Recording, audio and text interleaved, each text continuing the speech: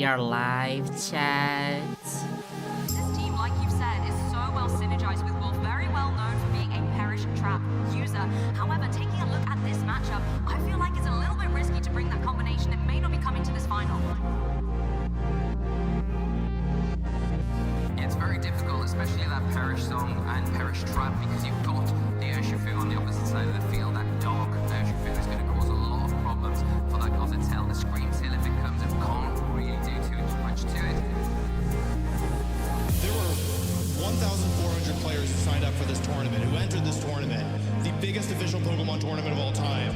1,400 players trained their Pokemon, traveled to London, practiced with a friend, worked on their team. 1,400 people showed up to this tournament, hoping and dreaming to win the entire thing. But it wasn't enough!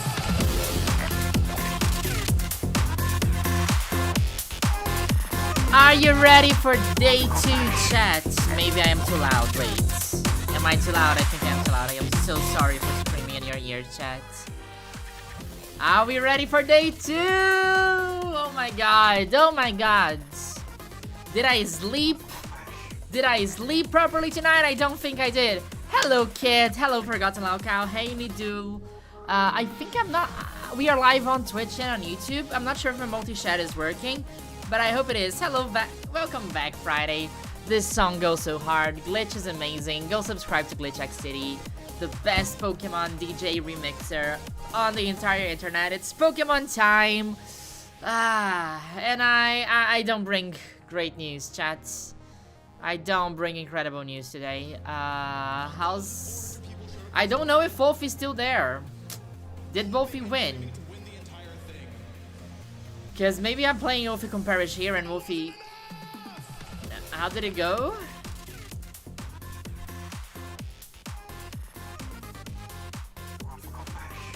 Okay, Luca lost. Oh my god, Wolfie lost. Is Wolfie out? I think Wolf's out, chat. Okay, stop the Wolfie Comparish. Stop the Wolfie Comparish. Wolfie might be out.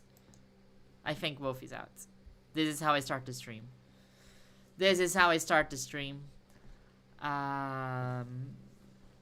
Okay, this is a little bit of a downer. Well, I was hyping that up. I'm sorry that reality did not live up to hype. F's in chat for Wolfclick. But, I mean, it was a really incredible comeback. And he was playing as the Taiwanese player. I unfortunately don't know who it is. But, you know, that final match on day 1 was really incredible.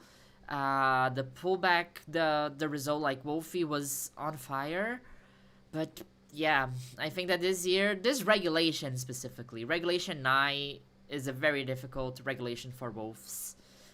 He said on the interview yesterday with Gabi that, like, oh, yeah, I tried to bring this team for one tournament and it didn't work out. Then I tried for another one and it didn't work out. So I'm trying again. So, like, Wolfie's really believes in this team. And, I mean, obviously it's a great team. Making day 2 at Worlds is no small feat. But unfortunately, I don't think this is a World winnings team for Wolfie VGC. Also, I'm really sad. My friend Sugi was also just eliminated, I believe. Yeah, Sugi lost, which... So, maybe I... It's a bit sad. So, on 2024, I did make a video about queer players to... Oh, look, it's a live stream you're all watching. In 2024, I did make a video about queer players to watch out for in Worlds. And before we go to the stream, I just want to quickly go for that. Look, she's so happy. But yeah, Sugi, who was just eliminated, and this is Shiny. That's not Sugi. Now, Sugi is This one is of the biggest Sugi. people I know in my life. He was an icon who won the very How's the first volume, Early by the Pop way? Cup, that I organized with my friend Miss Cookie Dough in February this Yeah, year. this is but Sugi. that's not Sugi's what the I'm here to sweetest. talk Sugi about. made I'm day here to talk 2, about and him that's going to amazing. Worlds, They which are is next week, very and that queer, very icon girly will be pop, there, and always we all bringing should be incredible watching for teams, him. and I was Sugi really has hoping started that I could playing see Sugi VGC today competitively last year, at the and he stream, started creating but unfortunately content Sugi around also just got Pokemon and eliminated gaming alongside a little Wolf. bit before that. Now, So, because Sugi had a following well, on the internet, this also when means that Sugi is as good as Wolfie. But there are other 2 players that won this round and that I also want to keep an eye out for. First of them is Z. Z is also... I had the privilege to talk to Z Costagliola, an American VGC player who has finished top 8 in the San Antonio Regionals this year. And they Z is also really good. Z plays in a very high level, and they're also non-binary, and I'm just saying that because I know this channel is this channel. But Z is still in the game, and also somebody else that I'm also watching out for is Montana. Montana is the sweetest. Montana's also always giving up, like... Montana was the LA regional champion, and perhaps no one was more proud of this than his boyfriend, Zach. Before we get into that, we want to celebrate the community. You guys who have been in on the conversation all weekend long. Zach, that's my boyfriend, that's my soulmate. He's so good at Pokemon. I'm so proud of you, Montana, and how much you've grown and how hard you've worked for it, and you are the light of my life, and I love you so much. I hope I captured all of that capitalization energy in that post. Montana, a player who has so quickly improved at this game and put so much work into getting better, has played so consistently over the course of the season and has it paying off moving into the finals, and it's really great to see how proud Zach is back at home watching. Of course. Like, come on! Seeing queer love live on the official live stream of a Pokemon Regional Championship. Amazing, right? Cecily's right. That is amazing. So, yes, Wolfie's out. I am sorry to bring the bearer of bad news. Wolfie just got eliminated. Sugi also eliminated, but Vitor, the kids, is still in. So Brazil is still in. We still have a shot at a Brazilian world champion, and I do believe in stuff. Things can happen, and life is good and fair and pretty.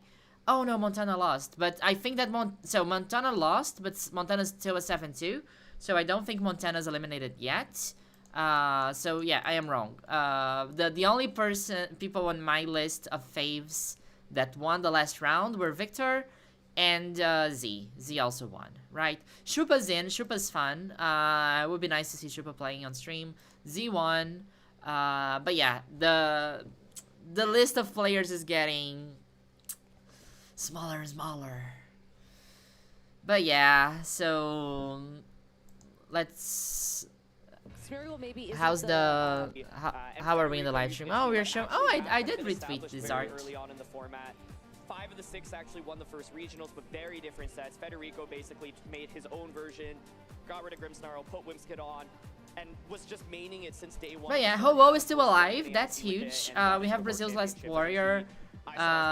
It is... The chat over here is crying because Wolf is out. If Wolf is out, I'm not gonna keep watching. I think that is a very problematic. Like, this kind of... Let me do a shout out here. Like, I think this kind of behavior here is one of the reasons why it's difficult to grow the scene, right? Wolf does a lot of work. Wolf's work is incredible, but you know, it is so hard to bring VGC out, to make videos about VGC, and to try to shine the light on new players when people are bringing this energy, right? It is a little bit... It's okay. It's okay. It's a bit of a downer, but we still have a lot of matches ahead. Do we have the pairings already for round 10? What is this? There's so much going on in this picture. Do we? Tyranitar looks like he wants something though. Yeah, Wolfie. Luke is still playing. Wolfie's also still here, but I think they're already technically eliminated, right? Oh my god. So I think we need to look from the ones that have like 7 wins up, as far as I know. An incredible plays here. I didn't even see that. This is absolutely incredible. Thank you so much for sharing your art with us, so sorry. These are all like absolutely beautiful. There are so many talented players, we need to support them. Yes, yes, yes, yes. Oshitaka Izawa is bringing Ho-Oh. Ho-Oh might win the world, and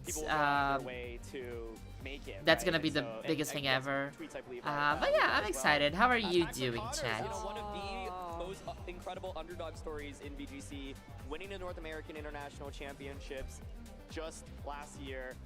Oh, Victor's going against Michael Kaush? Truly amazing to follow, but I was the one who Oh, actually that's found gonna this, be so post hard. last night. He had it If during this is the his match on Let's Go stream, I'm gonna go crazy. and I really wanna he watch this remains one. that if he made I day think we are 2, most he likely would gonna watch shave his this beard. because it's a So the 9-0 against the mustache era 8-1. is coming But I tomorrow, really wanna aka watch this today, one. so Do we have a Patrick, picture of the mustache? No, he did not post a picture. So I don't know how he did How's it the this last volume, by the round, way, but, like, I chat? wanna Are see, we? you know, win Can on we it hear on the stream stream and just, like, do it. in the Oh back? my goodness.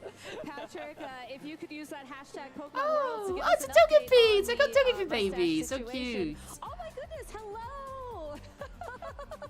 Hello! So Folks, you are staring at your Oh. 2035 Video Game Junior Division World Champion. Oh my goodness, that's actually our director's son there outside in the audience cheering him on. Hello, I hope you're enjoying the show. Did you say 2035? Yeah, although I was Volume supposed to good. be A bit 25, sad that with means both of you 10 out, years, it would but actually be excited for the 10 rest years of the by then, which is event. kinda crazy to think Ah. about. Juniors is 10 and so Worlds is obviously so hard, right? It is. I think that And that's a good I don't goal to think work we're for. ever gonna have So, like a generational run like and Ray you Rizzo follow in his again dad's because footsteps and, get the I PG don't want to title. say that it was easier to win back then. We're out of tweets Because it right was now, not. I also But I do want to feel like there are let less everyone know, so players, guys, right? Gabby's There were first definitely page less is players incredible. 15 years ago than Incredible there host are here today. in the lounge, of And course, I think it is so hard to maintain dominance over 3 entire seasons as Ray Rizzo did back in 2012, 2013, 2014, I believe. Like, I think this is just not ever happening anymore, right? I think there are many, like, these events are getting super big, and there are so many more countries participating. It is just, go for a little bit, and now Gabby's back with us in VGC. it's a game that is really, even if you are the best player in the world, it's very hard I don't to wanna tear up just yet, but just no, play thank you. 15 games in a row and But be yeah, incredible I in all of think, them. I know So that we had pairings the at little some chimchar point in the when I mug checked is my is phone. I see the players getting it's ready to super see cute. it. Players Yeah. getting ready. I'm sure Are we- Gabby. I All like. right, do we have casters ready, or are we still just vibing here for a bit? Shout out to We're Gabby vibing, Snyder. All right. I am So, the let's go ahead and the talk a biggest little Gabby bit about Snyder what's going fan on here in the hall for our in the viewers at internet home. today. Did you two have any opportunities to walk around yet?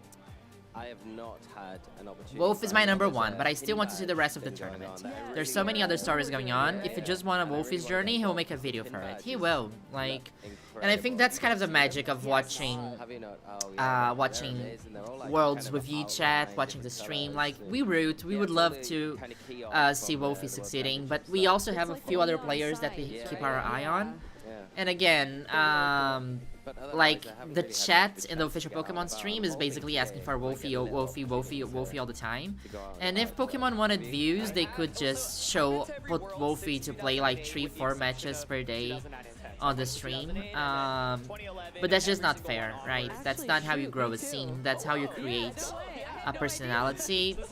And it's a bit of a bummer to see, yeah, people engaging with VGC in this way. I think Worlds previously, it's obviously I don't know been a about Dill. celebration of the Like, competitive side of the tournament, but now there's a whole other I don't world want that's connected to the tournament. to, like, I have There's spoken to so Dill a many couple of different things times. we can do. We had a caster I meeting don't want to go yesterday, and deep I into think that was details so because cool. I don't know There's just so many things what they are that going the through. museum, Oh, Um, the museum is the incredible. I have the impression that Dill, what they used to do at Worlds is they would have a TV and would display like pictures and I don't of the know previous world if champions, and that was they are really cool. And joking now or this if Hall it's of Fame, like this showcases- self-deprecating I think it thing, goes all the but way back to there is a 2014, self-esteem like, thing all going the on winning there. Like, players, oh my their god, I teams, their almost won decks, this, if, you know, in Pokémon and tournaments, it was the luck. I didn't deserve to be here. Even when they are like an incredible player, when they like they could have beaten Wolfie if they just pressed one button differently. They almost won the entire European Cup, and that's something that you need to accept. You need to embrace. You need to understand that if you are able to play this well at a high level, you are very good at this game. It is a lot of pressure. It is a lot of money. There are many other, Feeling in the you opening know, ceremony. things happening, and you know, I understand that this is a difficult game to play. My latest video is also about that, right? About this is a hobby that requires a lot of traveling, and if you can't get the money back, then it's money that's it's expensive to play Pokemon, and I understand that it demands a lot of time. If you have a job and you need to focus on VGC, maybe you can't perform as well as some of these people that are like focusing on this full time. It's really hard. It's really hard, and I don't want to make any judgment here, but for the big finale, they actually had like a stage show, and they did like a 10th anniversary album. They wrote some songs. But I do feel like it breaks my heart a little bit to see so few, because I feel like the Pokemon community is so queer, and I don't see that in the stream that much. I would love to see more queer players. I would love to see more girls playing in a high level. Like, there's not a single girl in Day 2, right? Not a single woman. Not that I know of. Not that I noticed. It's all... So it's... Honestly, if you're here it's hard. It's get out there and experience like it. You know, it's cool that you're we have Z, who's non-binary, but other than that, I think everybody else is but at the same time, there's so much to do a cis guy, and if you're at home, you know, there's the World it's Championships next year, that's not how the Pokemon community is. So I think that we need to make some effort to see more diverse players getting there, to enable these players to go there, to create content, to subscribe to them, and if we keep this mindset of only Wolfie, that's not how we're gonna get more diverse people winning the tournaments, right? It's gonna be so big, right? I truly have no idea what they've got planned, but Also, am I live on Twitch? Is anybody on Twitch watching? Did it work out? Let me sorry. Worlds in San Francisco in 2016 as well, and so I'm really excited to return. My multi-stream is not working. Why is it not working? It was supposed to be working. You had to like go down this escalator, and it was like super crowded, and I'm like, I think now we're moving up a little bit, you know. We outgrew that hotel. Why is this? That was like the first time, because the year after when we were in Anaheim, You were supposed to be that live. was the first year we had a convention center. Yeah. Because before that it was all just hotel ballrooms. So yeah. That was fun. It was. It was very tight quarters, though. I am. Anyway, Twitch multi-streaming is so complicated. One of the things we were talking about. Having worlds at the US makes things very hard for more diverse people to play. Yes. I mean, that is something I have. One of the most difficult things about the World Championships is like I have been also talking about that a little bit in my socials. So, you know, visas in the US are complicated, and and I understand there's a very big consumer market in California. There is a lot of influencers. There's a lot of people who will go to the Pokemon Center and line up and buy cards and spend money, and at the end of the day, that's what a company will do, right? I would just like to not see two worlds in the US in a row. Yeah. Especially, you know, top 8, you're playing on stream, it's so nerve-wracking, right? You've got the whole world watching you, and so... Yeah, TCG is a whole other thing, right? It's just that unfortunately, I'm not that good at TCG. I don't know that much about... Sorry, I feel like we are not paying attention at all to the casters, and I'm just speaking. Let me just get glitch. We're gonna take a moment to look back on some World Championship history. Let's listen to some Glitch X City. I think you guys remember the Orangaroo game from back in the day. So why don't we go ahead and take a look at that as we get ready for our next round of Swiss. Hey Pokemon trainers. Okay. Oranguru it again. But yeah, TCG is different, right? I feel like for TCG is also much more popular than VGC, honestly. If you go to a Pokemon event, you're gonna see so many more people playing TCG rather than VGC, and it's just the game that I like. I play Pokemon, the video game itself, ever since I was, what, 6, 7, so that's why I have a special passion for it. Not VGC per se, because I was never, like, I do feel like I started to understand better how to, you know, play doubles, the formats, everything else, just in the past few years. But I love the Pokemon video game, and that is a little bit why I would like to see a little bit more diversity here, and also why I don't talk that much about TCG on my channel, because I just never played TCG properly other than, you know, TCG Pocket. Like, whenever I had TCG cards as a kid, I would just make up how the game works. And not really... He's so cute, right? But Champions, you know, Champions I feel like has the potential to be a very strong force for change, right? If you watch my interviews I did with Pogue, Agachi, and Diego on my secondary channel, you're gonna see that I asked all of them about their opinion about Champions, and while we all talked about how this is important specifically for Latin America, because in Latin America the Switch 2 is really expensive. Most of people who love Pokemon don't have official Nintendo hardware to play the games in, so they default to other means, right? Having this game on your phone is gonna be a game changer. I have so many Brazilian friends who are into Pokemon, but they haven't played Pokemon in 10-15 years because they don't have a Nintendo Switch. And as soon as TCG Pocket came out, all of my friends downloaded it and they're still playing, and we have a group chat with like 10 people where they don't know anything about the main video games, but TCG Pocket is free, so they can play TCG Pocket. So I think that if Champions has an impact that is like 50% of the impact TCG Pocket had, that has the potential to completely change how we talk about VGC.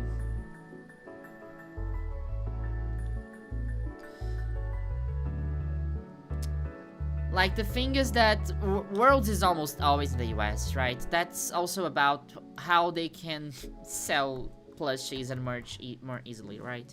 Pokemon Worlds, Wikipedia. Worlds is almost always in the United States. So, Orlando, Florida, San Diego, Anaheim, Hawaii, Orlando, Florida, San Diego, Hawaii, California, Hawaii.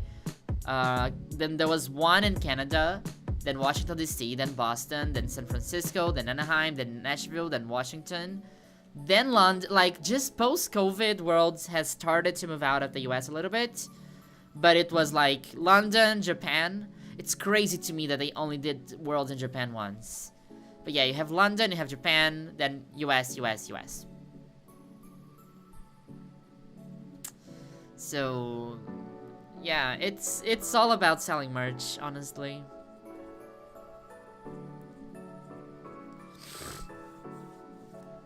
Did you watch the Nuzlocke Invitationals that Point Crow and Pichao put on? They featured women players and introduced women to competitive Pokemon. That was a crazy event. I did not have the chance to watch it live, unfortunately, but I did go over, like, the value of production in that event is kind of insane, and I'm really happy that two people that are mostly known for Nuzlocks, right? Pichao and Point Crow, they, like, don't have any direct ties with VGC at all. I don't think either of them have ever played in any kind of events or anything like that. And still, to be able to choose VGC as the format to do the tournament, I think it speaks a lot, and highest praise, highest respect for Jan and Point Crow. Really cool initiative. It was a incredible event. I just didn't have the chance to watch it live because there's a lot on my plate this past few weeks, but I mean, I don't know. Maybe I can, if you're interested, I can talk to Jan. Maybe we could react to the tournament on the channel. If that's something you'd be interested in watching together, I think it would be cool. Paris 2026 would make a lot of sense because of ZA. I think it does, but I think ZA comes out... Oh yeah, no, next year is already defined. They're not gonna change Worlds from next year. I am pushing for it, but it's... I'm just a girl. I don't have any pressure power to... Like, it doesn't matter. I can do a tweet that's gonna have like 10,000 likes and what? Right? I will tweet. Tweeting is easy, but Worlds next year is in the US. I don't think there's any way back from that. So I really want to figure out why I'm not streaming on Twitch.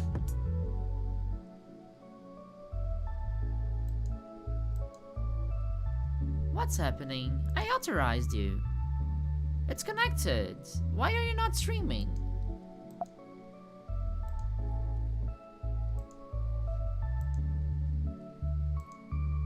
Chat, I'm gonna try again. I am sorry. I will quit. I will pause and come back the stream and very quickly. I really want to stream on Twitch. I will try just this once. If it doesn't work, then it doesn't work. You're gonna see that I'm offline, but that will be for 20 seconds. I'll be back in just a second.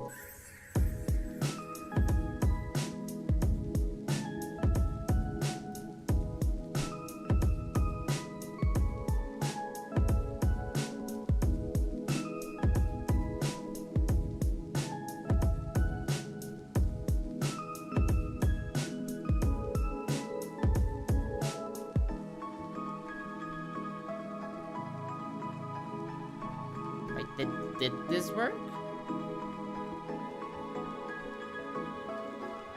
Did this work?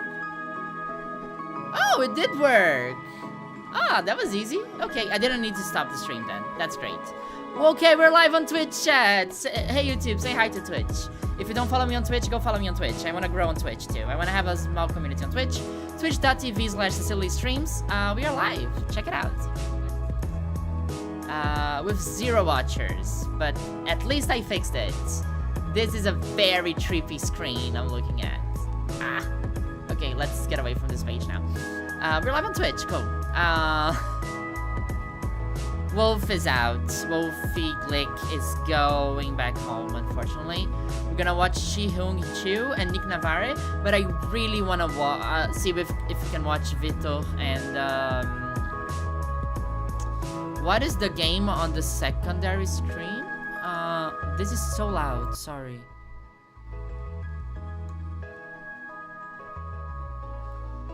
Yes! Welcome to Twitch, Twitchers.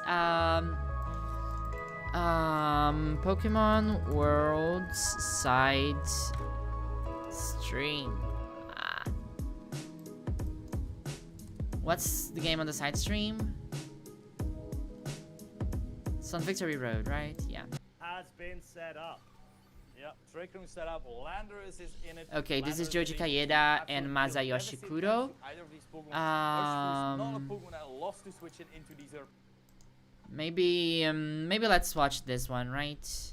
Amazing regional representation there as well, and I think that's also something that makes me just so excited about this being the World Championship. So Wolfie's out, right? There are 3 players that I'm personally still really much rooting forward. They are Montana Mott, they are Z Costagnola, and Vitor Vieira, actually. I always mix up Vitor Medina and Vitor Vieira. Thanks for the follow. Thanks for the follow. The Taiwanese player on stream knocked out Wolf. No hate to the Taiwanese player, chat. No hate. They are just doing their job of winning the World Championship. Also, Oshitakawa Izawa. Yes, we stand Ho-Oh. We stand Ho-Oh on stream. How's the volume? Is it okay? Can you hear our casters? Made it to the World Championships this year. It was one of our most exclusive World Championships yet, with only the top X players making it from each of those regions. And so I hope everybody can hold their heads high that they made it here. Yeah, things got harder this year, and yeah, I think they should all be really proud of themselves. And I think the 2 players are about to watch should be proud of themselves too. Should be a lot of fun to get to see. 2 players. Big respect to him. He's running hard Trick Room. We love some Trick Room. Oh. Did Wolfie lose to Hard Trick Room?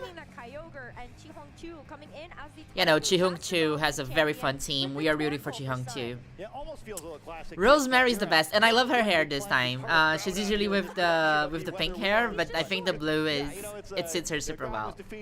No, we are looking for a hard trick room. Let's go. We want to see Eruption. We want to see Indeedee. Let's look at these teams.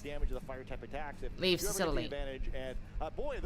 Hi, now I'm here. Really good or really bad against Torkoal here, where Torkoal will activate the ability of. There are lots of Pokemon that are really bad against Torkoal. There's definitely a lot of. Oh my god. If the sun is up, this team is completely turned off. Like. Maybe can get a big edge, but I think looking at things at a glance here. Like the sun up here, it basically destroys Urshifu, Kyogre, Among Us, and Rillaboom. So. But like, having a nice Rider team means that Trick Room is not the worst thing ever for you, right? But also how it might feel to go up against something like a Koraidon, Groudon, even this Torkoal. I love the fandom around Wolf because, like, he isn't an underdog anymore. He isn't Season 1 Ash, he's Galar era Ash who has a target on his back and everybody knows to watch out for. I love to support an underdog, but Wolf has such a good attitude about both winning and losing makes him so far. Like, Wolf is a great storyteller, right? I think that's what's great about watching him. He goes on, he gets interviewed, he does the uh-oh and stuff like that. I think that's like it's also because we know him so well. We watch so much Wolf, right? I feel like if we had more VGC players making story-driven content as Wolf, I feel like we could have. We would feel a similar connection to them as we feel to Wolf. Against Kyogre, he hasn't run into a single one this entire tournament. This is such a hard trick room. Like, isn't it crazy that we have hard trick room against Kyogre? No, it's not Kyogre. No, I'm making it. No, it is Kyogre. Sorry. It's hard trick room against Kyogre on day 2, right? Yeah, I'm sure it's not quite the matchup he was hoping. Oh no, like I was literally in the room when Wolfie beat Dill. The room was shouting, "Let's go Dill, let's go Dill," and Wolf jumped into the chant, right? Wolf had just defeated Dill, but Wolf was also shouting with the crowd, "Let's go Dill," and gave all the kudos to their performance. So I think Wolf is really. Like, he does the work that he works because he loves VGC, but also because he loves VGC, he wants to see new people and new players and enable new faces for VGC. So I feel like that's something that brings him joy as well. The Smeargle plushie, I dig that. I like Smeargle. I'm sorry, I do like Smeargle. I'm hoping that maybe one of the saving graces on Chihung's team is going to be those 3 grass terras as well. If you look at Amoonguss as one of those potential How old is him, by the way? If the trick room gets set up, if you can get past that taunt on the Flutter Main, then you at least have. I'm sure you have probably said it before, but why do you think we don't see that many high-ranking women or non-binary VGC players? Emma, hold that question. I can give a whole monologue about that after this match, because I feel like the match is gonna start like right now. But I feel like gaming in general is overall competitive gaming is a very it's a male-dominated space, an aggressive space. I don't know. I'm gonna get into that. We can elaborate more on that after the match. Speaking of maybe if the option of this game going longer, although you know, with the Torkoal, usually here for a good time rather than a long time. The Pollen Puff and Amoonguss for Nick is something to keep in mind as well. All these Pokemon pretty good at getting in and out of battle, and if Amoonguss can get maybe a cheeky Pollen Puff off, knowing that Spore isn't going to work so well potentially in this matchup, could still be very impactful. Well, as we enter into our final round of Swiss that we will be featuring here on the Pokémon World Championships stage. It's the final round of Swiss, then it's top cuts. Oh my god, I really want to watch Vito right now. The great friend, the great friend. Okay, opening with Torkoal is great because Torkoal is lower, so the sun is gonna beat Drizzle. This Kyogre is leaving the field right now. Like, this is a switch, and I think that the fact that you know it's a switch gives you a lot of advantage. Flutter Mane is the fastest thing ever, and you really want to click Trick Room, right? But I don't think Flutter Mane can one-hit KO Lunala because of Shadow Shield. But honestly, I would just Trick Room Eruption. I don't think there's anything. There's a lot that Nick can do here. I'd love to switch out and get control of the weather again, but like, can I really afford to do that here? And I think he's just going to give it up. He's already hovering over the option of keeping this Kyogre in, despite the fact that he does not have that weather advantage. The move is a Shadow Ball, but like... Hopefully a full HP Water Spout. Given the actual speed... Actually, you should taunt. That Lunala is pressing Trick Room right now. You should taunt. Okay. You're also under the threat right now. Because this Flutter Mane is faster, you're either forcing the terrestrialization out of this Lunala immediately, or it's going to be taking a huge Shadow Ball, breaking that Shadow Shield. What did you expect hopefully here? Clean up from there. You see the Torkoal switch out, and DD takes Shiny Torkoal, let's go. Hard Hard Trick Room. It's a very interesting move here. We can see the Torkoal coming out immediately, switching out of battle despite having control of the weather. And yeah, we did an analysis of the Austin John footage yesterday. If you want to check in the stream. That's going to go into this newly terrestrialized Oh, that's huge. But the special defense drop is huge. This might be a big turn. No. At least getting some extra damage through, but it certainly it's Size Spamming. on in this game versus this Flutter Mane.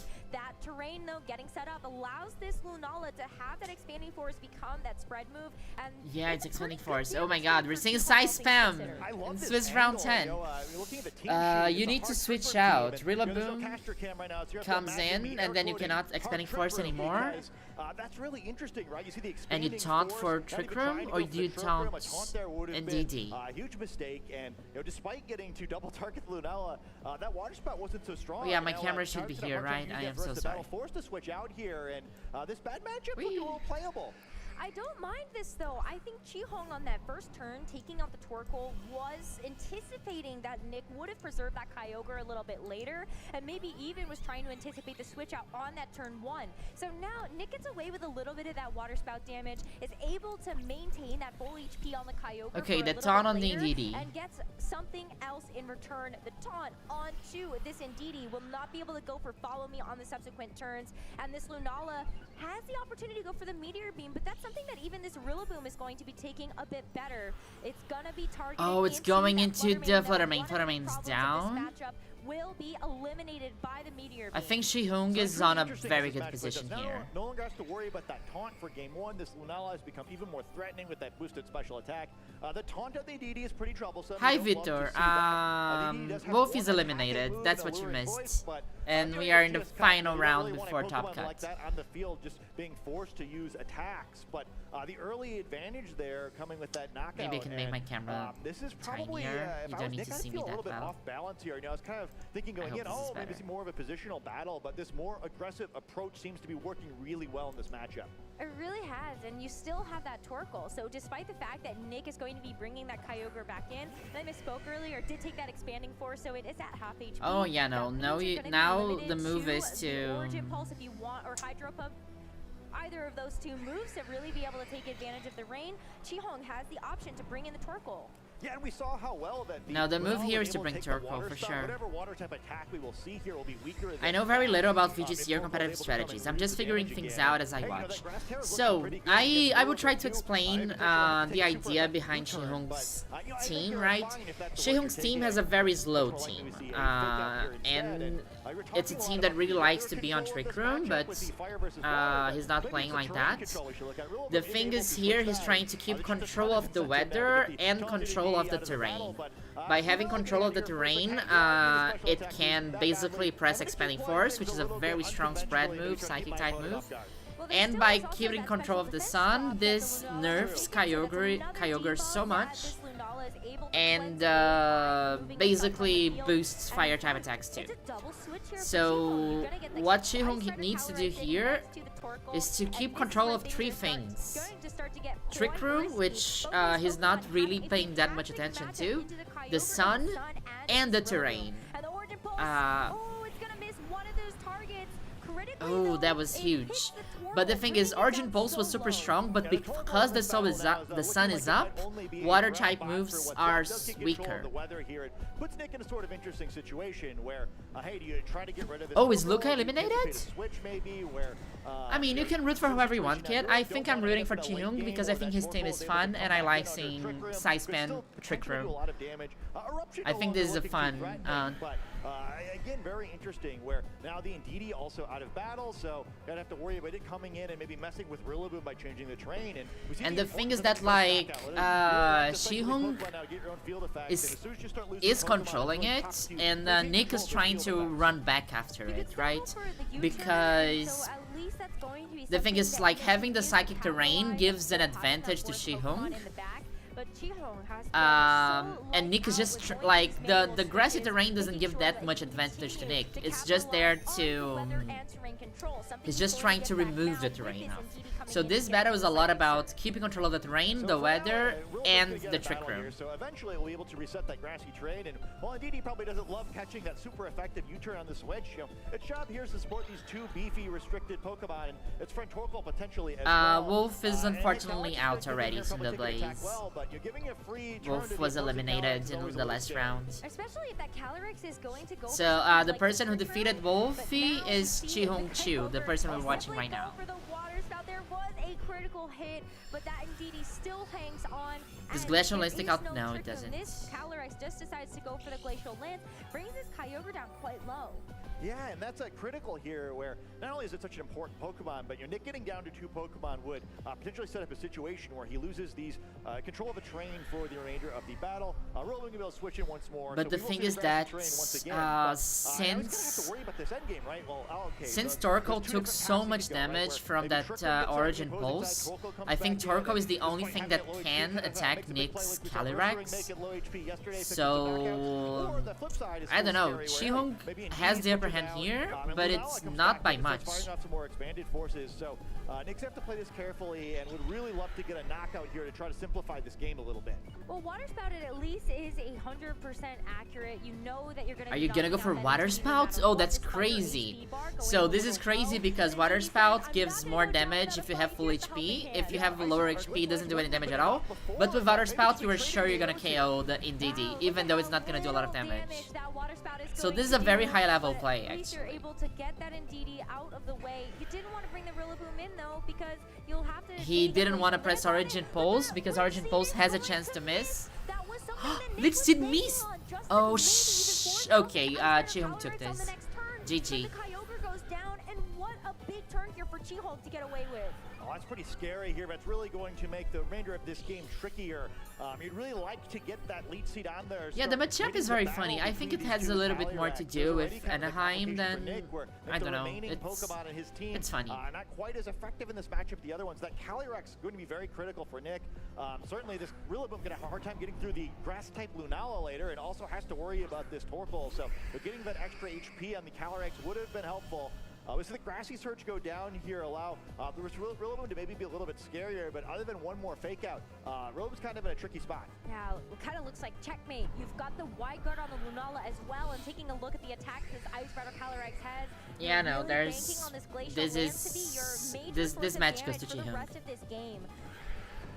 Terra here. Yeah, I mean, you gotta use it eventually, I guess, but, you know, that would cause his Glacial Lance to do more damage the other direction, which is really the threatening attack here, and I think the thing to avoid for Nick here is there any way you could avoid a couple turns here where you kind of have to get your Rillaboom knocked out by a Glacial Lance and then allow a Trick Room to be set up, which would probably let Torkoal come in and close this game out, despite its low HP. Not a whole lot of time left. Nick's going to have to make a decision here. He knows this game is right on the edge of getting away from it. Ooh, that was really close for comfort in terms of how fast Nick had locked in those moves. I'm gonna sneeze. Decides to bring in the Torkoal one more time. It's a little bit awkward though when Why you are think you bringing about it. Torkoal The in? sun has been set for a couple of turns now. It looks like it might be expiring, and that's definitely something that the Torkoal would have loved to take advantage of. But because of the Pokemon that are left, there's not really a whole lot of need anymore to have that sun active. Yeah, the Terastallization on Nick's side is good though. The Woodhammer going to come down here and do a bunch of damage to his Calyrex. Yeah, that was a Why lot. did I it think even with a switch? second wood hammer with the grassy terrain, that might be enough, especially after the chip of this glacial lance. What? That glacial lance would have loved to be able to pick up the KO Okay, onto the crit, the and Torkoal's living here is unfortunately kind of going to miss its mark. huge. This water terrestrialization though on the Rillaboom is going to feel so nice. There were no critical hits either, so Nick knows, especially after this grassy terrain recovery, looks like it's going to take another 2 glacial lances to knock out these Pokemon. Yeah, it's looking a little sketchy there for Nick, but I kind of like the way he's played this one now. The Torkoal's kind of pinned where it can't really do much. The grassy terrain now for Rillaboom going to keep it threatening. This Calyrex, and it's a tough This is spot here. kind of Either crazy, Pokemon are likely to right? be able to Because move if why there's did some why attacking moves coming why from would the you bring other side. Torkoal in? Well, Torkoal can't is come in so safely slow. either, so it looks like it's gonna be an attempt to Like it sacrifice can't this move Pokemon. without dying to Yeah, Glacial even if Lance. Lunala comes in and you go You are for the just wide why guard, why this didn't you have extra Lunala Calyrex in? is Lunala never could gonna wide get enough guard. damage Lunala through, could Trick Room. for this Lunala Why to did kind you of bring catch up Torkoal? later. And so while it is just kind of a turn that you're going to play safe here from the Protect onto the Calyrex, Now you just gave a free boost to Calyrex. I think Nick is feeling it right now. The game win is in his sights. Despite the fact that you might have been worried about this Lunala in the end game, you preserved your Ice Rider Calyrex, and it's trained so well to really do its job for Nick. Yeah, it seems like you may have just had enough resources left, and now Lunala's going to come back into battle as that final Pokemon, but it's in a tough spot here where it needs to do a few too Like, many it different is funny things. You know, because I am questioning these things. Then again, I am not good at Pokemon. Like, I know my basics. Most of the time they are playing like in a level that I am not even understanding what they're doing half the time.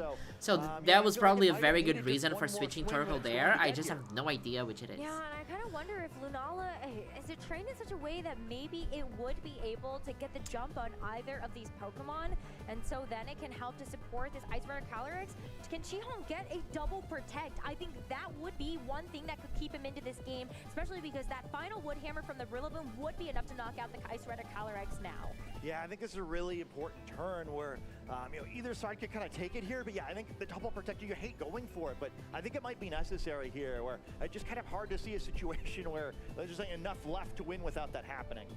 Yeah, ooh, Calyrex on Nick's side is going to go for the protect as well. This is So such trying a to slow bait out the game, fact that chat. you do have This that is wide so right stalling. Chihong gets the Double protect. protect. It's such a big deal. Nick on this turn was banking to use this Wood Hammer to knock it out. If and that means it looks press like Trick Room, this press Lunala Trick is Room, going press to Trick go for Room. the goal, try to get Oh, this it's Rillaboom Meteor out of the Beam. way, and But with Meteor the Beam, you already Beam used it. actually is going to delay it a turn, but you get the special attack boost. Oh, that's a little awkward, right? Where no longer has that power up, so hold on, I'm gonna Meteor Beam you, just wait a second. But, you know, pays off there in the sense that, you know, that Calyrex would have had the option of hitting a super I feel like Chihong had this game. I don't know why. Nice play there by, you know, to Hello, avoid Crisales, or how's to, it going? anticipate that not occurring, but they're just a little tenuous here, right? The shots are Really just two making Caliices progress staring at there. each I think very other. likely we see a Well, if you double want protect, so, going for more something different this time. more energetic Pokemon Well, playing, are then you sure? Because maybe you get do ready have for to Legends bank on EA. that, knowing the delicacy of this situation. Yeah, I mean, it may be required, right? Where, hey, you know, you get even less likely to succeed on that third protect, but if you feel like, hey, I can't win at all if I don't hit it, it's still better than nothing. Really tough spot, and nice play by Nick to keep this going, right? Where wound up getting a situation that double protect, at least so far, hasn't really mattered. He's trying to go for it again, and maybe that's because he thinks this Lunala is going to try to go for the Meteor Beam into the Calyrex, but this Rillaboom is still a problem. Nick's double protect is going to fail, and so It's a is this triple whole- protect. No, not the protect onto Chihong's Calyrex. So Woodhammer does get the knockout there, but what is How this did Lunala Chihong capable lose of? this? We'll find out. Woodhammer recoil is also going to make this a little bit tough, but as this Lunala lands the Meteor Beam into the Calyrex, it's just a one-hit knockout. I think Chihong still takes it actually. I wonder if that This was matters. just Yeah, you'd assume Nick thought so, right? Because otherwise he wouldn't have gone for that double protect. Really wound up burning him to protect the previous turn. Usually it's so easy to play around the Meteor Beam after the power up's gone because you have to worry about that. But really we're going to go for the U-turn here, do a decent amount of damage. But now that this Lunala special attack's been boosted, this is going to do a lot of damage. yeah, this is a even though KO. This Rillaboom does have the self-fist. It's been taking the chip from those Yep. wood hammers. GG, turn after Lunala turn, wins. and Chihong pulls it Hard out of Trick this Room first wins game. without Double pressing Trick protect Room. So critical to allow this Lunala to go for that first setup turn of the Meteor Beam. Looks like you just It's went so through a battle tense. there, where that I hope you're very having fun, stressful kids. Match, I think. You get a lot of twists and turns that one. It was stressful for me to watch this. It felt like it for a while. Like, it was very stressful. I am very stressed. For us off seemed like such a big lead. I think he did a really great job of getting himself back into it. I really do think it was that turn where both the Calyrex, the Protector, that kind of switched it back the other way, where going for the no power or meteor beam. You don't see players even attempt it very much. There's just so many ways it can go wrong, but it was a really good read there, kind of anticipating his opponent would anticipate the double protect and open up that opportunity. Great job there to pick up that win, and hey, you know, on Nick's side, you probably feel a little bad about it, where if that double protect doesn't happen, your Real Boom picks up a knockout. And I think this is probably the first two-turn meteor beam we see in this entire tournament. Nobody ever goes for the two-turn meteor beam. Even if that double protect doesn't happen, think back. Look at the celebration. It's like, let's go. So chat, something very important that I need to debate that I've been thinking since yesterday, and this is very important. Do you think that the camera shadows, like the shape of the cameras, look like a Gothitelle? Because whenever the shot goes to this shot, I think it's like two Gothitelles standing. Am I crazy? Do you think I'm crazy? Am I crazy? If you are able to hit that, expecting a different game plan from my opponent, and I think that makes this team preview really tricky. Now, as you know, on the brink of elimination, where this is the final round of Swiss, so these players must win this set to stay in the tournament. But also now Nick's down 0-1.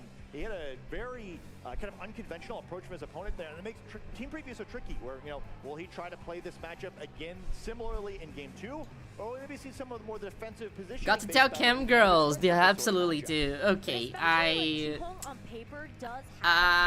Kid, do you like to clip stuff? Can you clip that for me so I can share on social media? This is such a huge blessing for Chihong. Now you've got two chances. It's not shadow. What's the word for the shape you have when you're in shadow? It's like your silhouette. Silhouette, right? 100%. That's exactly what I thought the first time I saw them. Champion of the event in Taiwan. It's the trapezoid in the string. Yes, it's could be a team that's strong enough to give them the World Championships. As we see, it's arena trap. No, it's anyway, it's the same opener. Kyogre sets the rain, Torkoal takes it away, and then Fluttermane gets a okay, sorry kid, then whatever. So this is round 10, this is the final round before the top cut. Side of the field, right, where Torkoal kind of exposed, Lunala kind of exposed. You don't really have an option of hey Rahawi, day 2 is being heartbreaking. Everybody we love is getting eliminated. Maybe it works this time, right? After that really aggressive play the previous and time. we probably Luca Cheribelli was also eliminated apparently, and we are 100% getting a new champion this year. Like, this is such an intricate matchup to try to play a best of 3 in. I do think taking that first game was just such a huge advantage mentally. Absolutely. You could see actually Nick is really struggling for this first turn to kind of I think you might need at least 8 wins to make it out of Swiss. Game 1 played out. The Ndidi switched in, and then there's a resistance. It's something that goes very complicated math that I don't know about. In the game. And as we see this game 2 play out, it's the Ice Rider Calyrex as a small adjustment here from Chihong, which makes me think maybe it is a Trick Room angle. Yeah, I think so too. I don't know if I could have clicked taunt here if I was Nick, where it just seems like it's so risky if you get what you got the previous game. But get the Terastallization once again, I think that just kind of makes sense given this matchup. It's not even the Titans, the Brazilians too. This Kyogre did do a decent amount of damage Water Spout even in the sun last time. Sorry, let me play this game. Yeah, no, the Terra Grass is definitely the best play here. The Water Spout's not doing anything. So crazy to see Kyogre. Trick Room going up, it's kind of huge. It's actually the most important thing for, like, I think Chihong is gonna have such an easier time playing other Trick Room than the last game. Significant damage on his side of the field for it, has the weather control, and has both of us restricted on the field for all the turns of Trick Room. I don't know if I could quite have imagined this when we were looking at the matchup before the match started, but I'm just really impressed by this player. It's just such expert play on a team archetype that you know, doesn't usually work at this level if you're playing in a really telegraphed choreographed way. This is some special gameplay that we're seeing. But that's exactly what you called out the taunt on the Flutter Mane, and I think this is the reason why. How easy is it for you to lock down any of the 3 Trick Room Pokemon on the team with that taunt specifically? And so if you're Nick, you just have to look at trying to stall out these turns of Trick Room. Oddly enough, Chi-Hong is taking this first one to just go for a protect onto this Ice Rider Calyrex, but he is feeling it with this Move Ice Beam into the Flutter Mane. You are going to be dealing a massive amounts of damage, putting this Flutter Mane down to its Focus Sash, but that means on the subsequent turns, Ice Rider Calyrex is faster. This Flutter Mane does not have too much longer left in the second game. Oh, and it attacks into the protect, so Nick's not going to get anything out of Chi-Hong that turn. And just like you said, that completely dominating I think this. would almost have been better off if that was knocked out there. Now has a very quick 1 HP Pokemon in Trick Room, which makes it a very slow 1 HP Pokemon. And Calyrex like, ooh, that looks good. I feeling a little chilling nay coming up here. So tough spot for Nick. And you know, you also, if you want to switch out of battle, try to avoid giving the attack boost, that's really risky too. It's really Kyogre you'd love to switch out here in order to try to get in a position where you can get control of the weather again. And things are looking really bleak for Nick here. This matchup seems so good, but it's just such a strange way to play the matchup. So clever on his opponent's side, and Nick just hasn't been able to find any answers here. I think either way, you have to give up the Flutter Mane here. Everything that looks like it's in the back, you don't want to switch in your Ice Rider Calyrex to be able to take 2 attacks. And especially if you suspect that something like a Shadow Ball might be going for 2, Flutter Mane's dead. Trick Room's up. I think we still have, what, 3 more turns of Trick Room. This gets a boost. This Kyogre is under the sun. Like, it's crazy because Chi-Hong is in such a comfortable position. I am just shocked that the first game was so hard. And now the Meteor Beam from this Lunala too. Meteor Beam might take out Kyogre though. After all that damage, Kyogre is almost going to get knocked out as well. It's self-winding up. Hydro Pump connecting. If that Hydro Pump missed, then that was the end of the game. Really just not enough, and Calyrex is going to enter the battle here with an awful lot Is of Lunala's lower than Calyrex? No, it's not. It's funny, Kyogre is pretty low in HP as well, and well, normally a Calyrex entering the field during Trick Room is so exciting. Neither of these Pokemon look quite ready to be knocked out. They just have to worry about a potential wide guard, and maybe if you're a Nick side, like, okay, well, I'm threatening this, I can try to reverse the Trick Room, but if you do that and just get double attacked, the game is going to end. So really important play for Nick here. Can you get away with this Glacial Lance? Can you get away with a Leech Seed? Is Trick Room going to be available? If Nick doesn't get this call right, it is over. It looks so safe though for Chi-Hong to just go for the wide guard and Glacial Lance. I'm a little bit hypnotized by the commentators actually, chat. You know you're going to get the knockout onto the Kyogre unless the Kyogre goes for the protect.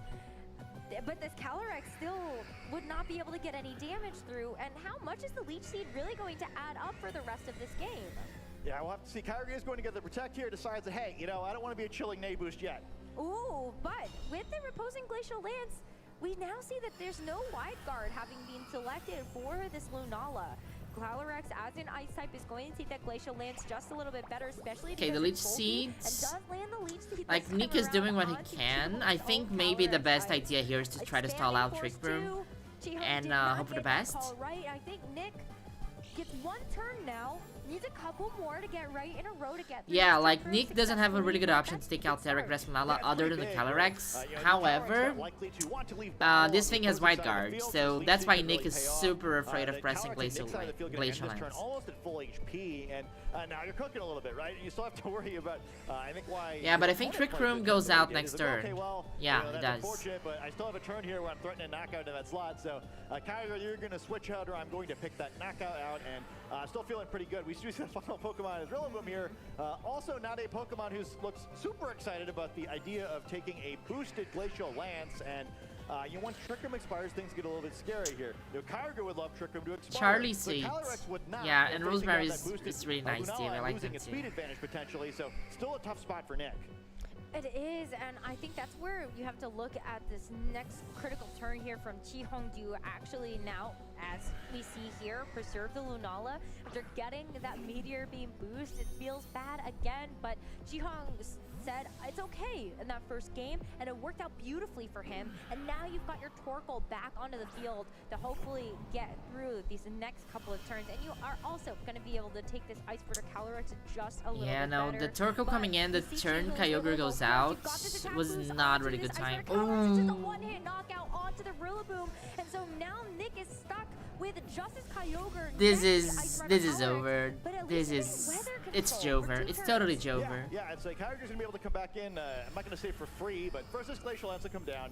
The damage does matter. You're going to see the Leech Seed attack this Calyrex at the end of the turn as well, and the HP is going to start adding up here. Not a whole lot of health. Yeah, but you didn't need to bring Torkoal now. A little bit before the Leech Seed comes in with the Grassy Terrain, and after about 47 different end of turn effects, the Calyrex at Nick's side is going to be very healthy, but its teammates will not. Kyogre going to switch back in eventually with its low HP, and while Trick Room is going to expire and the Drizzle is going to be set for Nick, he had to pay just an incredible amount of resources to get through this Trick Room. Really only got the Leech Seed on the opposing Calyrex and a bit of damage, well, more than a bit of damage on the Calyrex, in exchange for his Rillaboom, his Flutter Mane, and almost all of his Kyogre's HP.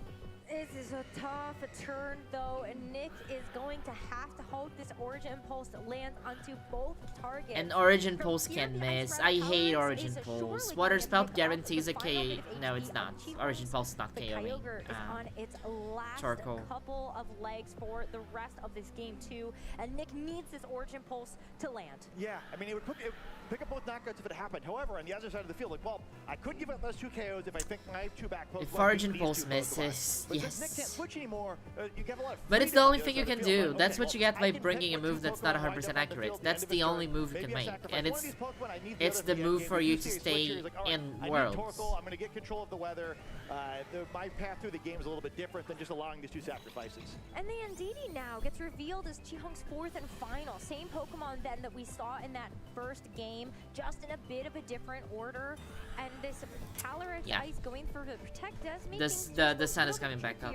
As we see, it's able to hang on for a little bit longer. Next turn though, if it gets knocked out, maybe we see this Ndidi be able to go for the Trick Room. And it just has to get sacrificed here. Absolutely. The Origin Pulse connects and with this Glacial Waves to follow it up. Now, Nick actually kind of comfortably back in this. Full HP Calyrex almost, and you have a boost of your own. Yeah, I mean, you don't hate that if you're Nick, right? But you get the knockout, the Pokemon count is getting similar.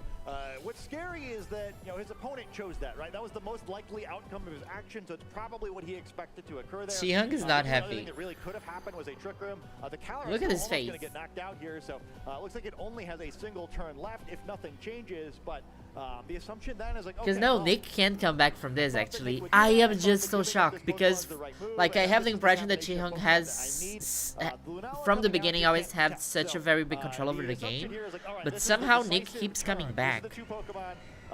Yeah, Leech Seed is taking out Cali, and then if you don't manage to put Trick Room up, Turco is also dying. And you can bring in the Torkoal, I guess, to get rid of the rain, but then even still, this Kyogre with this Mystic Water has still been pushing a ton of damage through that weather control. But the problem with this Lunala, then do you feel forced to actually have to go for the wide guard to block this Ice Rider Calyrex damage? Jihong in that first game was able to get some pretty ballsy turns right, but this Why won't you wide guard switch out the Leech Seed? Well, so you anticipate a wide guard, the Hydro Pump in, a lot of really interesting options as the Terastallization comes down.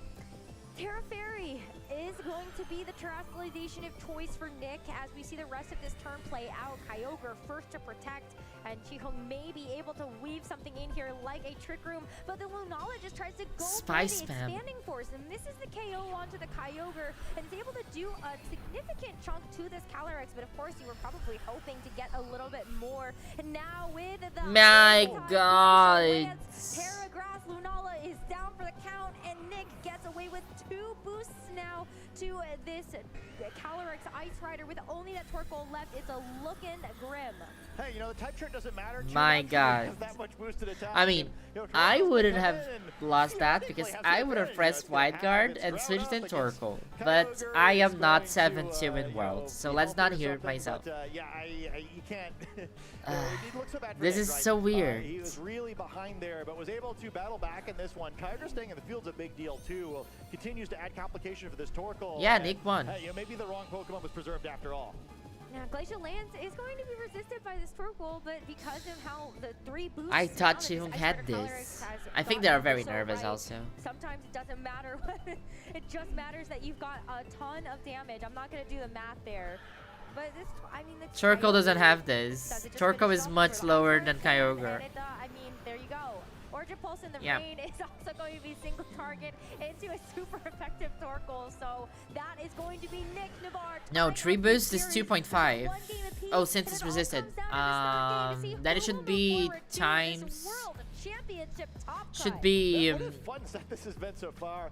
Nick had a tough start to that game, really to give up a lot in Trick Room, but not because the boost it doesn't double. The boost is 1.5. So much damage, and again, there's been such so 3 boosts is 2.5, and then 3 boosts and a resist is 1.75. I don't know. Math is hard. Hey, you know, maybe if the Leech Seeds hits, we see something more similar to what we saw in Game 2. So both trainers maybe back to the drawing board here, but I'm feeling pretty good if I'm Nick. As much as it was like maybe a little bit sketchy where he had to make some reads, that he saw the same thing as Game 1, was able to beat it this time, I think probably gives him some confidence going to the decisive game of the set. Yeah, but maybe this time around, does Chihung then just decide to go for, if you go for the Trick Room again, does Nick then say, okay, I'll just taunt you this time around? It's a really tough call when you've seen these 2 games already play out in such a different fashion. That Chad, this is hard. First turn is so critical. This is tricky. I think, do you think Chad is still talking about Wolfie? I do still feel like all things equal, Nick's team kind of has the advantage there. And I think it's some of why that was able to swing back, where it really is important for the Sun team to keep the advantage of the field, because once that starts slipping away. Oh no, they are actually talking about the game, which is key. And the terrain sort of being necessary. There's a lot of switching you have to do to be ready to attack, and not a whole lot of attacking. Which I think is some of how Nick was able to get through that. I'm still shocked though, where it just seemed like such incredible positioning.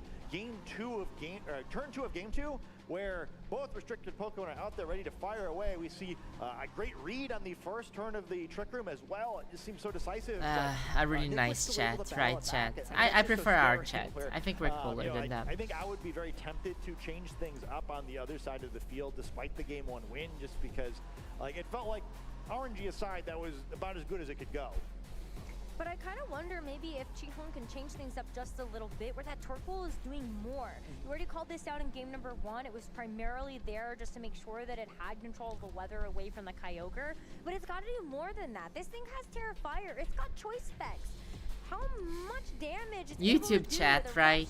Weather Ball is just so immense when you've got all those additional modifiers on top of it. Plus this thing has solar. I love that the Ice Rider Calyrex plushie is the horse and the Calyrex. This team's a little tricky there. We've got 3 Pokemon that can't use Protect and 2 Pokemon that can't attack. So, they're kind of all one direction or another. But despite everything we've seen in the first 2 games, these trainers are both like, hey, I like what I've done in the previous games. I think that these same lead combination is going to send me to the top cut of this World Championships.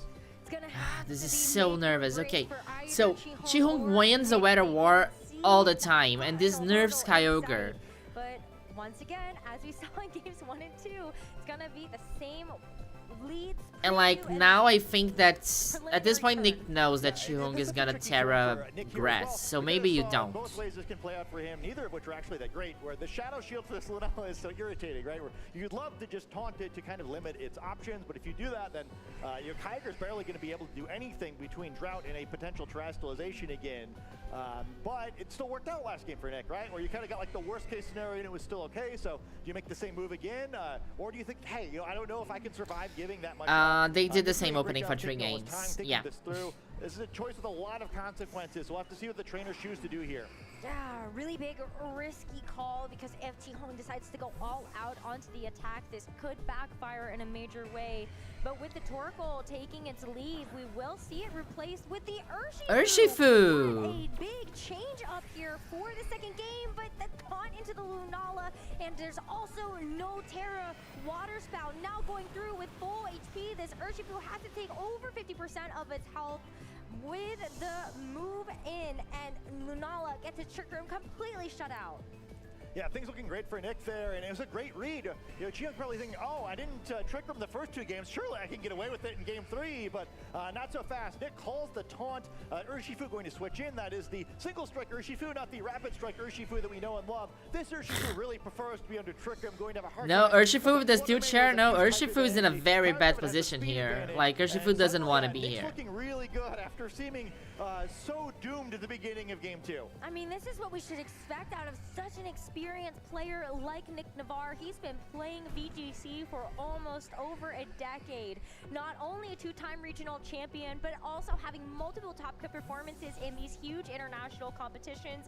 And he's able to get that call right in these game 3s. You know he's been here before. The work's not cut out just yet, as Nick is going to be moving into this next turn with a Rillaboom switch in. And this Fluttermane has full control right now.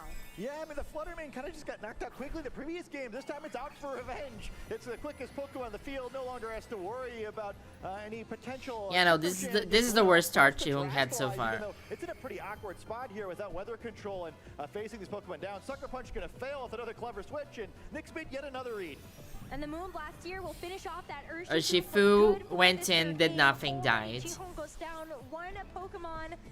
And I think he knows it's gonna be a tough uphill battle from here. Maybe you're able to weave. I mean, I've grown to like Urshifu recently, honestly. As you get this special attack boost and the power urge to be able to make it go quickly, that unfortunately has to hit into the Rillaboom and the Assault Vest and the Typing. Well, Nick is taking this. Nick is taking this. I think Chiyoung is either very nervous or very... I don't know. Nick takes this. You know, the field effects, even when he was at the Pokemon disadvantage, kind of like slowly trended toward his favor because of natural type advantages. I think having the Pokemon advantage is even more devastating here. You know, Urshifu popping in for the cameo. Use a Trick Room here, but you know, Fluttermane able to use a taunt if it's needed, and Nick's got a pretty great positioning here, making Urshifu look a little Urshifoolish that previous turn, and he could be right Urshifoolish. I mean, it's tough here too because this Ice Rider Calyrex, not only can it not terrestrialize, but you're staring down a Fluttermane that's able to hit you with a Shadow Ball. This Rillaboom, we've seen how much it can do on top of grass terrain with the Wood Hammers. That might just be enough for a knockout. Yeah, I mean, either of these Pokemon could be in a lot of danger here, and that terrestrialization's already been committed. You know, in the previous games, the grass terrestrialization for Lunala has been so impactful. Urshifu just wanted to feel included. It makes this turn a lot easier to play for Nick because he knows, there's no terrestrialization to worry about. Honestly, can we talk about how Fluttermane is like the best Pokemon of all time? Fluttermane is so good. It's like, it's good without breaking the game. It's like such an amazing Pokemon. It's been good in every single format of VGC since it was presented. Nick didn't Terra yet. Yeah, now it's sort of a tricky spot. You know, previously in this set, that 1 HP Fluttermane has looked like fast food for the Calyrex, but this time it's going to be a pretty expensive meal with it being the quickest Pokemon in the field. If you want to pick that knockout, it's like, it has great typing, like Fairy is the best type in the game, and then you make a very fast, very strong Fairy user. The thing though is that the taunt has just worn off, so now potentially either these Pokemon use Trick Room, all of the options are available for both trainers, but Nick is still right on the precipice again, but he was right on the precipice of losing before and it was able to be turned around. So we'll have to see if his opponent can do the same thing. Still not over yet, especially if you are managed to get that Trick Room set up on either of these Pokemon. Torkoal can come in and at least deal a little bit of damage while the Kyogre is still waiting in the back. But that is the tricky thing. This Kyogre is still quite healthy. And you know what I'm missing in this regulation? Screamtail. I think Screamtail is my favorite Paradox. I love pressing Encore and What if Taunt. trying to see maybe a Moonblast and a U-turn could pick up the knockout in this Lunala, which maybe sets up a world where the Kyogre could finish the game off? Well, the Moonblast into the Lunala first, and it is going to take it down quite low. The special attack drop will eliminate the Meteor Beam special attack increase that it got, and that U-turn does the job. Chiyoung in this third game is down to his final 2 Pokemon. This Ice Rider Calyrex, if it's able to set up this Trick Room, then might be a little bit better off. But you've got this Rillaboom that can come back in at any moment and make sure that you've got a bit more control. And for now, it's going to be the Calyrex at Nick's side of the field entering the battlefield once again. Can take any attacks here pretty well and kind of just be a nice pivot here without sending Kyogre back out and changing the weather before Torkoal comes back in. And the Glacial lands, I think Chi-Hong would have loved to be able to pick off that Rillaboom on the other side, but you will settle for a low HP Flutter Mane and getting the Terastallization out of Nick's arsenal for the rest of the game. Yeah, at least get some resources, and that Chilling Neigh will give an attack boost. And we saw how big of a difference that can make, even in a troublesome game in Game 2 for the Calyrex and Nick's side of the field. But things are a little bit bleaker here. No Trick Room setup this time. Torkoal going to need to enter the battlefield. Yes, that's what I'm thinking too. Kyogre outspeeds both, and we'll set up Rain. Like, you are forced to send in Torkoal now, then Rain goes up, and then it's just Water Spout. That is tough though, because you are in a spot where you have a couple of decisions you can make.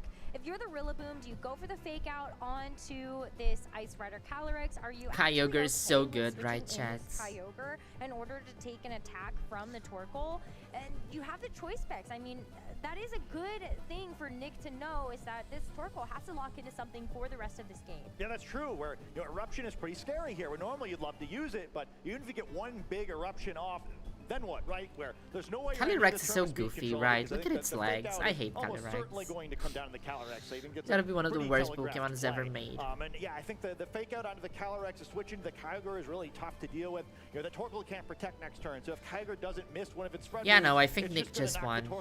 I mean, I said this multiple times, and then the person didn't win. But I think Nick got this. As the Kyogre like, comes in, it sets Sun the is lane gone. And sets the pace for the rest of this third game. Chi-Hong is going to play it a little bit safe too, with this Ice Rider Calyrex deciding to go for the protect. So Rillaboom isn't. We didn't see any Ogre Pole today, right? We didn't. Torkoal has to lock into something, and it is going to be the Weather Ball. So yeah, I also like Shadow more than Ice, but just because I like purple. Able to knock out its own protecting Calyrex. Yeah, maybe we're having a little fun here, given that this game has kind of gotten out of hand, and kind of regardless of what happened there, maybe wanting to deliberately knock the Rillaboom out and provide his free switch there. Regardless, though, I think Nick really likes his positioning here, where not really any way to avoid a Water Spout knock on the Torkoal. This Wood Hammer is going to come down. Yeah, Chi-Hong just gave up. Yeah, they just forfeited. Shake Nick's hand after oh my god, that Water Spout. Water Spout is so good. It's such a great move. Finds himself once again in a top 32 of the World Championships with another chance to win it all. Yeah, what an impressive victory there. Really impressive from Nick. I was not thinking. I thought Nick was cooked, It was so honestly. far down beginning of game 2. I think Do I know anybody? Persevere is just so impressive for him as a player. I know it's he's always had fun some looking for really friends. tough matches on stream, especially at the end of Swiss rounds and these win and ins on stream. Things haven't just kind of gone his way in those matches, and I think it was just such an impressive victory where it would have been so easy to collapse there. I don't think anyone would have blamed him. His opponent was playing so well, sort of a tough sort of line to read into, and he was able to find the right way through the game. Great work. No, I think the other thing I'd really love to just identify everybody that that made it to day there 2 is just, he took 45 seconds almost every turn, right? I think that was a really complicated game. So many Obviously, the strong stakes were as players. high as they're ever going to be in the Swiss version of the tournament, and he made sure he made his best move every play. A lot of lock-ins at 1 second. Okay, chat, time I just for thought that was truth. such like a mature, experienced way Time to approach for that truth. situation. Really proud of him, kind of, you know? Super meticulous and such a job well done here for Nick. Time for truth. No, that's not what I wanted. Yeah, this is what I wanted. Time for truth. How was this? Vito Medina won? Michael Couch won! No! Vito, no! F's in chat. F's in chat. F's and Brazilian flags in chat from Vito Vieira. I need a sad Pokemon music. 1 hour of emotional Pokemon music.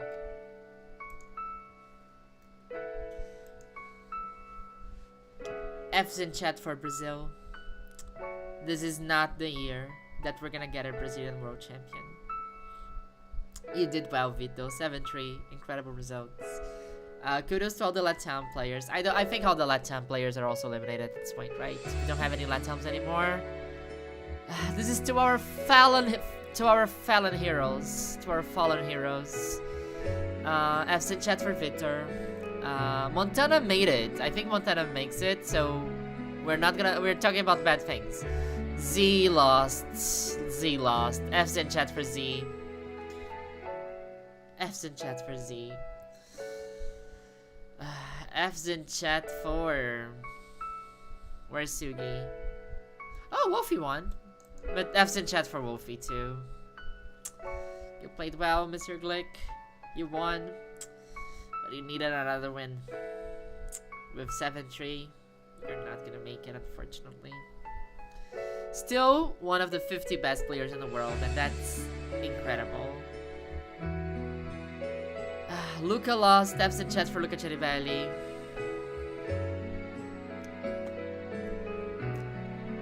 Yeah, we still have Montana Mont, so that's kind of great.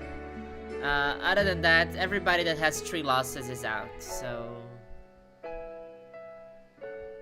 I think Montana, Shupa are in.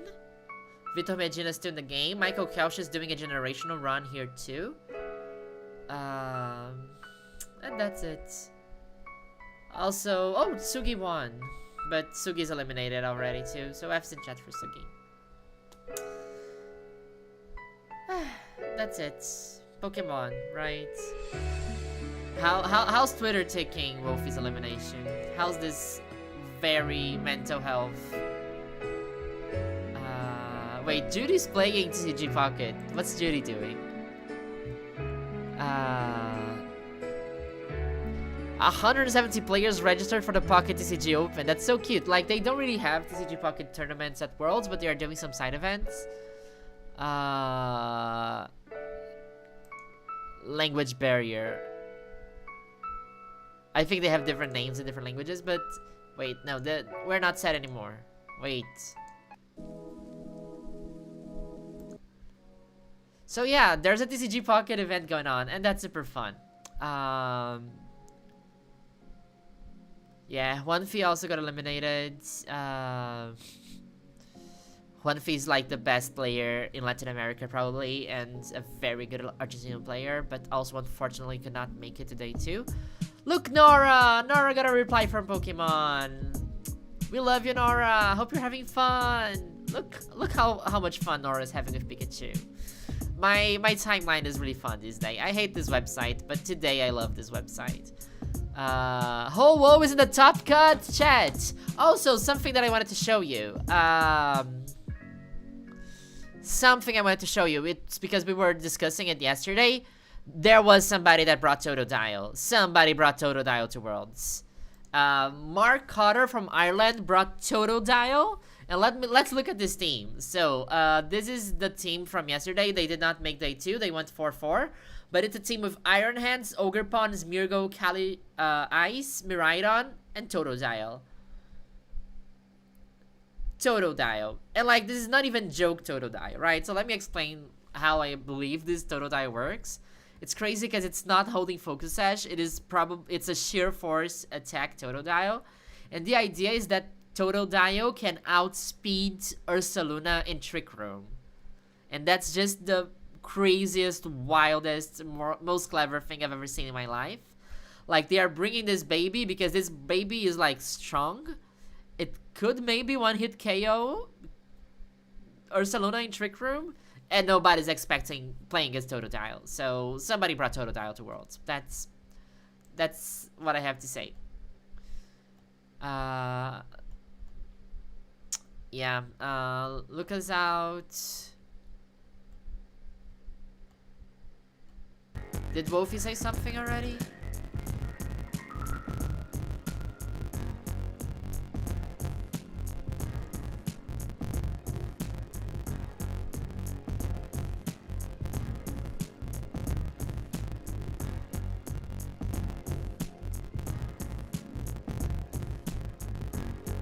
No, I think Wolfie didn't say anything yet. Well, at least if you're a fan, if you're in Anaheim right now, Wolfie's gonna be doing fan interactions from now on. So there's that. Yeah, people look like they're having fun, and I'm having fun looking at people.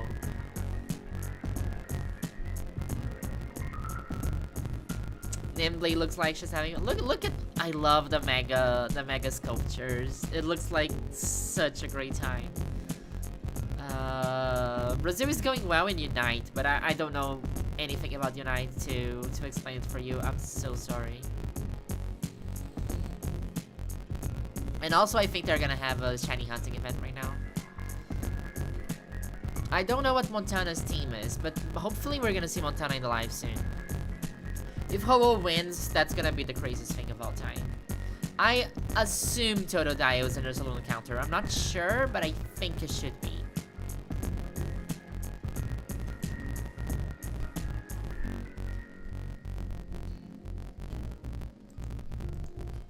I'm not, I want to tweet that I stand Montana, but I'm afraid of like just bringing bad luck because everybody that I was rooting for this entire tournament is now eliminated.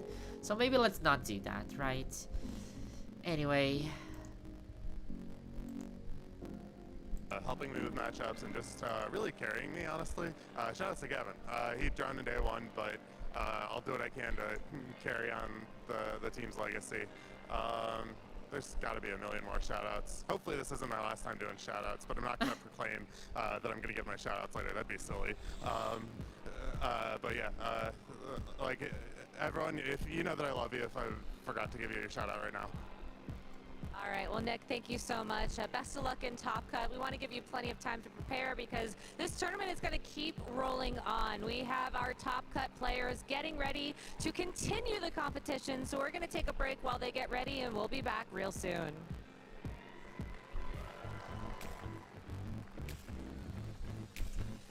Time for a break.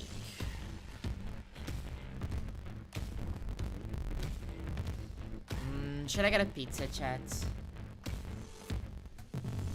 Is the audio, is there something wrong with the audio? Chip Ritchie here, and I'm catching up with Tate Duncan, who is a first-time competitor at this Worlds, and I'm also joined by his mom, Luarna. Stream sound Tate, is robotic. how are you feeling, man? You're very... Okay, this is probably something wrong with the monitor capture, which is not ideal. No, but I can hear their audio good, so I think there's something wrong with the monitor capture. Maybe if I remove it and add it again.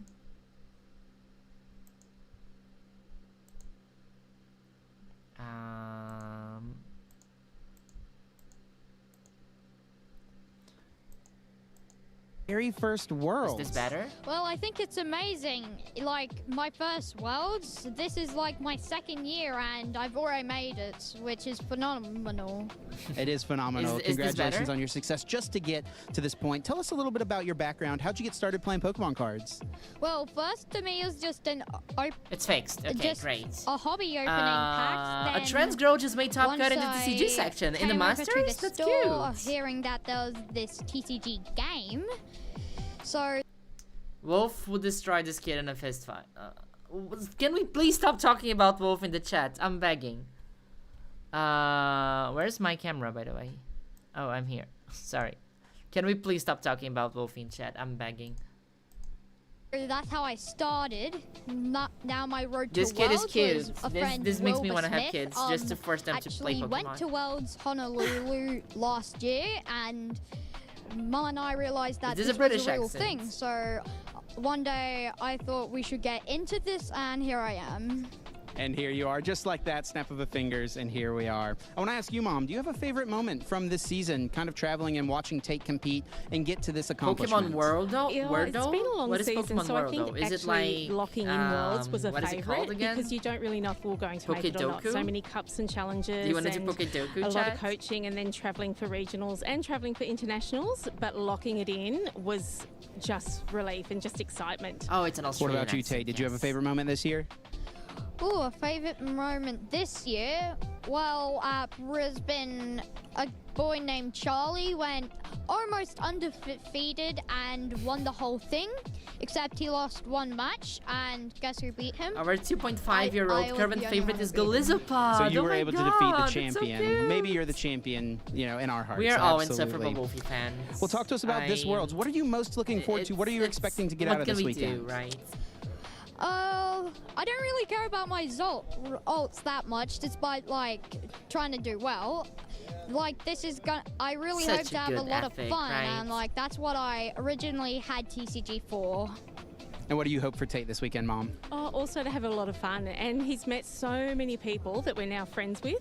And we've met in New Orleans and we met in London. And yeah, just to support everyone. And it's just not only the juniors, it's the seniors and the masters as well. It's the whole community and backing the Australian team or the Oceania team.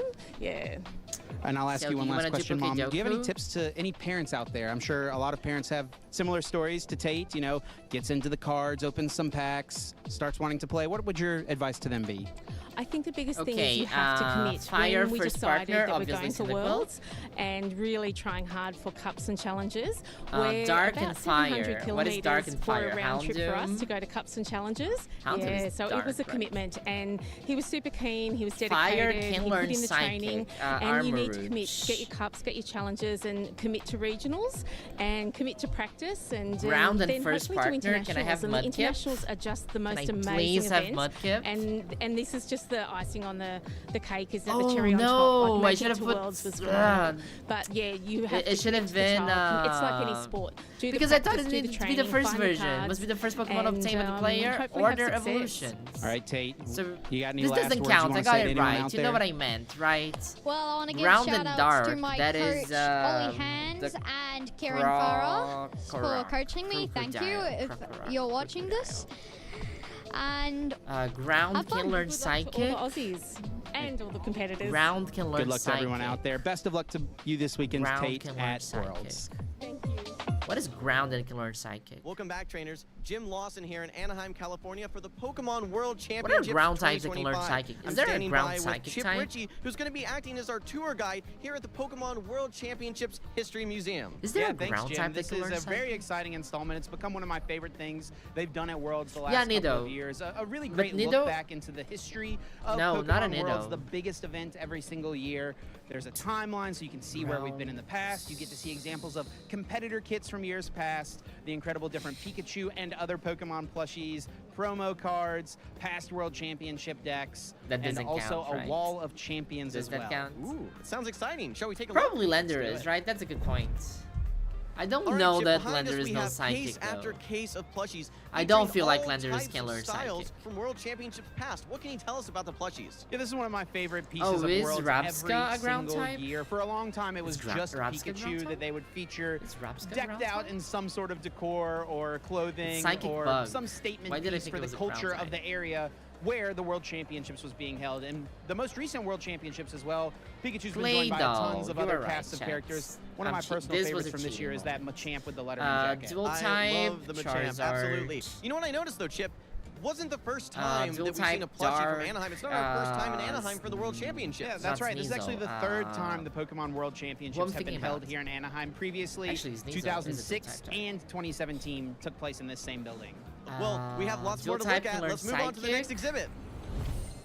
We're here at the Wall of Champions, recognizing champions from tournaments past from all games. Chip, walk us Give me a through second, what trainers please. can expect here at Any the Wall of Psychic Champions. type. Yeah, you get to see a feature of each of the Indeed. trainers who became a world champion that year in each age division, each different pillar See, we of win. the franchise, alongside the Pokemon they used, be it on their team, with their friends So on Pokemon I think there Unite, were or two their trading answers card here. game It was deck Play-Doh, lists. Beta, This is just one of the Bullard, many and Lenders. different Okay, features you were right. here at Lender the is World incorrect. Championships History Museum. So much more to see, Jim. And what I can't wait for Like, is I later on this got this weekend, one we're gonna wrong, be but I adding don't more think it names counts. to that So I Wall said of Champions. Mudkip, but so you make know sure what I that you meant, stay tuned for right? the rest of the action.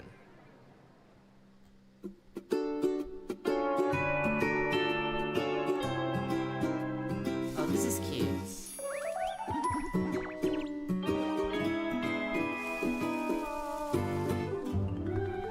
Should I get a pizza?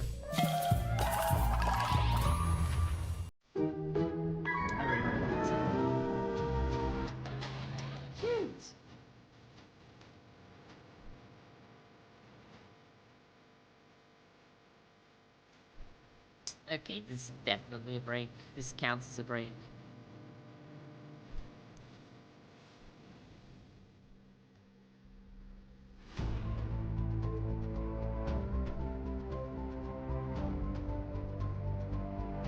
As we give our players some time to relax before we get into those key battles. Now, we know who's going to be in top Oh my cut. god, this dress, Sierra. Look at this dress. Oh my god, Sierra, you're everything to me. I can only aspire to this level of high femme. Have a little bit of knowledge on their teams, their play styles, their histories, but we also have a feature match prepped. So what I figure is we can have that footage on in the background while we, you know, talk about the match a little bit if we're feeling it, but we can also go ahead and talk about the top cut chat, there's coming up nothing because happening right we now. have I'm the gonna footage take a from the very quick side break. TV. Actually, we show the should footage we? from the side TV, am I right? Yeah. I feel like this is the best problem to have when there's so much going on and so much to talk about that it's like, I guess we have to have all of it, right? Yeah. And you can listen with your ears to what we're saying. You can watch with your eyes with what's going on, and then your brain does two things at once, and you feel productive. It's great. I love it. Yeah. That's a value. Yeah. You're getting 2 for 1 here on the Video Game Championships Series Scream. So real quick before we go to talk about our top cut, this match will be Joji Kaeda versus Masayoshi Kuro. And there you see the leads on the stream. And let's go ahead while we get this match started, I'm going to go ahead and pull out my handy dandy cheat sheet and pull up the bracket because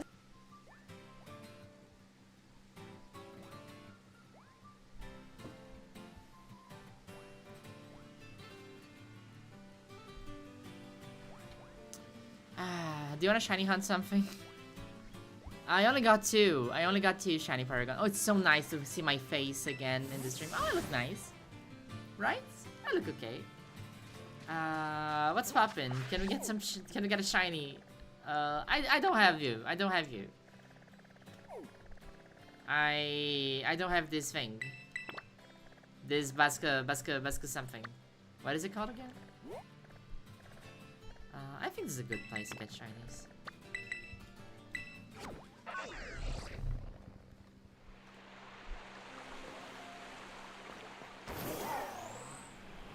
Can you hear? You're not hearing the stream, are you, chat? Because I am. But it's important that I hear the stream. It is important that you hear the Nintendo Switch. Can you hear the Nintendo Switch?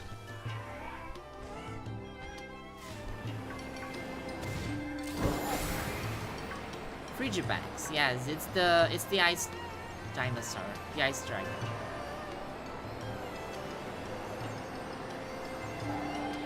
Oh, was there a Kupfu there? Was there a Kupfu there? I forgot. Like, I keep getting jump scared by these, because I did all of these. Oh, it's Kupfu. Hi, Kupfu. I keep forgetting that I have these legendaries that I need to catch. Look, it's Kupfu.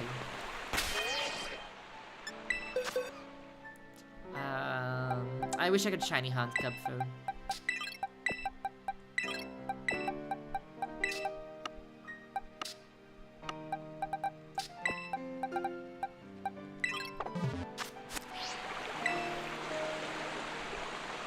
Hi, Kupfu. Bearmore.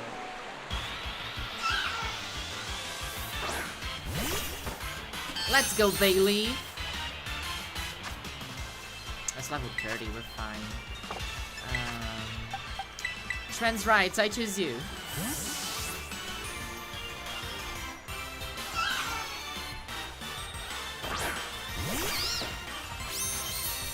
Da, da, da, da, da.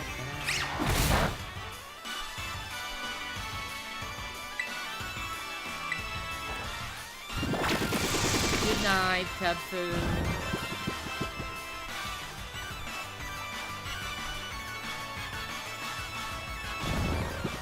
Shiny Bayleaf, my beloved. That's my ace. Actually, I should have brought you. I was afraid because you're a normal type, but I should have just brought you. This is a level 30 Pokemon.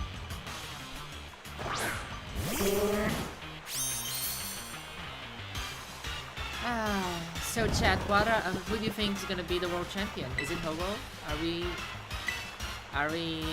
We are Montana mods and Ho-Oh fans. That's what's popping here. It's called Guaraná because of the red eyes.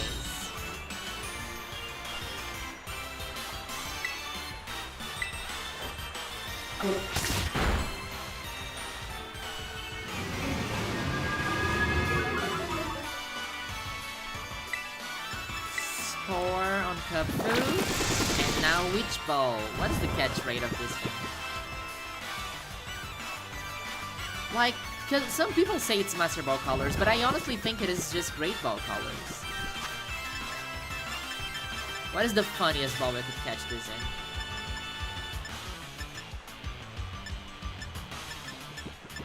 in? Can I? What are the odds? Can I? I'm gonna waste my Beast Ball. Yeah, it didn't catch.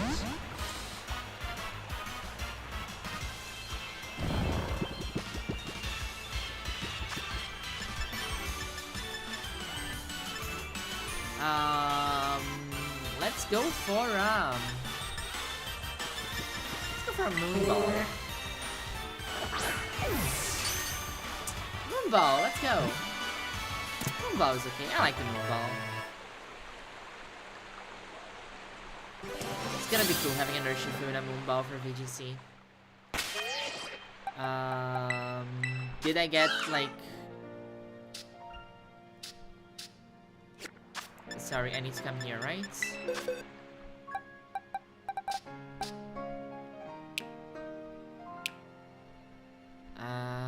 Yeah, whatever.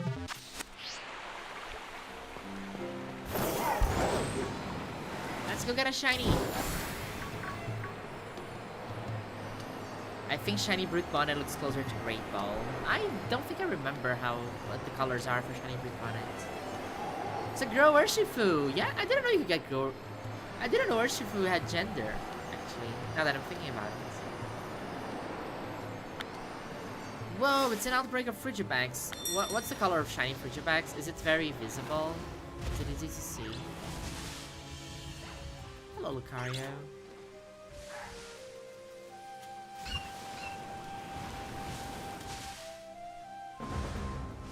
What's the color for shiny Frigibax?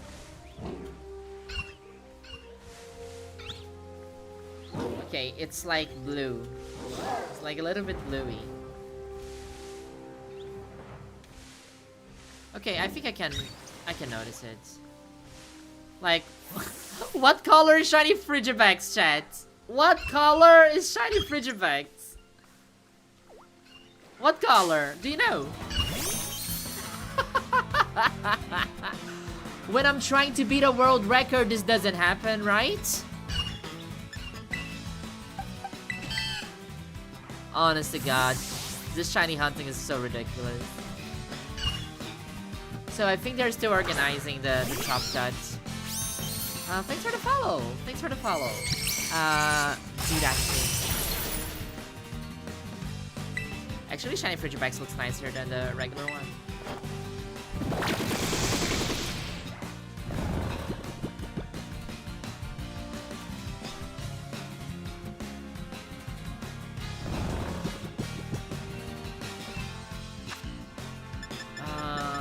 You're not that cool. Let's no! No, I wanted a dive ball. Please don't. Okay. I really don't like the dust ball. I think it's very ugly.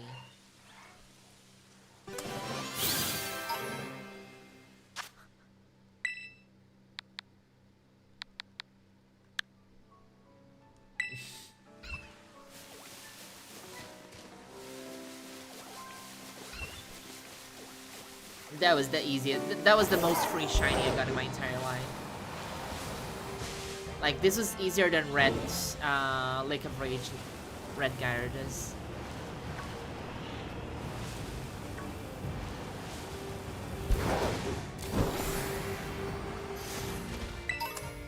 So, I really wanted to have finished Let's Go at this point because I really wanted to soft reset for shiny Mewtwo. But I didn't finish it, so... What do you mean I don't have you? It's probably a Floette, right? I have you. I have you too.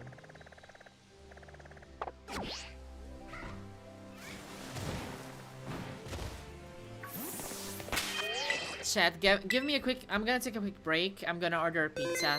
I'm gonna be back in like 4 or 5 minutes. And then we keep watching the matches, okay? I'll be right back.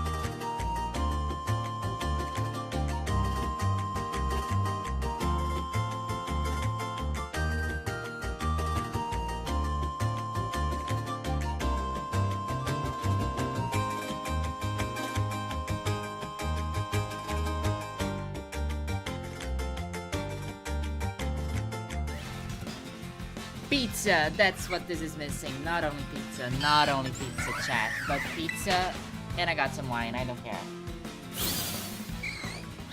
I need to be a little bit drunker for this. Not drunk, no, that's not healthy behavior. I don't support unhealthy behavior. I just feel like I'm more fun in watching the World Championship if I have a glass of wine, and that's fine. I think that's cultural, that's European. So how's the world? Pokemon World is today, right? How's that going? Is Wolfie out yet? Seriously. And like there is a, let me give you the gossip, chat. Let me give you the gossip. I will not name because this is somebody that we as a community try not to name usually, but maybe you know who I'm talking about. I'm gonna be very vague, but if you know who I'm talking about, you know who I'm talking about. But there's this very annoying content creator who was like very big in 2016 and just completely fell over because they're a toxic person, and like they don't do content anymore. They just try to fight and dox and attack and destroy other creators. And for this person, like the entire Pokemon community is it's like completely taken over by toxic people and blah blah blah blah blah. And they are like on a hunt for Wolfie for like at least 10 years. Like they want to destroy Wolfie. And this person left me, like I am 95% sure that this person left me a message on Twitter this weekend. I posted the reaction for. I posted my reaction for the Wolfie win yesterday, and this person just posted like 3 replies completely saying that I'm a horrible YouTuber and that Wolfie is a cheater, blah blah blah blah blah. And I just blocked them and hid the message, which I think is very funny from my side. Like I really like when people spend a lot of time writing a very long message and I have the power to just delete it. It makes me feel very... It makes me feel... I have fun when that happens, right? I have fun when that happens. So that happens and I delete it. And this person, as it has been brought to my attention, has just been banned from the Pokemon chat from spamming too much. So, is this a shiny Tauros? You gotta be kidding me! You gotta be kidding me! This is a full-on shiny Tauros! Another one! Another one! I was not even looking for anything. I was just walking around. I was just walking around. Why? What was this doing here? What? How did I see it? How? What is this game? I am not shiny hunting. I don't have a sandwich. I don't have an outbreak. This is my second random shiny Tauros this month. What the hell? It's the Pokémon World.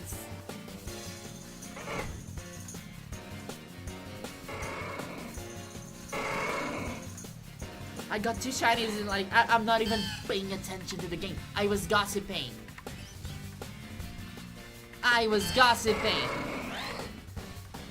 Is this a shiny Tauros? Like I was not even believing myself.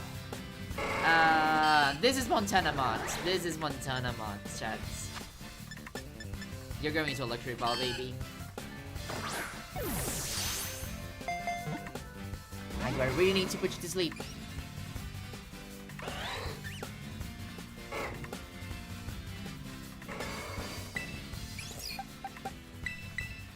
Like, I was just trolling. I was chatting. I was like gossiping. I was shit talking. How did it, how?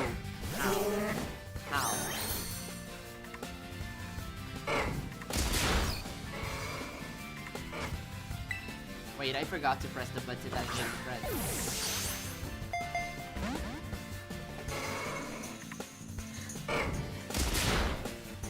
Let's go Basquiat, false fight.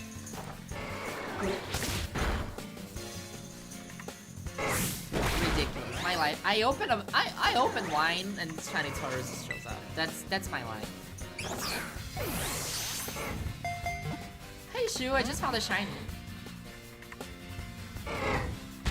This is a very difficult to catch Taurus.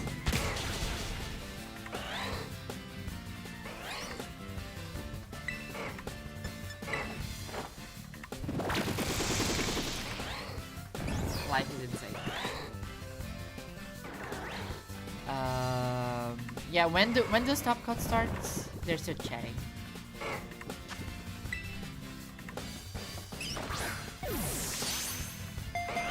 Oh my god, this Taurus is so hard to catch.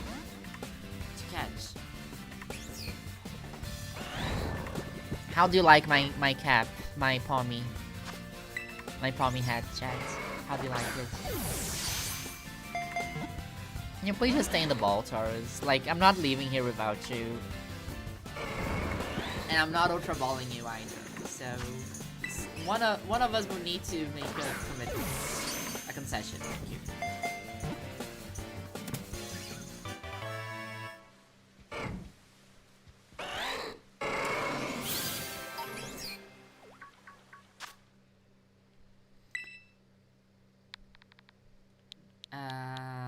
Thank you. Thank you, kid. Thank D-Rage. Montana. I think Montana is gonna be... Let's call it Montana.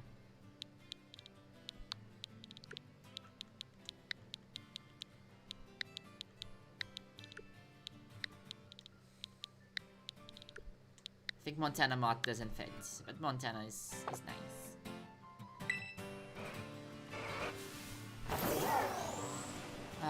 But yeah, so just to finalize the gossip, this person went after me, and like I have been spared from this person for a very long time, but now I'm part of the club, and yeah, they got banned from the live chat yesterday, as somebody just said in chat, like from spamming too much. They were like officially banned by Pokemon, and I think that is just too cool. That is cool. That is cool. That is cool. Life's fun.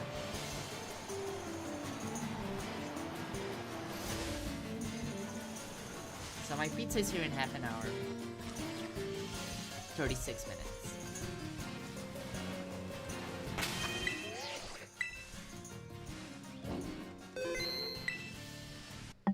I wanna play this game actually. I need to finalize. I need to. No, wait, wrong profile. I need to finish this game with my secondary profile because I want a shiny hunt for Mewtwo.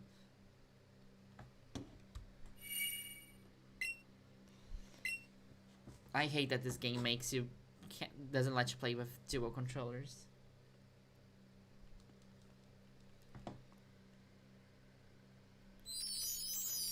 Is that a shiny Taurus? Honestly. Hey, Pikachu.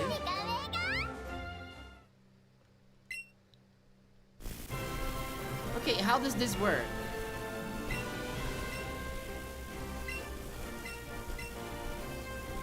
Like, I know that the switch comes right next to the switch that I just pressed, so is it like this? No, it's like...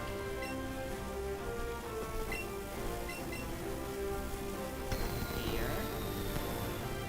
I know it's like right below, or something like that.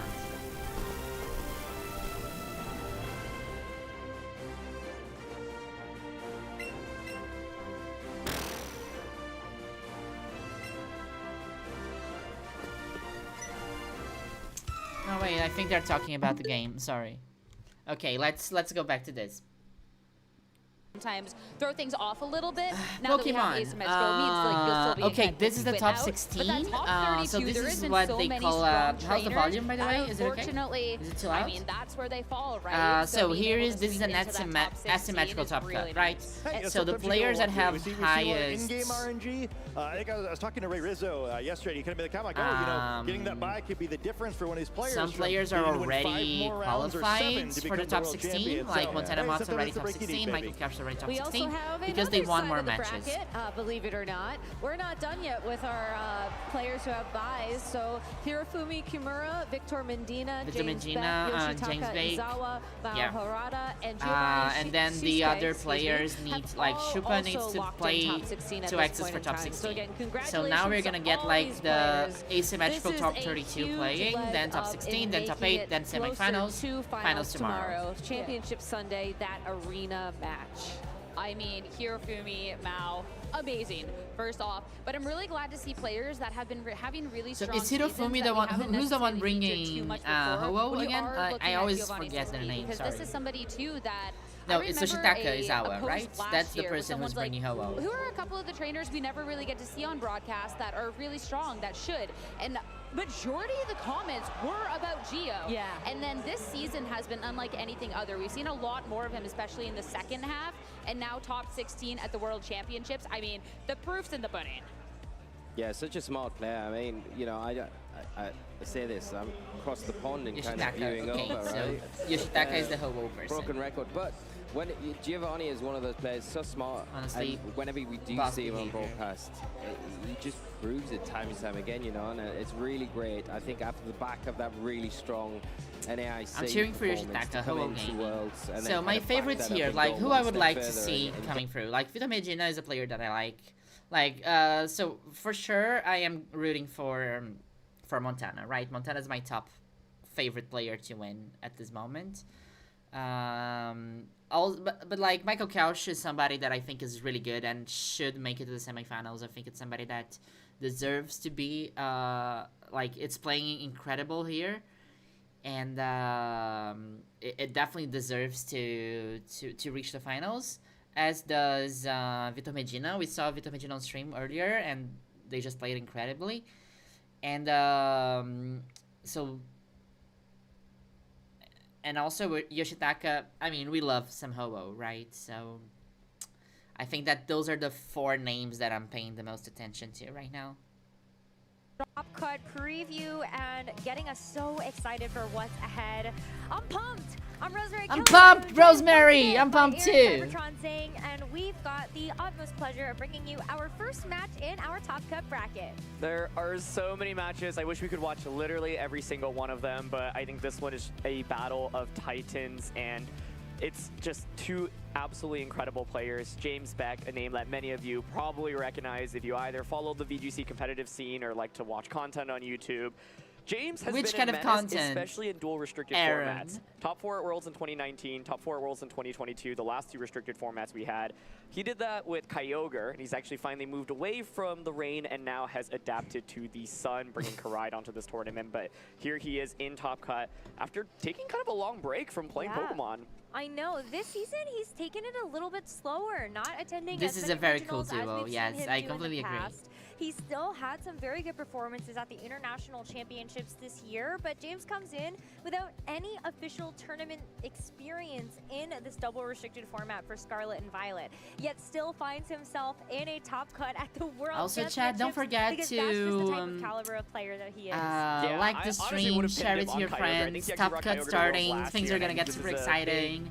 We're going. I'm trying to go up into semifinals. I hope I have the energy. Just wasn't really in his cards, but this year he is back and he is looking to make it back to that top 4. Vitor Medina. Of course, his opponent Victor Medina.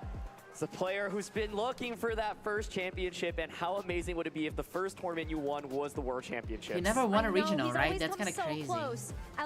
But yeah, don't forget to like the stream if you're having a good time. I'm also double streaming, multi-streaming on Twitch. So if you don't follow me on Twitch yet, go there, give me a follow. That would be fun.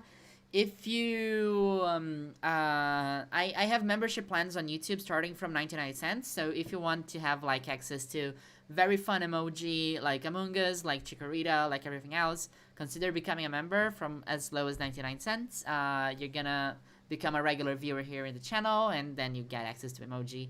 I would love to give emoji for free, but YouTube forces me to tell you to become a member. So that's what I'm doing. And yeah, like the stream, share it. Thanks so much for joining. I'm having a lovely time, and I'm really excited to see Here he got to top watch this 8 match. at Worlds in Japan in 2023 and has a number of top floors Thanks in so much, World Yuki. Nice to have you here. Too many to even list on Welcome this in. graphic alone, and I know he's been so hungry to be able to get that first Aaron's so big handsome, win. Flush. But Aaron's against cute. James, I this think is Aaron's the veteran cute. player. I mean, 4-time regional champion, LAIC champion from 2020. Just Thanks for the such an follow, incredible Howie. player, and that's why you said 2 titans of the game sit before us, and only one of them can move on to our top 8. That's right, ladies and gentlemen, and everybody watching at home. We are going to be starting with one of our top 16 matches, because how could we? There's no better way to start it, right? Exactly, and Victor has been using this team for quite a while now. Basically, since Regulation I started, he has been a big player of Shadow Rider plus Zamazenta. Shadow Rider Zamazenta as a restricted duo in Europe in particular has just felt so prevalent, and Victor has piloted to tremendous success at multiple tournaments. James, of I course, using love this the brand new Regieleki restricted here, duo of honestly. Calyrex, Shadow Rider, I hope it's gonna Rhydon, play super like. offensive, not Is it as gonna common. He's press got that Regieleki explosion? as well, as we Is see a that quick what the look at Regieleki Victor's is team. doing here? Crucially, pay attention to that Smeargle Pokemon that has been very prevalent I in love the format. Smeargle. I am not so having sorry. Decorate here, but instead having Wide Guard. Double wide guard on this team definitely makes it such a big threat for all of the other teams that are running the Shadow Rider Calyrex, the Kyogres with Origin Pulse, the Ice Rider Calyrexes. And so I think just being able to have multiple options in terms of that protective move, I think really makes this team so versatile. Especially when you look at not just the Smeargle, but you have 2 very key pieces for just balance in terms of Incineroar and Rillaboom. There's Thanks a for the reason why membership, they've been Vivi staples in this Perfect. format, and Thanks it's so no much. surprise to see them here alongside And I'm happy to inspire everybody to get pizza. I think pizza is always the right choice. My pizza is here in 28 minutes. This matchup because James, of course, is running Shadow Rider, and not only do you have Wide Guard, which of course protects you from the Astral Barrage. Shiny Celebi, let's go! Shiny Celebi spotted, Grovyle spotted. Those are some base judges. I like them. A single spore off in this game. James is using Calyrex Shadow Rider. He's using Koraidon. These are not Yeah, very running in front of the restricted camera, we're Pokemon. seeing that. Putting them to sleep often will just allow you to deal with them very quickly afterwards, and so I definitely have my eyes out on Victor Smeargle in particular, and the question that I have is how can James respond to it? Okay, Thunderbolt, Electro Web, Volt Switch, Protect. So this is not explosions. Like, honestly, I've seen people using Explosion Regieleki, and I think it's a little bit gimmicky, to be honest. I don't think it's like... It works, but I don't think you can make top 32 in Worlds with Explosion Regieleki. But I love seeing Regieleki. I think Regieleki is one of my favorite Regis. I think it's such a nice design. It's so funny. It's running around. Yeah, I want to shiny hunt Regieleki one of these days. I need to Obviously replace has that Sword and immunity, Shield has for Fake that. Out. The Incineroar here actually does have safety goggles as well, so Oh, it gives you the immunity to Spore, despite it not being a grass type. And like, I it's think crazy how many Incineroar here- Volcaronas we're Exactly, seeing in yeah. Worlds. So, Like, I mean, so many safety goggles actually doesn't Volcaronas. feel as common on Incineroar right And now. There's so I many haven't, Solvests, there's so many I didn't pay Rocky attention. Helmets, I but don't think it goggles was could that actually be a prevalent super before relevant Worlds. item because it gives you an additional defensive line into Smeargle. And there are a couple things about James's team that are really interesting, right? First of all, you've got Roar on the Incineroar. That is not a move you see that frequently. Flare Blitz often used instead. Roar, of course, can be used against Trick Room teams, forcing the Trick Room user out before they're able to get that Trick Room set up, but could be potentially relevant in this matchup where Victor has Nasty Plot Calyrex, right? Imagine getting +2 from Nasty Plot, and then you just get roared out immediately. You can also use Roar in his Zamazenta. I'm excited, chat. I'm excited. Which is really I'm nice. excited. And so I think James, of course, we have to talk about that. I really want to see Regieleki as well. Regieleki. It's a really unique Pokemon. James is actually the only Regieleki player in the entire tournament, and there's a reason for entire this, because tournament. Regieleki is not an easy Pokemon to execute. The idea behind it is that it's very, very fast. You can Electro Web, drop your opponent's speed, allowing you to outpace things afterwards, especially with that Koraidon.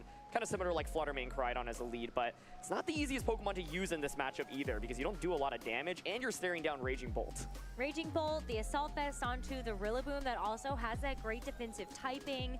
It could be a little difficult, but I think also depending on how these Shadow Rider Calyrex are trained, one Electro Web would help you seal the deal versus the opposing one. And so I think we'll really need to see what is led here, as well as the speed interactions of these particular Pokemon. Yeah, I think Rillaboom is probably the least likely Pokemon to be brought from either ends, and one thing that Victor has done a ton in this tournament was actually drop one of his restricteds, namely that Zamazenta. There is a Volcarona on the opposing side, and one of the main reasons you use Volcarona in this format is specifically to deal with Zamazenta.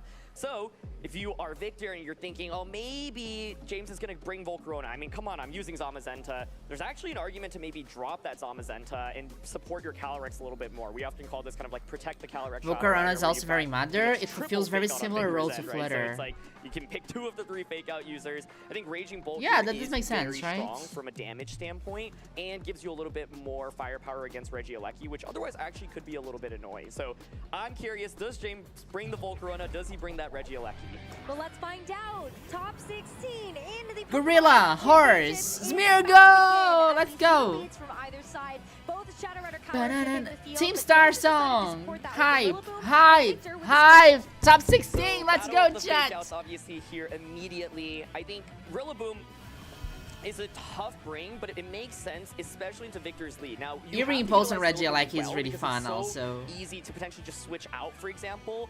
And like, you know, there's Incineroar in the back. You can see Victor considering just going for Terra, Nasty Plot plus Fake Out here. This is one of the advantages of using Smeargle. You're going to be max speed. You can outspeed the opposing Rillabooms and prevent them from getting a move off. The nice thing about Rillaboom is you will be able to pressure with a Grassy Glide afterwards, right? And so you do have that priority. But then with Dark Terra, can James actually handle this Calyrex after it gets But isn't to Smeargle +2? faster than James Rillaboom? could use this opportunity to switch out his own Shadow Rider Calyrex and maybe bring in something like the Incineroar, get the Roar off, but you would have to take that Astral Barrage first. And as we see the Terrestrialization committed, we know that's going to be going onto the Shadow Rider Calyrex to give it that Dark Terra and that really great defensive typing. Yeah, Dark Terra, both players have on their Calyrex, and it's just so good because it gives you that immunity to Psychic. Ooh. And both players are going to commit the Terra here, with Victor's Terraing first. So one of the things to pay attention to is who has the faster Shadow Rider in this matchup.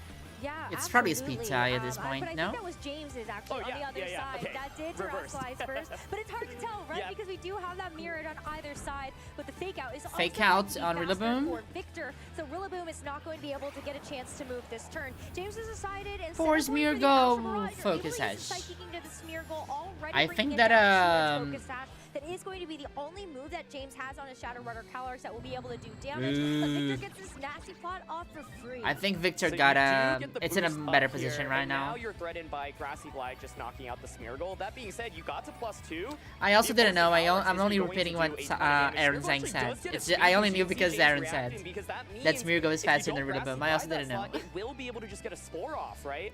And so you can see Victor, a lot of interesting things here. First of all, no Zamazenta in the back. Victor's also saying, Yeah, no, "Look, it's I very think you it's know very you funny have that to he respect the brought Spore both Smeargle possibility. and So why Incineroar, don't so I 2 take advantage supports of and this only and one switch in the restricted. Incineroar? And it's tough too because how is James actually going to be able to damage this Calyrex? We already saw the Psychic. You're not able to use that since the Dark Terror Calyrex would be immune. And so now as the Incineroar comes in, it's also kind of nice because you're getting an Intimidate. It's funny because I onto saw the so many Rillaboom people while bringing also Wolf's being able to take Incineroar to advantage their of that better. teams. Absolutely. Calyrex actually just opting for a Protect here. Doesn't want to take any damage and, you know, try to avoid that potential Spore. And so this is James's other response. He's saying, you know what? I can get around the Spore if I just Protect and maybe launch a Woodhammer into your Shadow Rider. But let's see how much this does. +2 Life Orb. Oh, fall short of the knockout. That Assault Vest being a huge item. It does, but and the U-turn, Rillaboom actually goes for the U-turn. I was going to say, if it does go for the Woodhammer, likely would knock itself out to that recoil, but instead decides to go for the pivot, and now we'll get a chance to see what else James has brought it back for this first game.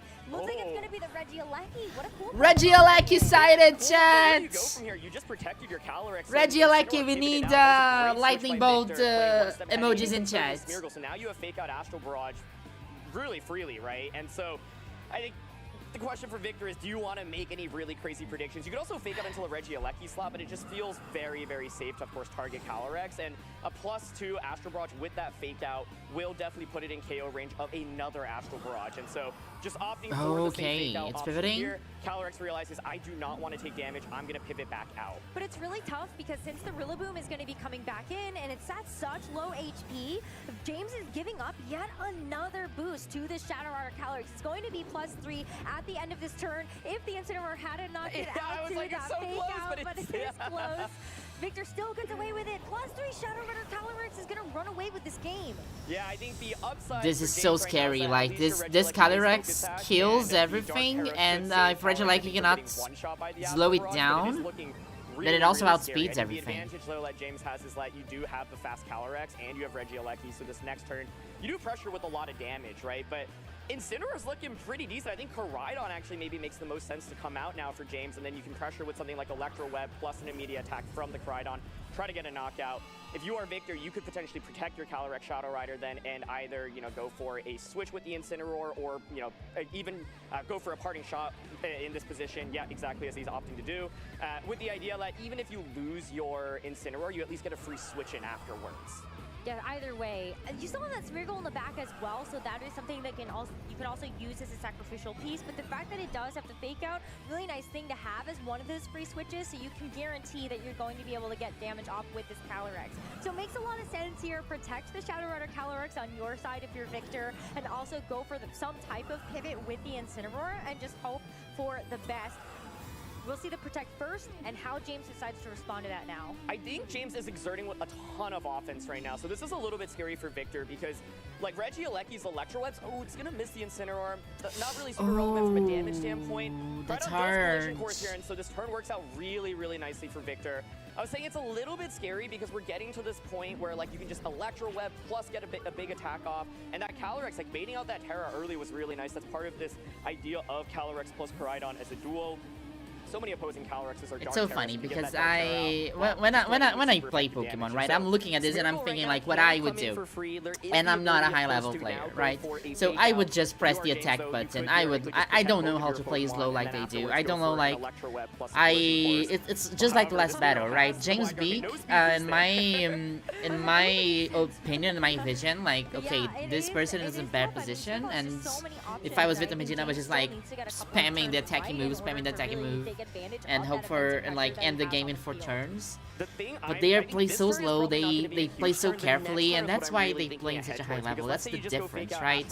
Because, like, I would press Astral Barrage, no questions asked, but Vito knows that James can press Electro Web and then make Koraidon be faster than Calyrex, and then the other Calyrex and pick it up with KO, so it cannot really open up to an attack.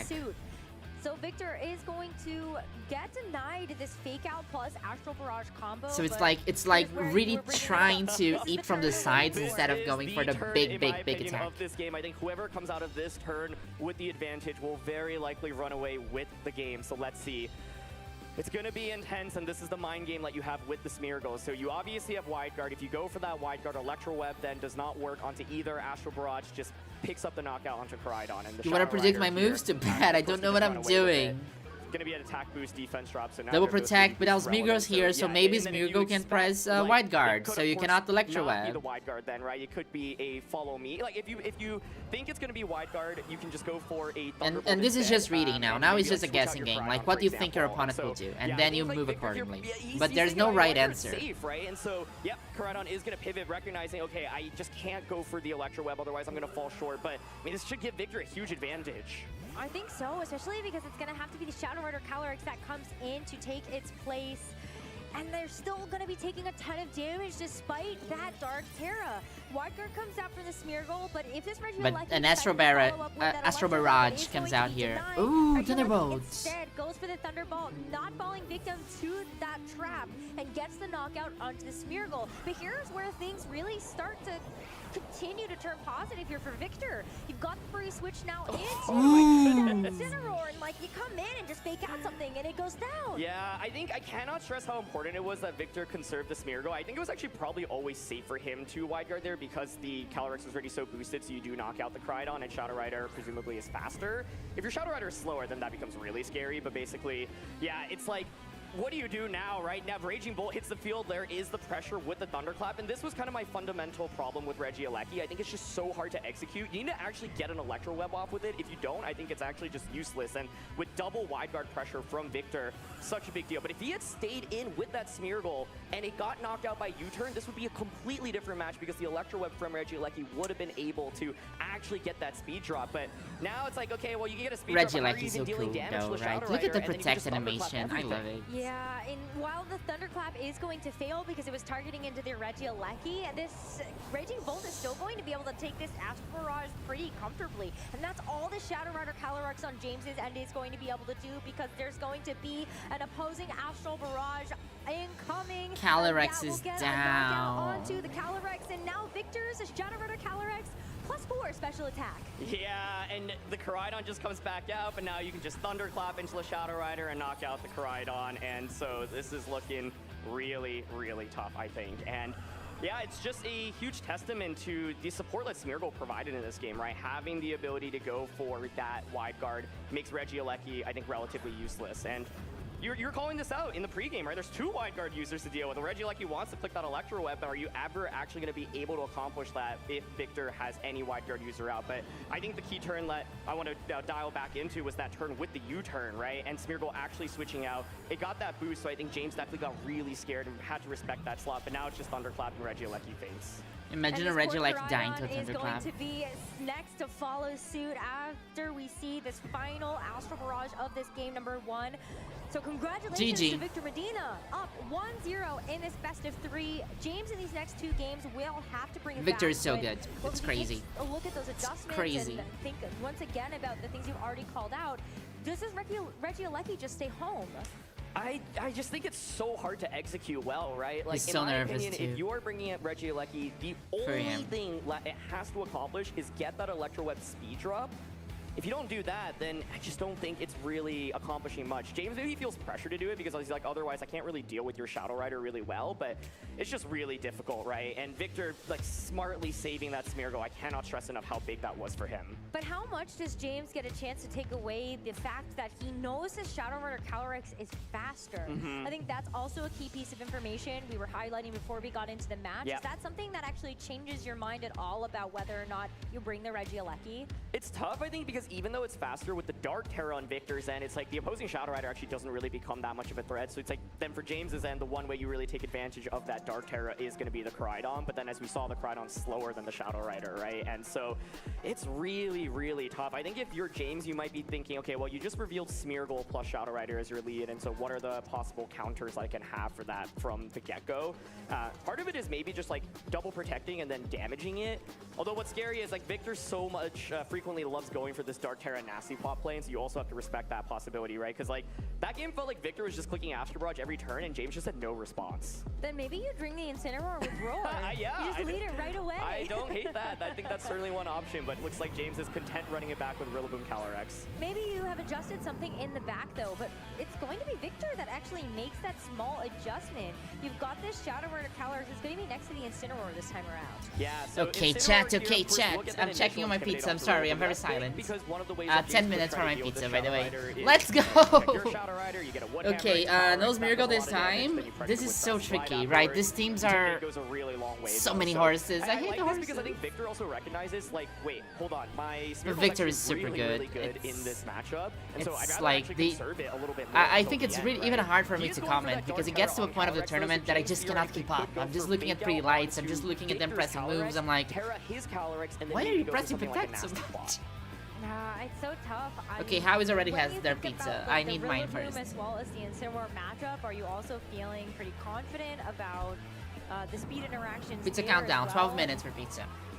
Does that, 12 maybe minutes. that helps inform you about whether or not I got a you can cacio feel pepe comfortable pizza, going for that fake out play. which I For love. now, it is I going to love be the putting black pepper on translation. pizza. That's like Does I love James Italy. call it Props and to go Italy for for a making fake out pizza. onto the Shadow Props Rider to slot? Italy. It seems risky, but it actually makes a lot of sense because you are staring down Astral Barrage pressure as well. Once again, we're going to see both players Terra their Calyrex. It just makes so much sense in this matchup. It's like if you don't, then you risk losing the game literally immediately on turn 1 to an Astral Barrage or a knockoff. And so this is a relatively safe Terra, and there's a reason why everyone is running Dark Terra on Calyrex right now.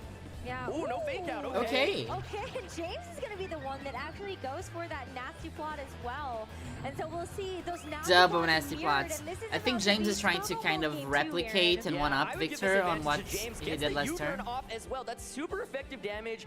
This is so much better for him. Now you can just go out in a Koraidon, and you've gotten the +2 boost on your Shadow Rider. You're faster. Yeah, no, this You is threaten this is a with much collision better force lead for plus Astral James. Barrage, and so Like it's he actually gonna be the Regieleki adapted here, really which I'm well a to little what bit Victor surprised was to gonna see do. over Koraidon, but it's gonna be a knockoff to come out here.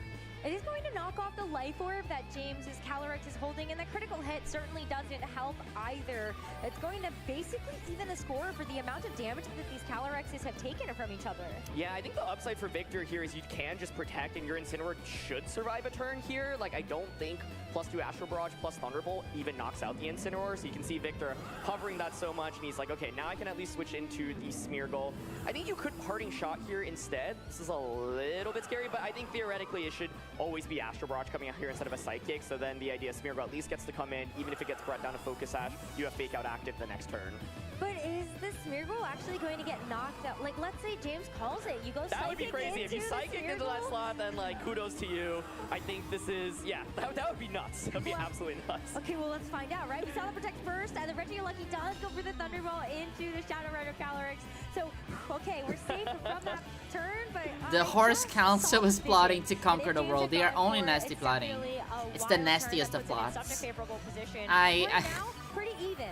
James and Victor still with a pretty healthy HP total between everything, and the Smeargle actually gets a special defense boost. Yeah, one nuance, by the way, as you called out, the knockoff onto Calyrex is a big deal because it removes the Life Orb. So I was thinking, okay, you should switch in Koraidon, but James recognizes, well, if I bring in Koraidon and then you get the knockoff onto my Calyrex, I don't think +2 Astral Barrage actually knocks out Victor's Calyrex. And so that's actually the reason why he brought out that Regieleki first. But this last turn ends up being perfect for Victor. You know, we were thinking, oh, does Smeargle at least get brought down a Sash? Doesn't even get KO'd, but the answer is neither. It gets to come in for free with full James HP, lets so you are Victor pressuring with like Fake Out plus reorganize the Astral board, Barrage. I Instead, guess. It's gonna be that wide guard though. Okay. Oh man. I mean, that's really safe actually because now the opposing Calyrex can't do anything.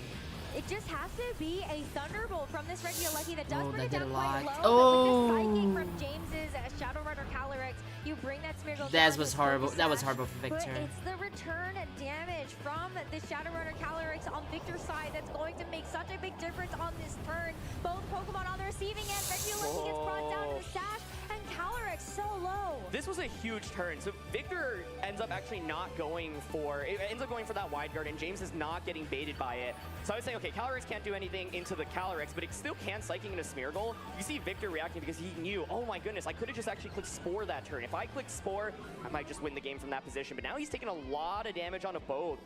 This is so close right now, but you know, James does have the major speed advantage in the current moment. That being said, Victor's done a lot of damage, and you are getting to a point where you can start thunderclapping. However, you still have to deal with that Koraidon in the back for James.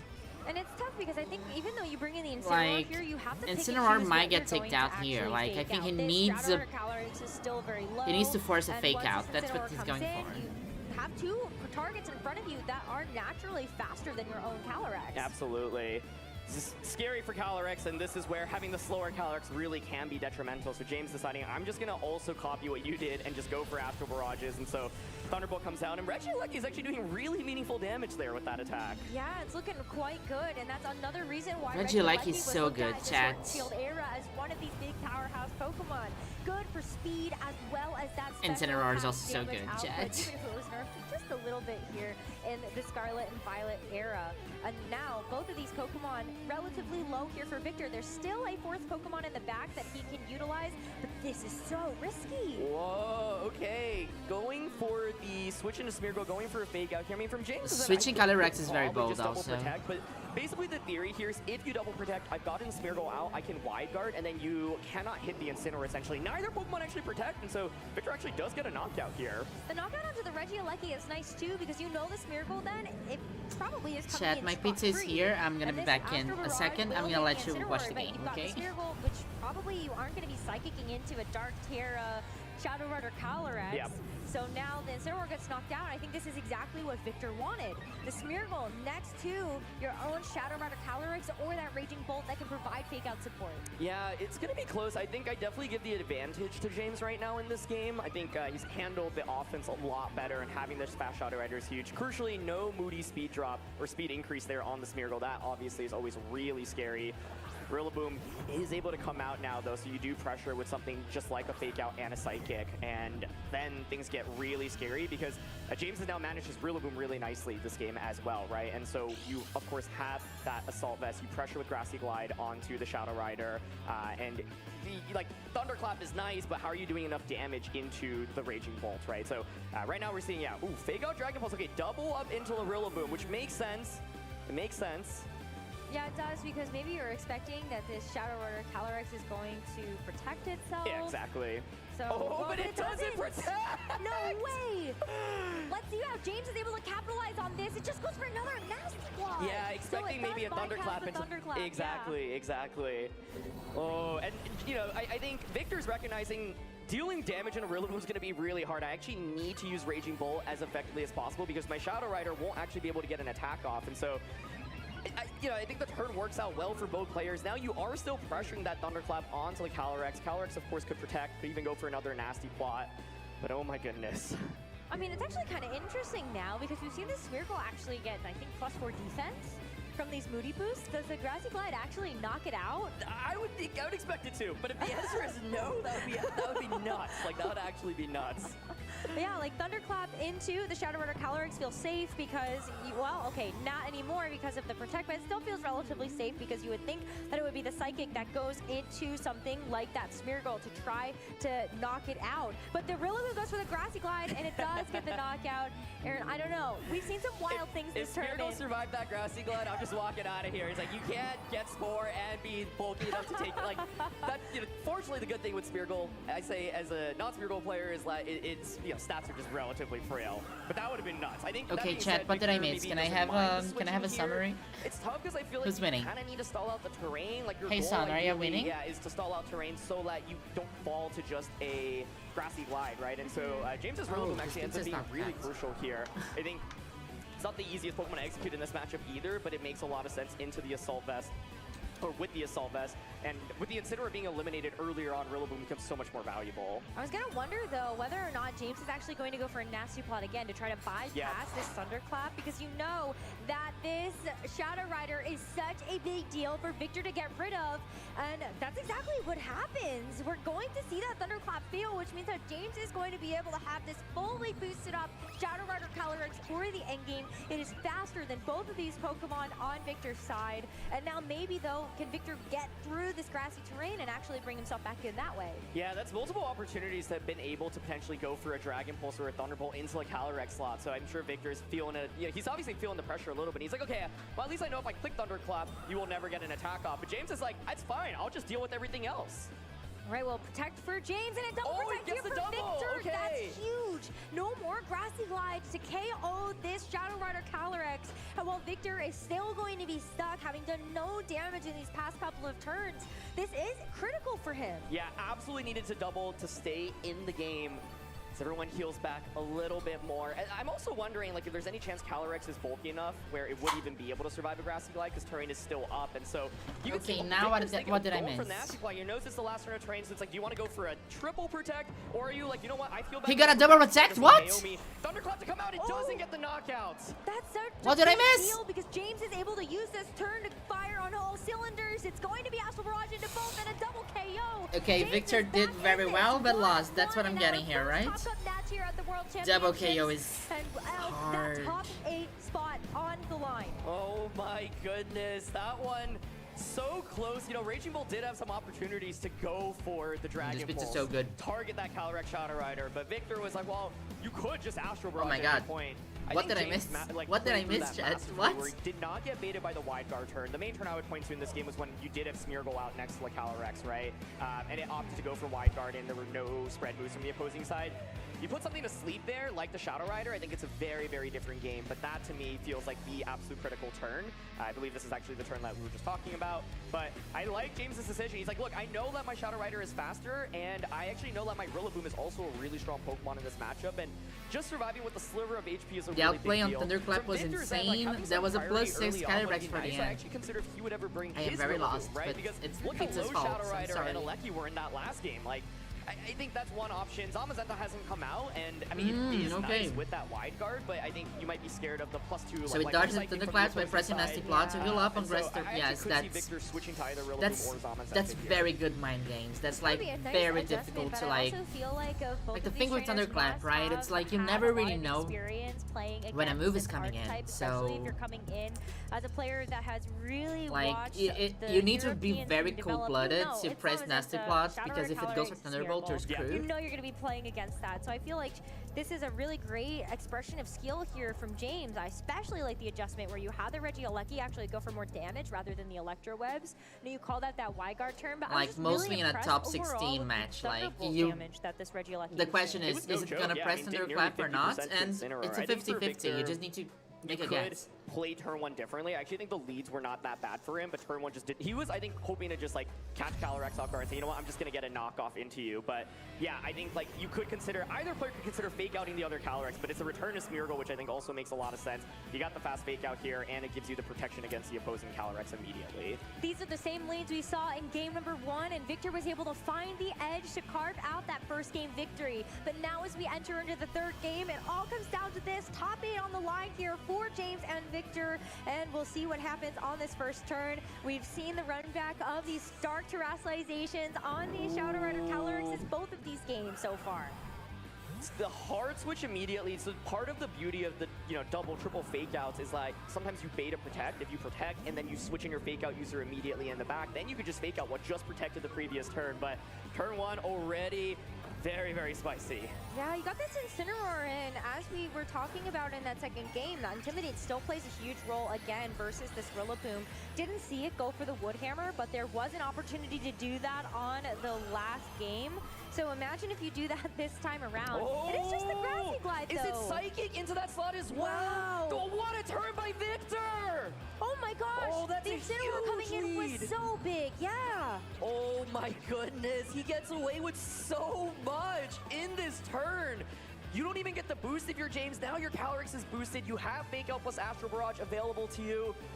Oh, that is crazy, chat. What? That was the. It's so scary to fall behind like this in one turn. That was a switch. Now Calyrex just has so much offense. And like, Aaron was just like, yeah, maybe you're just waiting out, and then it was just an incredible move. Actually, terrestrialize on that last turn. Yeah. You do save the Terra for something else if you choose to, but right now James knows he's under threat. He has to get that Shadow Rider Calyrex out of there, even though he's faster. He doesn't have a great way to actually deal damage to either of these Pokemon. So Victor knows you are going to remove this Calyrex. I'm free and clear to go after this. Oh my god, that's gonna do so much damage. Regieleki breaks the sash, and Rillaboom just faints. That's it. One master play, master play, master play. James in this first game. This is looking so difficult. So what just happened is that a little bit of chip is often enough to get James had doubled down on Smeargle to take it out because it thought that it was just like gonna. It assumed that the Cali was going to, you know, boost while there was a fake out. It just doubled down on Smeargle. But if the switch, Psychic doesn't affect Incineroar, and Grassy Glide did nothing. So basically, Victor just did a switch for free and a boost for free. That's kind of what happened. And Victor still has the opportunity to go for Protect here. If you are expecting another win for the Smeargle fanbase, yes. To get the knockout onto the Shadow Rider Calyrex, there's a great way for you to try to weave in something different. We see the Raging Bolt is available in the back. That's something that Victor used in that first game for that Raging Bolt to capitalize on the Sun, get its photosynthesis boost, and preserve that booster energy for later. And I think this makes so much sense where it's like, okay, I've gotten you trapped, right? If you don't knock out my Raging Bolt right now, next turn, Thunderclap, Astral Barrage, GG, shake my hand, right? And so we'll see if the Raging Bolt can survive the turn, but I think this makes a lot of sense. No need to even risk knocking your Incineroar getting KO'd. The only scary thing here is if Koraidon ends up actually targeting the Bolt and the Bolt faints, but it's going to be Thunderbolt to start, and look at that resistance. Yeah, the resistance is so good here, but the Flame Charge for the Koraidon!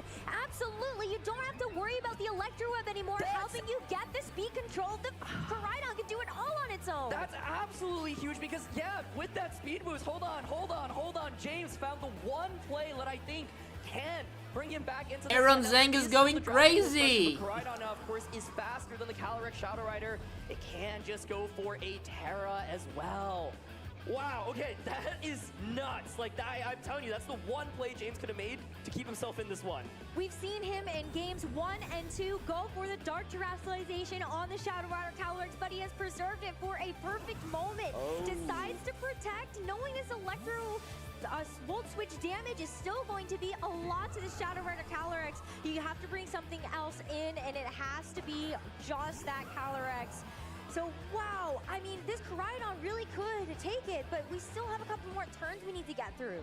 Yeah, because you just switched in on an Astral Barrage. You can see James shake his head. I'm kind of shocked he did that, quite frankly. I think maybe hoping that, like, oh, like, your Calyrex, you know that you're staring down Koraidon, exerting a lot of offense. You have to switch out your Calyrex. But Victor's, you know what? I'm just going to launch my attacks there. I think James had the opportunity to maybe go for a Fire Terran attack there. But this also could be James saying, I feel like I'm so far behind in this game that I do need to make some crazy plays, back-to-back turns. But it feels like that advantage that he had just built up now is slipping away once again. The fact that the Koraidon protected you missed such a big opportunity to go after that Shadow Rider Calyrex. And now James is down to his final 2 Pokemon with this Game 3 as the I think decider James won't for make who it. moves on to the I top think this was eight not at enough. the World Championships. James got top 4 and the other double restricted formats that we've seen so far in the video game. And looks like he might be going down here. It's so close. Like, it feels like Victor should have the advantage. In my head, I'm thinking if you're Victor, you can protect your Calyrex and attack with the Raging Bolt. What you would ideally want is for Smeargle to hit the field, right? Because then with Smeargle, you can just go for the Follow Me and then Astral Barrage, and I think that should be game. And so if you're James, you might actually want to be a little bit wary of that. Victor's actually just going to opt for a double protect, it looks like. We finally see that Terra, but you can't help but wonder if this should have come out 1 turn late sooner. Yeah, it's going to be Regieleki, though. Okay. All right, so Terra Electric. He's going full Regieleki. offensive. It's That crazy. Terra Electric going to be very good to help boost up all of those electric type attacks that it has. But that means that this Koraidon is going to be vulnerable. You cannot get rid of your dragon type weakness anymore. James, can he get enough done with this Koraidon? And especially with the Regieleki having this extra damage, but I can't get it through this turn. Yeah, it's going to be the Collision Course coming out and that Thunderbolt as well, giving it the extra damage that it would likely need to knock out the Shadow Rider. But this is now so scary, right? You can Thunderclap into a Regieleki slot or Dragon Pulse, like you said, super effective damage into the Koraidon. I think if you're Victor there, you actually wouldn't have minded Raging Bolt going down, but I think James was saying, well, I don't think your Bolt will go down just from a Collision Course here. But now you're staring down 2 things that exert so much offense. It's going to be Thunderclap potentially into Regieleki. Regieleki then to get around this can of course go for a Protect. But Raging Bolt is looking really good in this endgame with that Smeargle support as well. And you still have Incineroar in the back, and so Regieleki at least goes for a Protect, keeps James in it for a little bit longer, but I just don't see it. Now this Koraidon is still going to have to get a lot done. At least you bypassed the Raging Bolt's damage, so this Koraidon is free and clear to go for the Collision Course. We see this move a lot so that you don't have the downside of dropping your defenses with something like Close Combat instead. And James is able to get rid of 1 threat on Victor's side. Still 3 more Pokemon to get through though. Yeah, exactly. And the thing is, since 2 of those are Fake Out users at full HP, so you can bring out Smeargle, Fake Out into the Koraidon, and just Dragon Pulse into a Regieleki, right? You don't care if Regieleki gets an attack off. Koraidon doesn't have spread moves, and then the subsequent turn you can just go for Follow Me and Dragon Pulse. It is the last turn of Sun, so then there will be no more photosynthesis, but I think that's fine, right? And so the Terra Elecki, you know, it's cute to get the knockout, but then not protecting Koraidon was really rough. Well, don't forget, we still have the booster energy on the True, Raging Bolt. yeah, So the Sun going away, doesn't no even matter. problem for this Raging Bolt. Exactly. Victor But yeah, Medina, wow. I think it's like James found an awesome turn to get himself back into it, but then just letting Shadow Rider fade. I once again can totally see why you went for it. He felt like he was so far behind in this game, and he was like, I think you're scared. The level is so high, chat. I cannot even keep up with. But I think for Victor, it's just very safe. I don't see, yeah, like you get the double protect off at least with Regieleki. Like they are trying to find a way, but I think that's, I don't know, it's so hard. Regieleki does not get faked out and faints on this turn. You can now go into the next one knowing that you should be able to get some damage off as long as the Raging Bolt does not go for a Thunderclap to try to knock it out from this range. I love pizza, chat. Oh my, it's tough. You just take a look at this position for James and how do you claw back in? Sun is gone and there's the booster energy. You get that boost right back. Yeah, and I just feel like now without the Sun increased damage for Koraidon, like this is just so tough, right? Because you can just go for a Follow Me once again. So, you know, James like gets the double protect, but does it even really end up mattering? I think the only thing is if you were to actually click Thunderclap here and James were to like able to go for another protect, you see, okay, yeah, I can just go for the Follow Me and then just Dragon Pulse Koraidon, right? So in order for James to maybe even stand a chance, you like need to get a double protect off with the Crydon. If Crydon faints, the game is just over. But this is the thing, like Raging Bolt feels like the second restricted here. The amount of considerations they're doing is nuts. They for real would dance around my teams as a Lunga Bunga. That's why I can make it to Master Ball rank actually. Raging Bolt, I got the focus sash. I can hang on for just one more turn while also keeping you safe from this Regieleki as well. So Raging Bolt should be free and clear. We do see the Electro Web actually be able to hit both targets, but as this Raging Bolt is still I don't going think to this is resist gonna do that any damage, difference. it really feels like it's just a tickle. And as the Raging Bolt now can go for this next attack, is it just going to be a one-hit knockout onto this Crydon? It's super effective. You've got that special attack boost from the booster energy, and another Pokemon down. Victor Medina knows with just the Regieleki left, he is in the top 8 of the World Championships. 2023 top 8, 2025 top 8. He has been in, I feel like, literally 10 to 15 top cuts. He has not won that major championship that he has been seeking, but this was a statement here in Game 3. That Smeargle won the game. Lights out, hard reading what James was going to do, and it just gave him such a huge lead. And this is once again why I thought Regieleki was going to be a really difficult Pokemon to execute in the matchup. Of course, James is still giving it everything that he's got there. The protect is just to make sure you don't get He's faked not gonna out and forfeit. Dragon Pulsed or just knocked out on this turn, but we're so close to the end here. Victor can taste the next step of the World Championships and maybe can finally get that major win he's been looking for. Oh my goodness, here's the Thunderbolt coming out. One last attack for James, but we know how this is going to play out, and it damages the Incineroar, but that's okay because Flare Blitz will deliver the finishing blow. Incineroar wins! Moving on to top 8. Wow, what a match between Victor and James. James being able to tie up the series in that second game, but Victor Medina able to win it all at the end of the day. Two incredible players in the video game. And James is still an international champion. He still made it to World's top 4s 2 times already. And it's amazing that despite not having that official tournament practice in this regulation, was able to make it as far as he did to top 16 of Worlds again. Yeah, absolutely. There are a couple things that I want to point out from Victor's team here, right? I think the Smeargle with the wide guard, that combination alone is a huge difference maker alone. And Smeargle applied so much pressure. Victor didn't always get it right with the Smeargle, but that was okay, right? Like the thing with Smeargle is if you get more of the coin flips right, it's going to work out in your favor, right? And so being able to threaten with that wide guard was huge. And that turn 1 in This game was 3 chess, like, chat. James This was clearly complete trying to chess, go all in, kids. respecting This the was Smeargle, but completely switching to chess. Incineroar and getting a nasty plot boost was just like such a huge lead that it felt basically impossible to come back from. And part of the thing is if you look at James's team, there's no wide guard. Everything takes over. Montana Mott won! Mott won, okay. Barrage, right? So while Victor at the slower Calyrex, he's like, well, I don't mind being slower because I am just going to Wait, set up is and this then the... attack, and you're not going to knock me out because you're not, like, you don't have Crydon out on the field. But then James got that one turn. How does it work now? Is this currently? Is this still right? Getting the speed boost, On that Regieleki, but then missing the opportunity to just go for the Terra and that collision I course think we're gonna see Montana Mott into soon, that chat. Shadow Rider. It was This not game is protected, super it complex. would've Watching gone it is down, incredible. and Yeah. I can't help but think about how differently that their game would have done, like kind of finished as had James been able to get that knockout. Yeah, I think James in that position, and once again, like, it's very easy to watch and be like, what just happened? Like, why in the world would you do that? But I actually think from James's end, it makes a lot of sense because It James is pretty like, well, I sick. just Look at boosted this, chat. Look at this. This is pretty sick, right? I want to see if...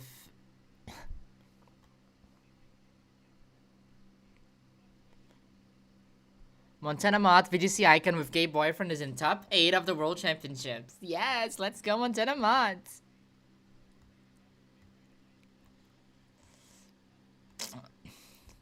We didn't hear from Wolfie yet, right? That's what I'm looking for.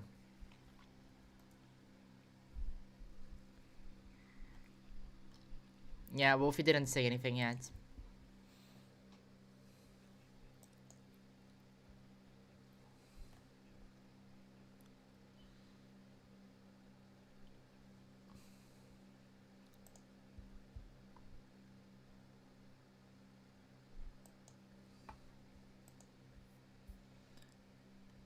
Is Ho-Oh out? Was Ho-Oh eliminated?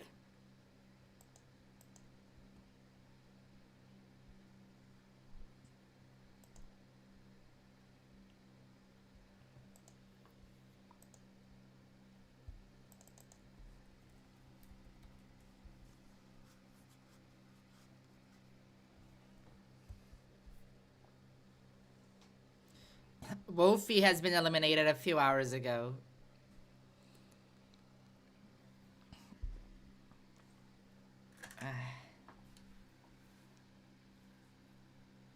Let's see. It's the second time we see Victor on stream, I think, right? Hello, Gabby. How's it going?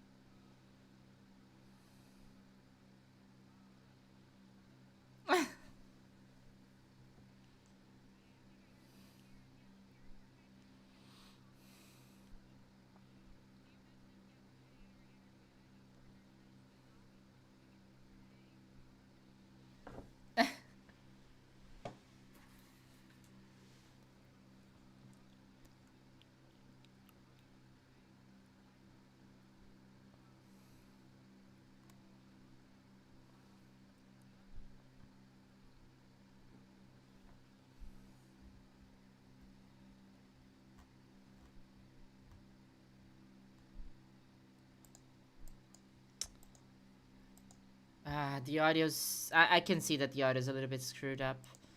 Let me check this out. What do I do if I... OBS, right? Such a great app. Great app.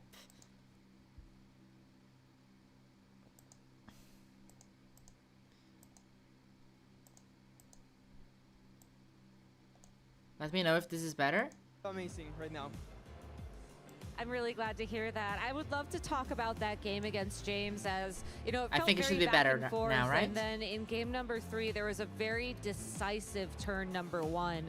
What was your thought process going into that game and then locking in the nasty plot in particular? I saw James, well, first of all, I really wanted to play against James. James is a player that I admire a lot. He has amazing results, amazing finish, and also is a Tornado's homie.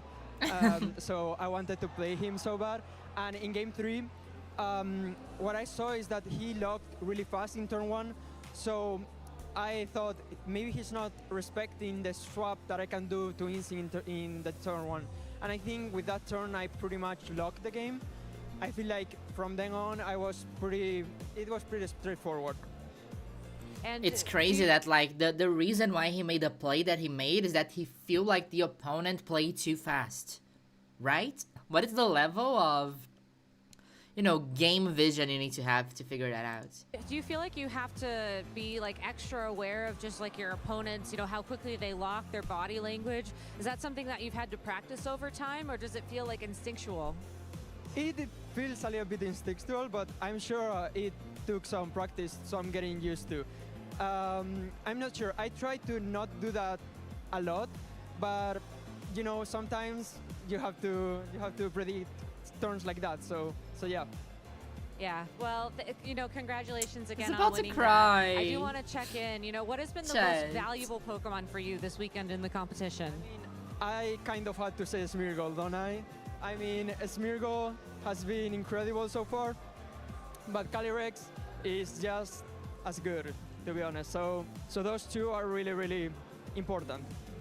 All right, well, Victor, I asked you this yesterday. I'm going to ask you again. Do you have any shout-outs you want to give to anybody in the audience or anybody at home?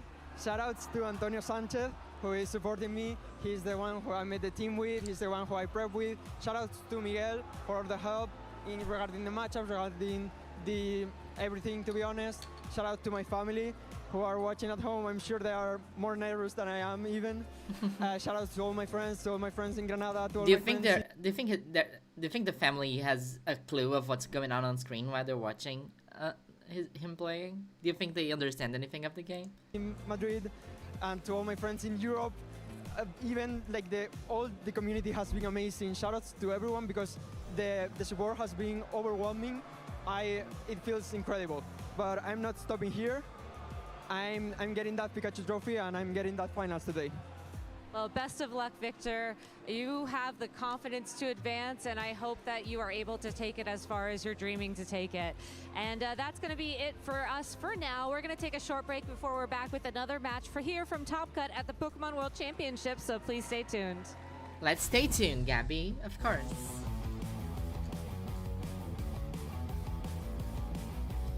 Just wanted to say, like, do you know, like, this person doing the interview right now? This person, Gabby Snyder? Do you know what they are doing before the interview? Do you know what they did to prepare for this interview? Where is it? Where is it? Where is it? They liked my tweet. So that's what they were doing before this interview. Before preparing for this interview, they went there, saw Cecily saying, "This account supports Montana for Pokemon World Champion," and pressed the like button. See, chat, we are influencing directly what happens in Anaheim. Our opinion matters.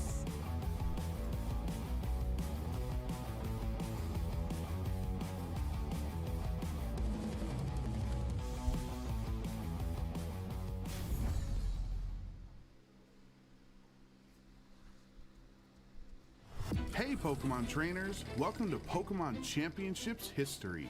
The little Pachirisu that could. Oh, let's listen to this story. I wonder what happens.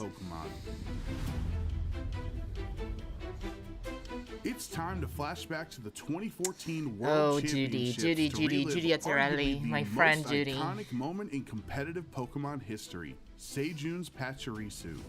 It may be true that the Electric Squirrel stole the show at Worlds, but first let's focus on this story's true protagonist, Sejun Park. From South Korea, Sejun was known as an innovative team builder who performed consistently at the world's largest stage. 2014 was Sejun's 4th consecutive top cut of the World Championships. Judy lost yesterday for him. I think that most people in the community around the video game would probably agree that Sejun is the best player who's never won a World Championship. But if Sejun wanted to take home the title this time, he would need to utilize his creativity. Many people think Sejun's team was built around Pachirisu, but it was actually a team revolving around another uncommon Pokemon, Mega Gyarados. 2014 was a new era for VGC with Pokemon X and Y, and the first 3D installment of VGC introduced a very powerful game mechanic, Mega Evolution. Mega Kangaskhan dominated the 2014 metagame with its ability Parental Bond, and Mega Mawile was also picking up momentum before Worlds. Because of the prevalence of physical attackers in VGC, Sejun viewed Gyarados and its Intimidate ability as a great counter that other hi trainers Jezza, wouldn't so expect. Wolfie got eliminated Then once Gyarados a Mega few hours evolved, ago. I it think became Wolfie's like surprisingly bulky, ended up in and after a 42nd Dragon place Dance or two, something like it that. would become unstoppable. Sejun's team of 6 Pokemon for Worlds is a quintessential example of how to properly team build in VGC. Whether it was That's a cool Talonflame to team. hit first and hit hard thanks to its Gale Wings ability, or Gothitelle to endure almost any hit, or Garchomp and Gardevoir to provide valuable chip damage. Each Pokemon had a clearly defined role on the team and a way to aid Mega Gyarados on its path to the peak. With those 5 Pokemon on the roster, how did Sejun decide on the final slot for his Worlds team? To answer that, we have to look back at Sejun's previous team at Worlds. At the 2013 Look at this World baby, honestly. Championships, Sejun lost in top 8, but there were 2 major influences on his team, Marowak and Magmar. By no means were these 2 Pokemon staples in VGC, but they provided Sejun's team a specific type of support needed for success. Marowak had the Lightning Rod ability, which Rod Marowak redirected is so electric cool. attacks away So from his cool. Jellicent and Tornadus. And Magmar I mean, he used just the move lost. Follow He Me, lost the which first was game another way to today, redirect and that attacks he from needed. key targets. He couldn't lose How anymore could because he Sejun had lost combine 2 times both already Electric yesterday, Immunity and if he and lost 3 Follow Me times, with only he gets 1 eliminated. slot left on his team? The answer was Pachirisu. Many trainers were aware of the support Pachirisu could provide to a team, but Sejun was the trainer who fully realized its potential as the It's so ultimate funny seeing them teammate. playing on Nintendo As a DS. bulky electric type, it only had 1 weakness, and with its ability Volt Absorb, Pachirisu was immune to electric moves, so it was the best choice to redirect electric attacks away from Mega Gyarados. Nuzzle was a new electric move that dealt a little bit of Somebody damage, brought a but Toto would Dio. We always talked about this a inflict little the bit target with earlier. paralysis. We looked at the team. Sage showing off what Pachirisu exactly can do. Nuzzle, I've never seen that move actually. The person who brought Toto Dio went 4-4. Now it comes out after And World I believe it's a counter to Ursaluna. And Super Fang would deal half of the target's remaining HP, which helped the rest of Sejun's team secure knockouts. Pachirisu just won't go away. Now that Sejun had locked in his 6th Pokemon for Worlds, it was time for Pachirisu Mania to take Washington, D.C. and the Pokemon world by storm. In the finals, Sejun would face off against Jody Azzarelli. Look at this baby. Look at this baby. Jody, you did incredible in this tournament. I'm so sorry. Like, it happens. Jody got eliminated because he filled in a form wrong for the Urshifu, and then he couldn't use the Urshifu, and then whole drama. But I listened to an interview with Judy. I really like Judy. Judy, we follow each other. We text for a bit, and yeah, I heard the interview that Charlie Merriman did with Judy for Chasing the Chats, and it's really cool to see that Judy took a very long break from VGC to focus on college and stuff like that. It's really cool to see him back playing in a high level. And this year, Worlds was unfortunate, but Judy had such a great performance this year. And yeah, I'm really looking forward to partnering up with Judy for some nice projects for the end of the year. I really wanted to do something for Worlds with Judy, but unfortunately, I just didn't have time. But we're gonna do something Pachirisu. Just wait. The VGC newcomer was the underdog, but thanks to his double mega team with Lucario and Charizard Y, Jody had multiple roads to victory. Jody wished to be the home country hero and give the US a 4th title in The VGC's flag, I top can't. division, but the He's a crowd was baby. rooting for the little Pachirisu that could to be the hero of this story. Yeah, and we do see the Pachirisu on the field, and the crowd goes crazy as soon as Pachirisu makes it out. In Game 1, Sejun's skills as a trainer were tested. Ice punch into that Talonflame. That's some good damage onto Talonflame, and the freeze! The Ice Punch gets the freeze onto Talonflame. It's stuck in mid-air. An Ice Punch freeze onto Talonflame could have been disastrous.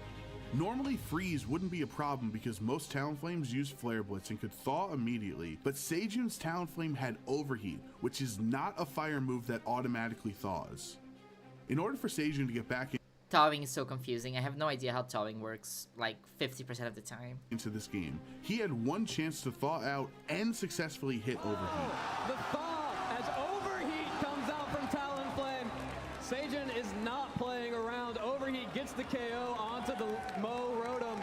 Tyranitar is still out though. The Life Orb from Talonflame as Super Fang from Pachirisu. Not dealing quite that much, but the paralysis. Tyranitar fully paralyzed. With luck back on Sejun's side, once he was able to KO Jody's Mega Charizard, Judy. Garchomp and Talonflame had enough left to give Sejun the victory in Game 1. That's so unlucky.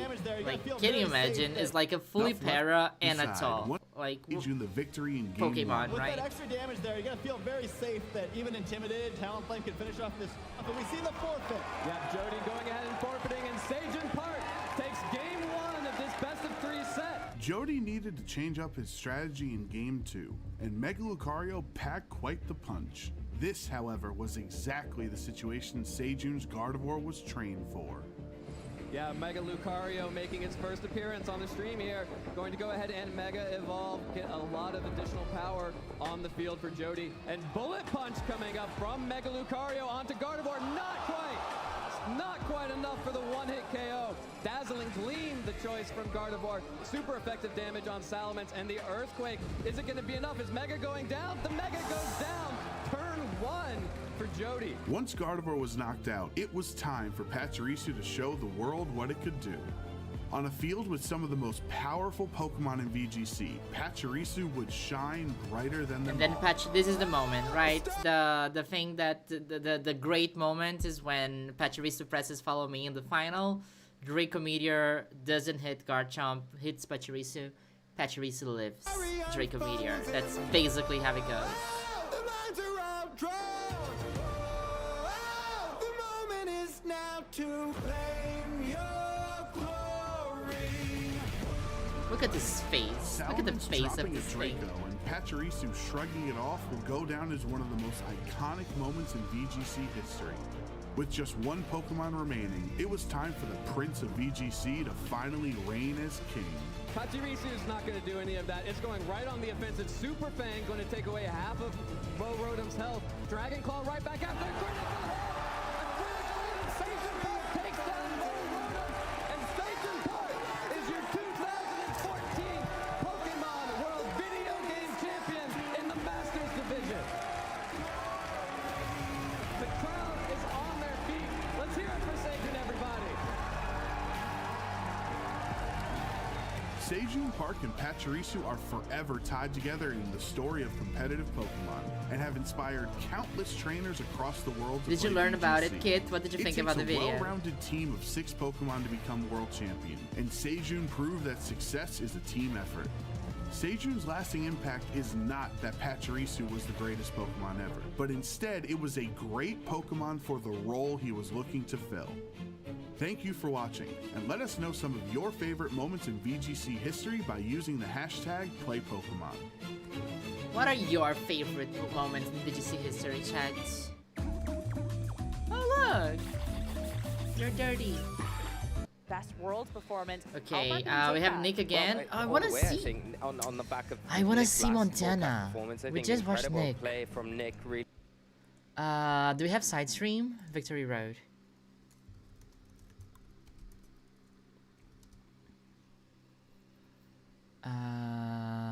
Here.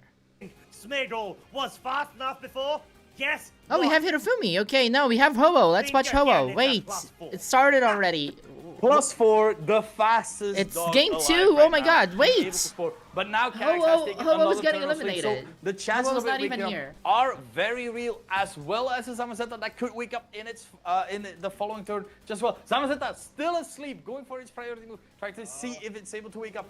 Ruination coming out. Okay, of side Zamazenta. stream. Finally, Side stream, we are side stream. seeing it. Half of its HP suddenly goes. Calyx still asleep, meaning this Calyx is now suddenly fully in gear, being able to lead seat the Zamazenta, bringing it lower and lower. Hirofumi is And the now Ho-Oh the guy, Calyx right? I'm not is crazy. able to wake up with a little bit more chance in the following turn, as well as the Zamazenta, as this Calyx going from 50% suddenly almost back to full. Yeah, that's incredible. Incredible scenes here in the side stream, folks. This Calyrex Ice Ride. Oh my lord! Wait, sorry! Now it's the fastest Smeagol in the West.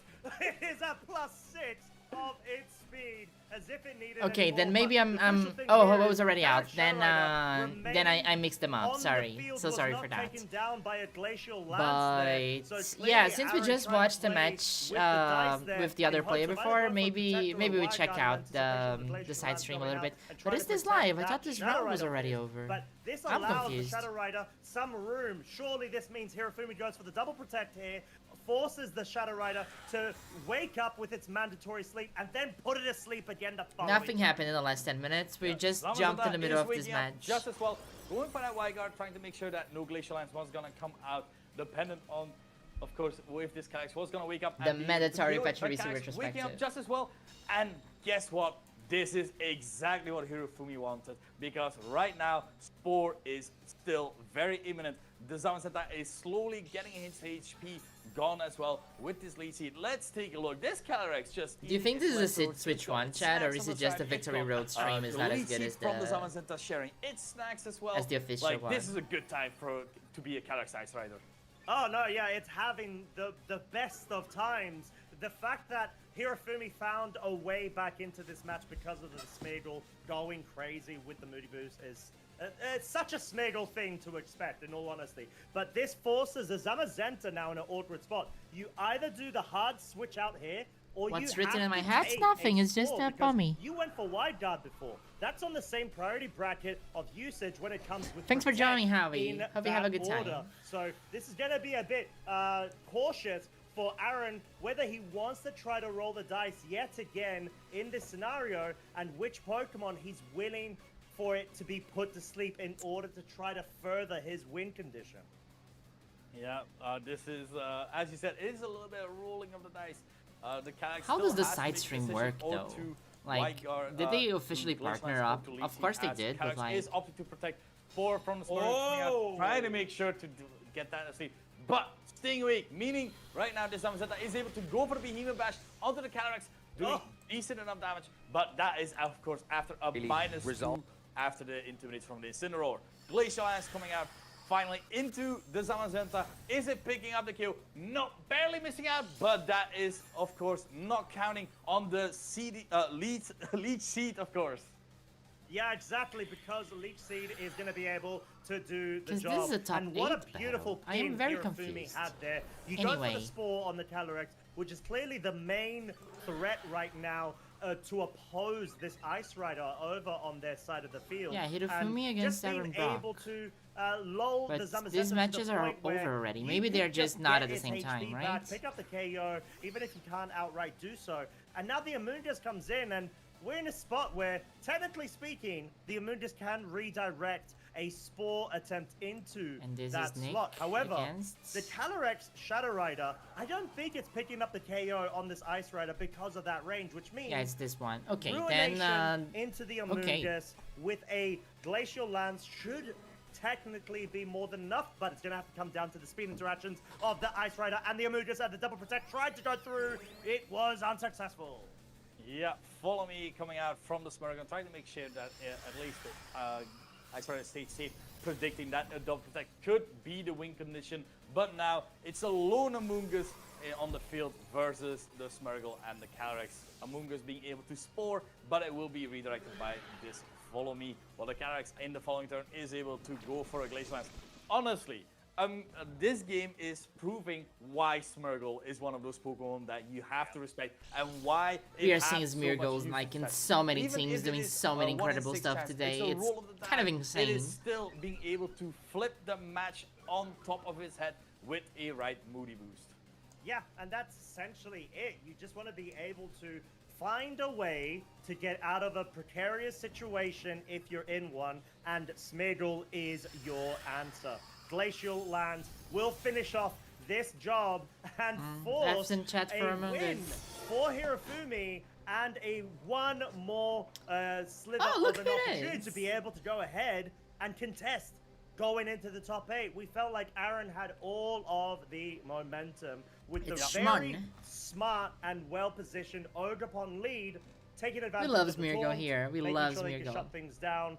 But honestly, I do genuinely feel like the MVP there was Smeargle, just being able to outspeed stuff, not even need Trick Room anymore, just have Calyrex Ice Rider on the side. So funny to see dealing the damage, streams in go for people's Leech bedrooms, Seed. just like you're me. fine, even if you're staring in the face of a We've seen more Smeargle Steel-type than Blast Urshifu Field today, for Terrestrialize sure. into the fairy. Yeah, exactly. Like, Smurgle was the MVP, being able to get that speed boost with that switch out. Incineroar was KO'd in that same turn. It was a correct call by Aaron, going for that body press in that regard. But as soon as that Smurgle had that boost, it was really hard for Aaron to try and bring it back, because a fully 100% accurate Spore on a very fast Pokemon is something you don't want to see in front of you when your main game plan as well is to be able to have this Nature offensive is pressure on healing, these Pokemon yes. going out. And there was the other issue of Ogerpon. It's proof not that moveset's being, always on gonna the be field more anymore, so broken than, not able you to know, be following me. So good moves can prime make or break a opportune Pokemon. time for this Smurgle to really thrive, really. Yeah, truly. And that's sort of what it's there for, in all honesty. Even if it doesn't have Fake Out, it's still got such good disruption tools available to its arsenal. What You've is this got map? The spiky shield, you've got, of Is course, this the Europe? spores, as we saw, quite integral It is, to it's its just strategy reverted, there. right? But This is you've also Italy? got Ruination. All of a sudden, a Smeargle can do so much more than just disrupt. It can assist, especially when it comes to these very chunky, powerful, bulky restricted, as we saw in that scenario, which is incredible, because Zamazenta was not going to go down if it weren't for the Ruination. Yeah, exactly. So I don't think there's a lot of adaptation that Aaron can do, because, like, honestly, you can't really prepare for a Smurgle boost. That's a really hard thing to prepare for. Especially if you are already at this world's level. We have now the Koraidon and the Ice Rider. I here think from this is a Switch side, one, while there chat. is, I again, do have the Ogerpon impression this is a Switch plus one. the Zamazenta from Aaron's side. Yeah, so no Incineroar being led here from Hirofumi, but of course the exact same lead from Aaron's side in that game too, clearly thinking that there's a lot more mileage that he's going to be able to capitalize off of, and he still could. But Hirofumi switching it up with the full offensive mode going now, saying, right, I've got a pin situation that I want to force you into in terms of board states. I've got potential of setting up Trick Room, or I've got potential of just going for the speedy option. Go for flame charges, go for full out damage of flare blitzes and low kicks. Anything to try to distract and break the focus of Aaron's side to have to really commit to one or the other. Alex going for that protect, trying to make sure that it stays safe, because we have seen it is a very key option. Ogerpon going for the follow me, trying to make sure that no low kick will be targeted towards the Zamazenta. Low kick coming out into that Ogerpon, not putting it to its story, but doing still massive amount of damage as the Zamazenta is going for the Behemoth Bash onto the Calyrex right now. So turn one, Hirofumi made all of the correct calls, trying to make sure that the sturdy was broken on the Ogerpon, and Calyrex is still at full HP. Yeah, and I do love the fact that you've got the Koraidon available on the field, which kind of forces the Zamazenta to have to respect it and consider to terrestrialize. But then that opens up the field for the Calyrex Ice Rider to be able to capitalize off of super effective ice type moves onto the then dragon type. So it's a really cool way to be able to pin Aaron into really committing into what is, I would say, a more reactionary lead to Hirofumi. So it's Hirofumi taking the advantage and momentum, especially with that protect. So now you still got the option of going for the Trick Room or even an Incineroar switch out. Yeah, Incineroar switch out does seem like a very nice option right now, as that is exactly what Hirofumi is seeing. Intimidate going on to the Ogerpon, Intimidate onto the Zamazenta, making sure that Behemoth Bash is gonna do less and less. Ogerpon going for the follow me, so as soon as that Ogerpon is gone, you are able to no longer, you don't need to fear that taunt anymore, flame charge, so boosting up that Koraidon just as well. So if the Calyrex comes in, it will still have to respect the Koraidon in that regard. As now body press on the Zamazenta into that Koraidon, doing over 50%, massive amount of damage, a big splash indeed, as now Aaron will have to see how to adapt against a +1 Koraidon and an Incineroar on the field. It's a great way to change up your targeting from Aaron's side and say, okay, well, I feel like it's a bit telegraphed, the Incineroar coming into that slot, so I at least want to be able to take advantage of momentum and go for the Koraidon, deal a 2-shot, put it within a range of Calyrex. I'm also super excited to play Legends EA, honestly. It's gonna be fun because it's gonna be like the first time ever after I started this channel that I actually play a Pokemon game for the first time on stream, so I'm really excited about that. I think it's gonna be very cool. This does open up the About Ogerpon Cornerstone, I haven't seen a lot of Ogerpon in general here, I think. But I like it. I've grown to love every single Ogerpon form. Like, I was pretty much a water pond girly, but I've grown to love Ogerpon in all of his. Try and make sure so the thing with Cornerstone is that its ability is sturdy, right? So it gets kind of a built-in focus sash, and in a double restricted format, you always need to take into account, I believe, that like these Pokemon are crazy strong, right? You are bringing Pokemon to a game, and it needs to live in Astral Barrage. Like your Pokemon are gonna die, like, and being able to always guarantee survive at least 2 hits with sturdy is very, very valuable. Mostly for a follow me user such as Ogerpon. So I think that's why people like to bring Ogerpon Rock more. Mostly because of the ability rather than the typing. A sense of false security when it comes to the expectations of what that 4th Pokemon could be in the back. So we're gonna have to figure out. We know, at least from Aaron's side, it seems to be that Amoonguss that he's got just in case the Trick Room mode does get initiated.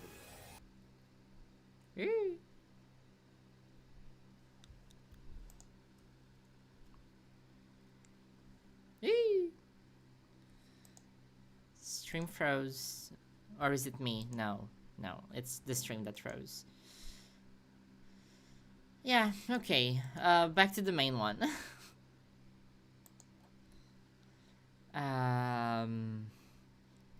Okay, how's this going? This is still game 1. Nick is at... Down to the third. And if Ko's going for that slot again, it's going to be Fluttermane, no more Moongeist Beam.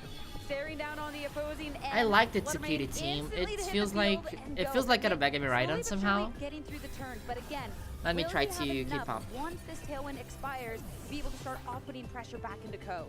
Yeah, and I think the opening that Nick really needs is to try and maybe get that Trick Room up now with it, the Calyrex, because if you can get yourself into a position where you can get that Trick Room set up, it's going to put you in a way better position. You've still got to worry about the So the thing with Lunala is that it plays a couple of roles quite nicely, right? Lunala has a very good ability in Shadow Shield, so it means that when Lunala has full health, it's very bulky. It's just like Lugia with multi-scale. Its defense is like doubled if its health is full, so it's already a good defensive Pokemon. It can use Wide Guard, which you really want in this format where everybody has like super strong spread moves, such as Water Spout, such as Astral Barrage, such as Glacial Lance. Also, Lunala is a very good Trick Room setter, and if you're bringing Lunala, you are bringing a Trick Room mode in your team. Not only that, and that's what we just saw in a match behind here.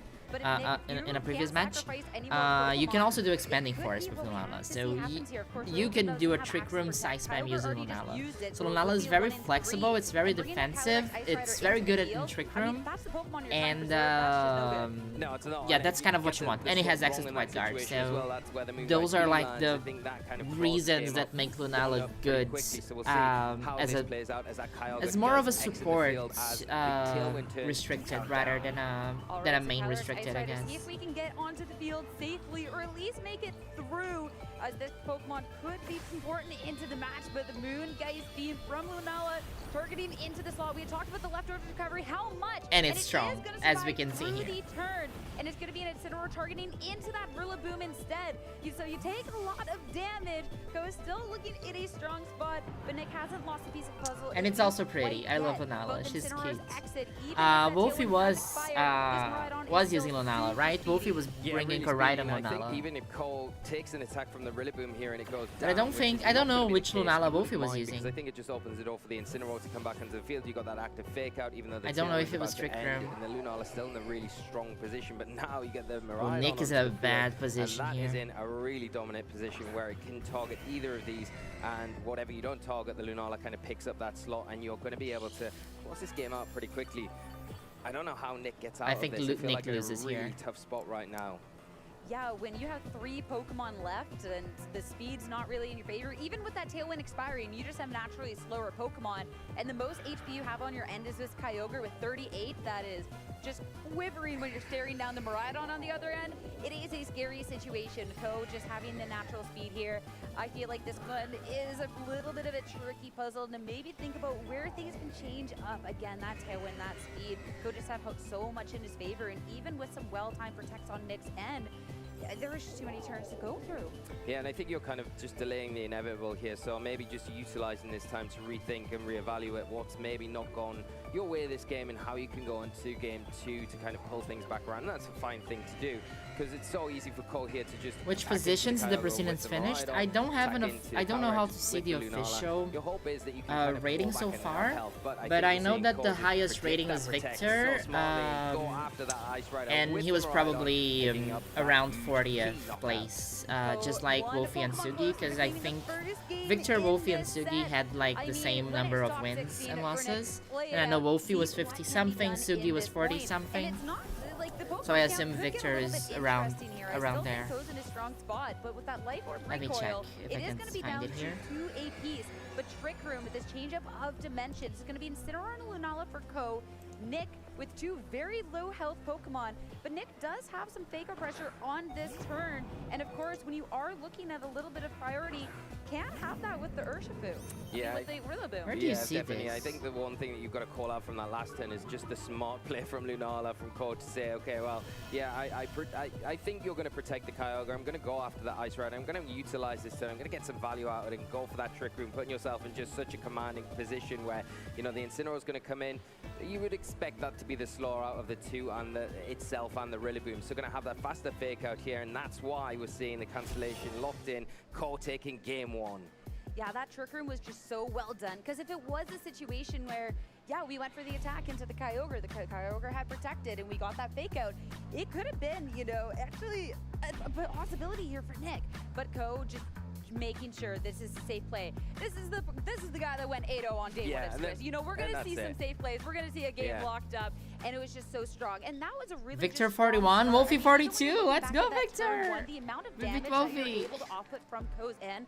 Sure, you didn't quite pick É up do the KO to Brasil. start, but the Kyogre was in a spot where you couldn't really. I mean, it output doesn't damage. really. You just have these faster Yeah, it's Pokemon just at any it's just point, resistance and at the there end, was right? So much pressure throughout the entire match.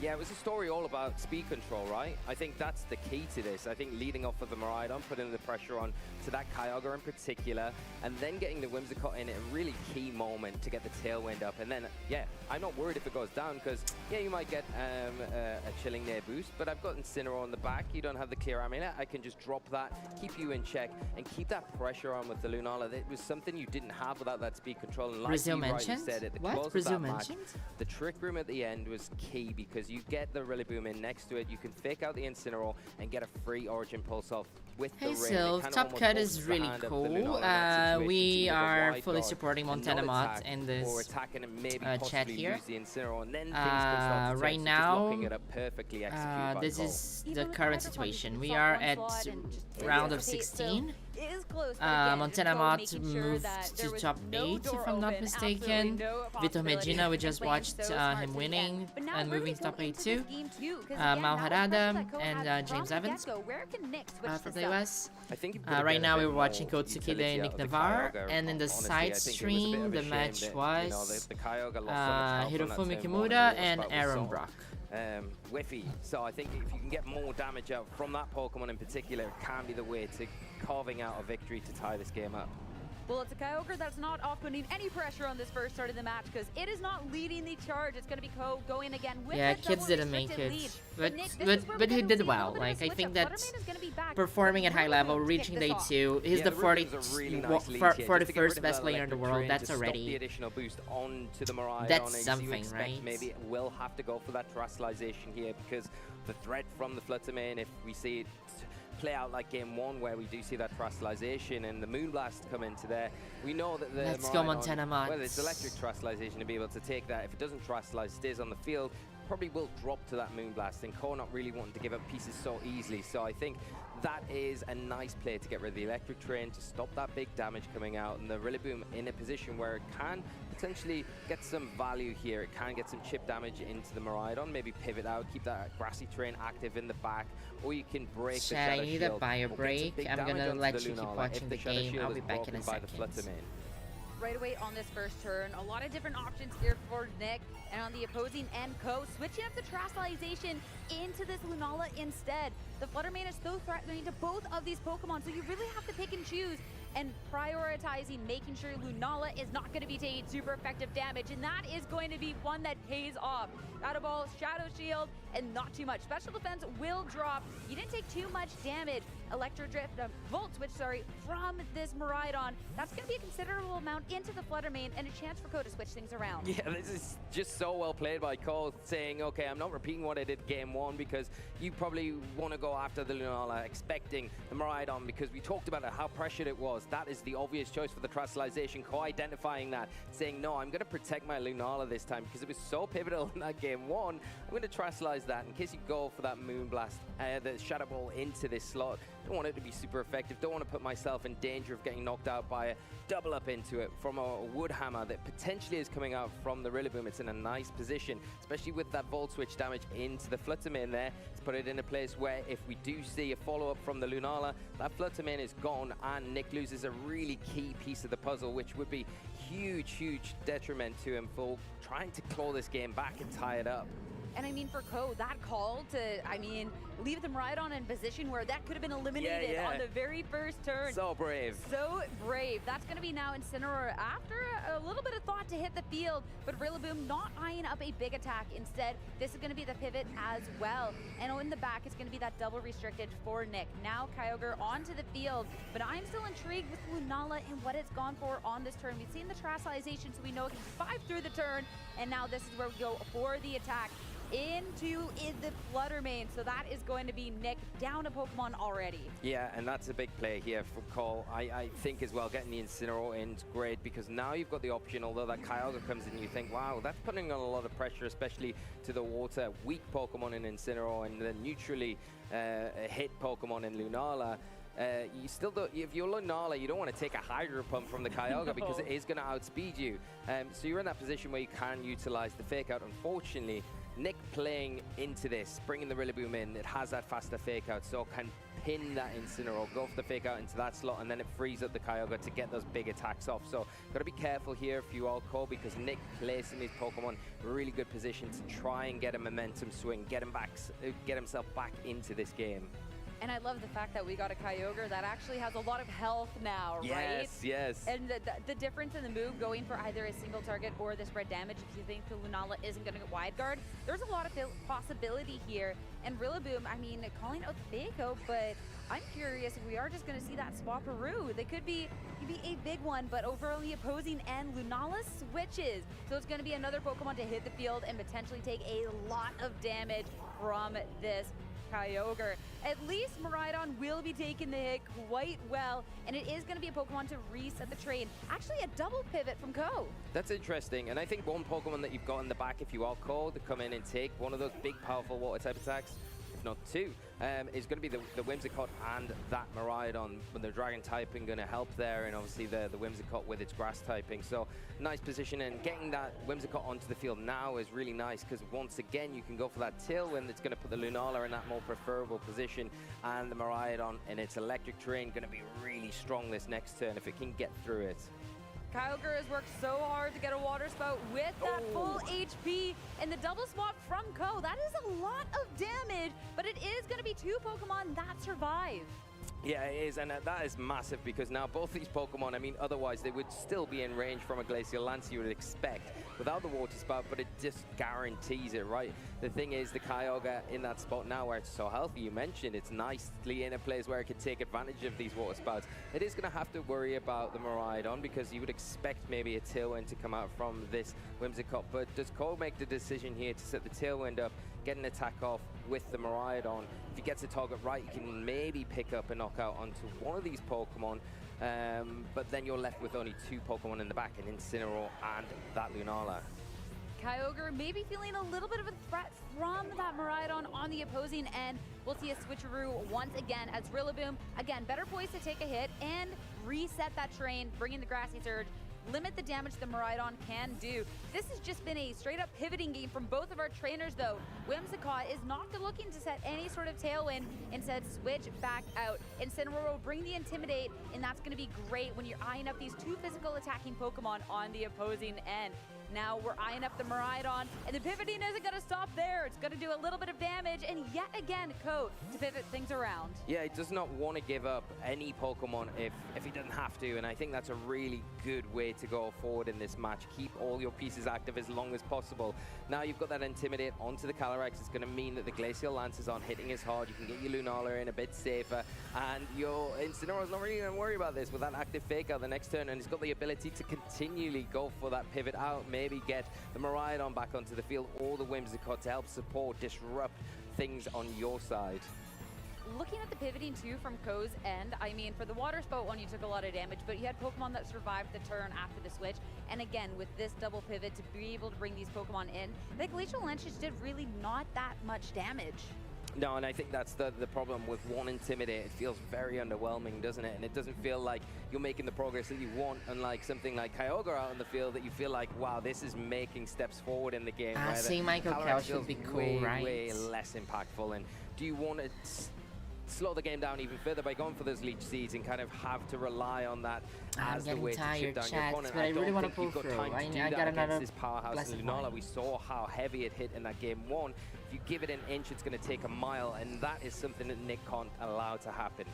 Every single time we are getting down to just seconds on the clock left for Nick as he is putting in these moves. down 1 in the set, has to make sure this is played perfectly to try and take this into a game 3. Thanks to the terrestrialization on the Lunala, that is susceptible to getting flinched, and it is not going to be able to move on this turn. Knock off so much damage into the Rillaboom. Assault Vest gone means as well, any of those special attacks can actually do quite a bit more. Yeah, and now the Kyogre switch, a really nice one here from Nick, because the Kyogre going to be the fastest thing on the field. It has to be careful. We talked about this at the top of the match about locking into those spread attacks because of the wide guard presence on the Lunala. You kind of don't want to lock into those and it'd be a wasted turn. But you have got the Hydro Pump, and that is something that is going to threaten this Lunala pretty heavily. You do have switches in the back, of course. We saw Cole make switches before. You got the Miraidon, you got the Whimsicott. Problem with the Miraidon is it's pretty low health at this point. The issue with Hydro Pump, it is a single target, but as well, it's not the most accurate. You thought those Origin Pulses were bad? Let me tell you about Hydro Pump. So that is something that can be really scary on this turn, but if you are anticipating it is a wide guard, it might be the only option. No wide guard though, instead Lunala is switching out, so could have been that opportunity to press one of those more accurate moves, but instead it's going to be Whimsicott coming in to soak up the hit. Rillaboom will be the first one. Woodhammer not enough to pick up that KO.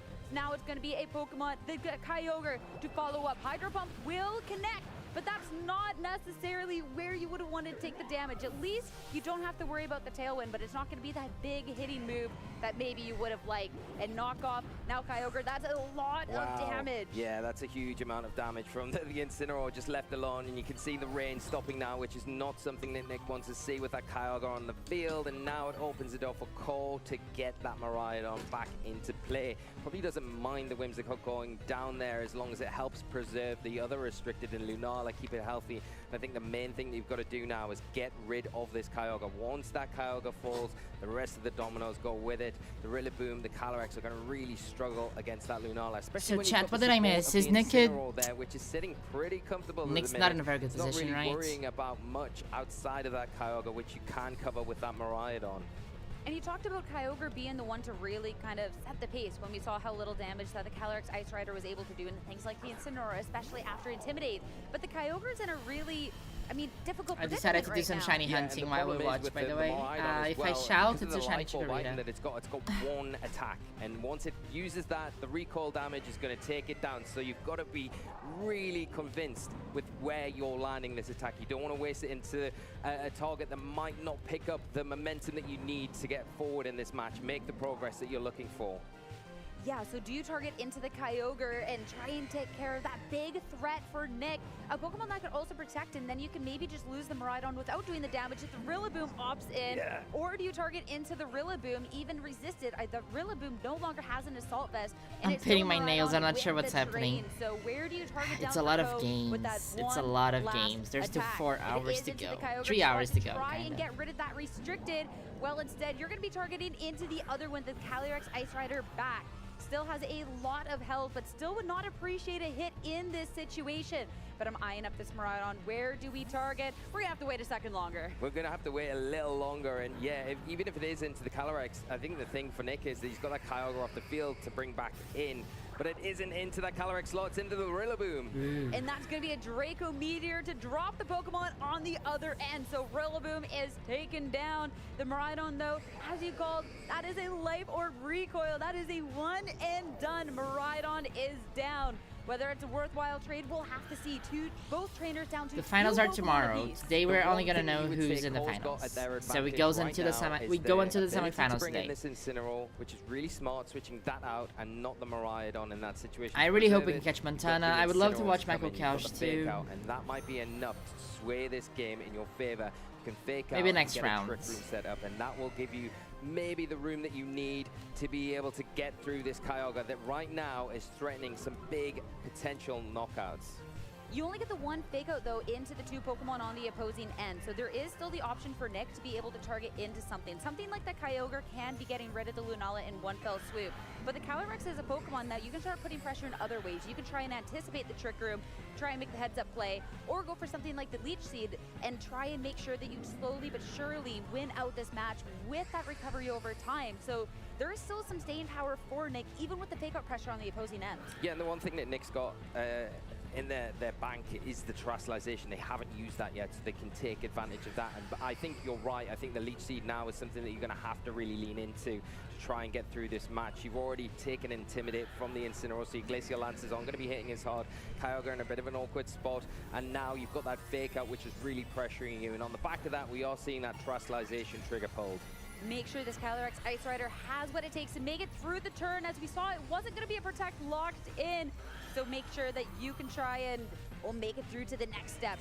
Kyogre also looking to make it to the next stage, Protect. So no damage coming out from this restricted. Fake Out attempt into the slot as well. It's going to be between the Lunala and the Calyrex Ice Rider. Did Ko ready up an attack or the attempt at the Trick Room? It is the Moongeist Beam. So Trick Room now, well, we saw the lock-in from Nick. This Calyrex Ice Rider will be twisting the dimension. So this is more for itself, but that Kyogre's going to struggle here. I think Nick. Yeah, like the Trick Room is not super advantageous here, right? Because it's not like Kyogre is super slow. But it's almost backfired by when I used to, I had a Trick Room Kyogre team, but I had a very slow Kyogre when I had a Trick Room mode, which is not very that will be enough common. to get rid of the Kyogre, leaving all the emphasis onto that Calyrex Ice Rider. Can Nick go for a double Protect there? Maybe like in my Alolan Raichu Kyogre team, I have a Kyogre Miraidon in a better position because right now it is heavily threatened. So those are the restrictions that I kind of know how to use a little bit. Itself, with the Kyogre being in a situation, but like I know that Kyogre will want to go fast, which is why my Kyogre was super slow, so I could go into Trick Room. All down to it, but that's going to be the triple. That's going to be the double Protect. The 1 in 3 Kyogre stays safe this turn. Calyrex, Leech Seed into that Lunala. So we got a perfect situation for Nick, given this situation. Now knockoff, of course, when Pokemon is already protected, this seems like it could have been so safe. So Kyogre makes it through, and yeah, Ko, both attacks into that Pokemon. Okay, and this isn't so bad either. I think this is another road that Nick can go down. He's obviously identified a win condition going down this route, but needs a little bit of help getting there, getting these Leech Seeds off onto both of these Pokemon before that Kyogre goes down. And I think now the door opens where you can get the Leech Seed into the Incineroar, and between the Leech Seed, the leftovers recovery, it's going to be very hard to take this Pokemon down. It didn't feel like the Calyrex could get into that position, but it is nearly there, of course. The Kyogre still threatened this next turn. Really nice to get that double Protect, of course, but are you just delaying the inevitable where the double up comes this turn into the Kyogre and does remove it, leaving the Calyrex and the Lone Ranger going into the rest of this match? I mean, even this Kyogre, you got the double, you go for the triple. It's gonna hit the triple Protect! Oh my god! Triple Protect on the turn, making its way through the Trick Room as fast as it can. Kyler, look at his face! Oh. And Ko, you can see head in hand. Sorry, chat. I am so sorry. I am so sorry. We're not gonna get spoiled. I swear. It's gonna hit the triple Protect! Kyogre! Like, he's trying to get this win so... Like, he's trying to cheese this win so much. Look at this. Look at this. Honestly. I am officially supporting this man too. Nick Navarre. Look at this. Look at it. Nick. This... Thank you. Thank you for... Thank you for the content. Now, and Ko, you can see head in hand. And of course, you have to anticipate that would have been a double up into the slot instead. Again, Kyogre has been such a big threat, and it's been a Pokemon that Ko has not been able to take down at any point in this match. The lifeline is there, and Nick's going for it all the way. The time is chipping for that Lunala with these Leech Seeds sapping away. It's close now to going down to a Glacial Lance from this Calyrex. And now if you're Nick, do you go for the fourth Protect? Do you get it? That is going to be huge if you do, because you're getting through these Trick Room turns. And then if you could do it, the Kyogre are going to be in that spot to just clean up, wash away the opponent, and take this to a Game 3. But it's getting close. Everything on the line as we're getting into the latter stages of this Game 2. Might be pushing your luck with that one. The triple is impressive enough. But when that has been all going on and so much attention on this Kyogre, the Calyrex Ice Rider has made such great progress on the field. Now another round of this Glacial. I mean, you can press Protect as long as you want, kid. It's just like the odds that it's gonna work, it just gets lower. The Kyogre has just allowed this Calyrex Ice Rider to do whatever Nick is gonna do it.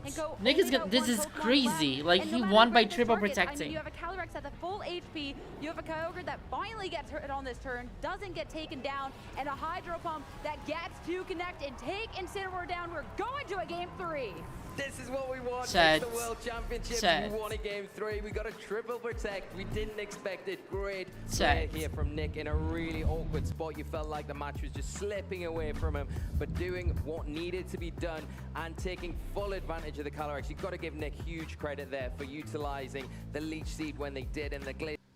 I invite you all to press the follow button on Nick Navarre's profile, because that's what I just did, because this was Impressive. the best From thing. Ko, that has to be devastating though, because you were just one double up away from This was insane. moving on into top 8. Now I would be so mad. I would be pissed. Like, look, Yeah, no, look. I think this is the look. testament to Cole right now going into this next match. Look at I their think, with face. how well Like, they played obviously, game 1, how like, well they played Pokemon is so majority of unfair. game It's 2. crazy. But how that ended is going to hinge on how well they can deal with that. Is it going to affect them going into game 3? Because a lot The of players that would Michigan affect, shorts. that would definitely come into your mind and think, what do I need to do to Honestly, win this goated. set? I Goated. think you've just got to stay cool, calm, and composed. I think we talked about at the top of the show how experienced they are at this stage, in this kind of environment, this big stage, the World Championships. So maybe it doesn't affect them, hopefully not. But I think you've got to evaluate what you're doing there. I think there's got to be more emphasis on trying to get rid of that Kyogre earlier on. in this Abada match. is worth it, Can though. Nick playing so well, not allowing that to happen. So it's not going to be easy, but I think once the Kyogre falls, I think all the other things kind of fit into place. Especially since that turn where Nick set up the Trick Room could have been a situation where Nick just claims it without. So you have to reevaluate, is there a switch up? If there is, it isn't in the lead though, heading into game 3 here, top 16. A switch up from Nick though, we've seen different leads every time. The Fluttermane has been the tried and true, but Calyrex Ice Rider this time. Yeah, it's a nice switch up here. You've still got the pressure with the Fluttermane on both of these Pokemon from Cole. Couch is in top 8, okay. Oh, maybe we can get him on Tenna versus Couch on stream. That would be crazy. Oh, I think that's the case, right?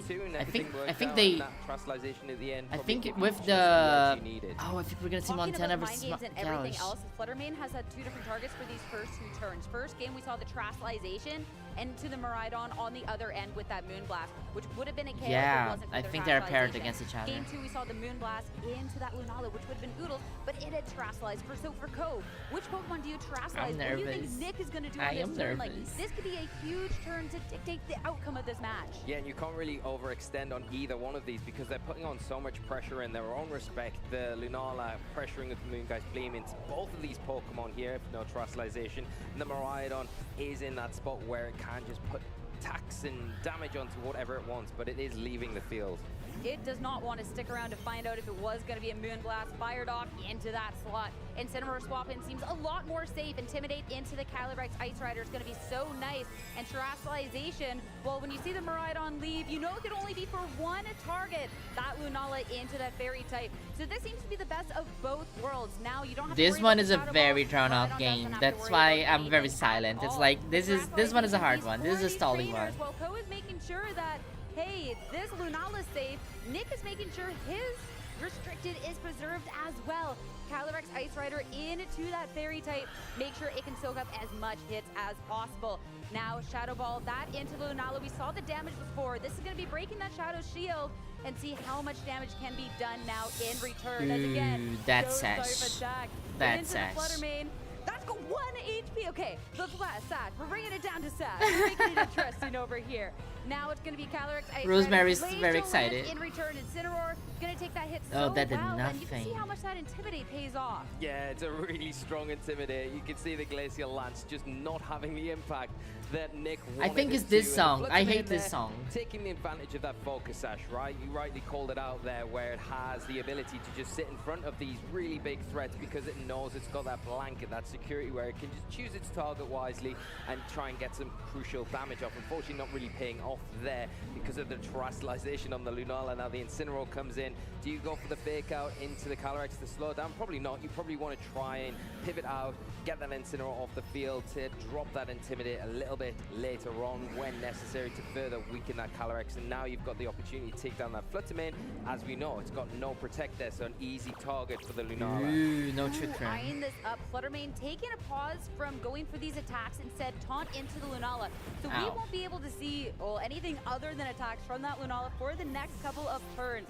Incineroar, it was Fluttermane with only 1 HP, so that's going to be a very easy U-turn to be able to take care of that Pokemon and get a switch. I'm curious with what Ko can bring out onto the field here with that knowledge of, well, the Lunala is taunted and what can be used to support it.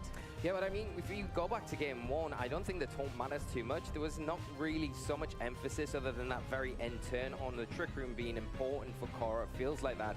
I think the emphasis is on utilizing that big Moonguy's beam, and that's what I expect to come out into the Calyrex here. Of course, Nick taking the smart choice to terrestrialize out of that weakness, so it's not going to take as much damage, but it's still going to be taking about 40 to 45% of its health. And if you don't see a response in a Leech Seed, that Calyrex is going to struggle to kind of keep up with the rest of the field.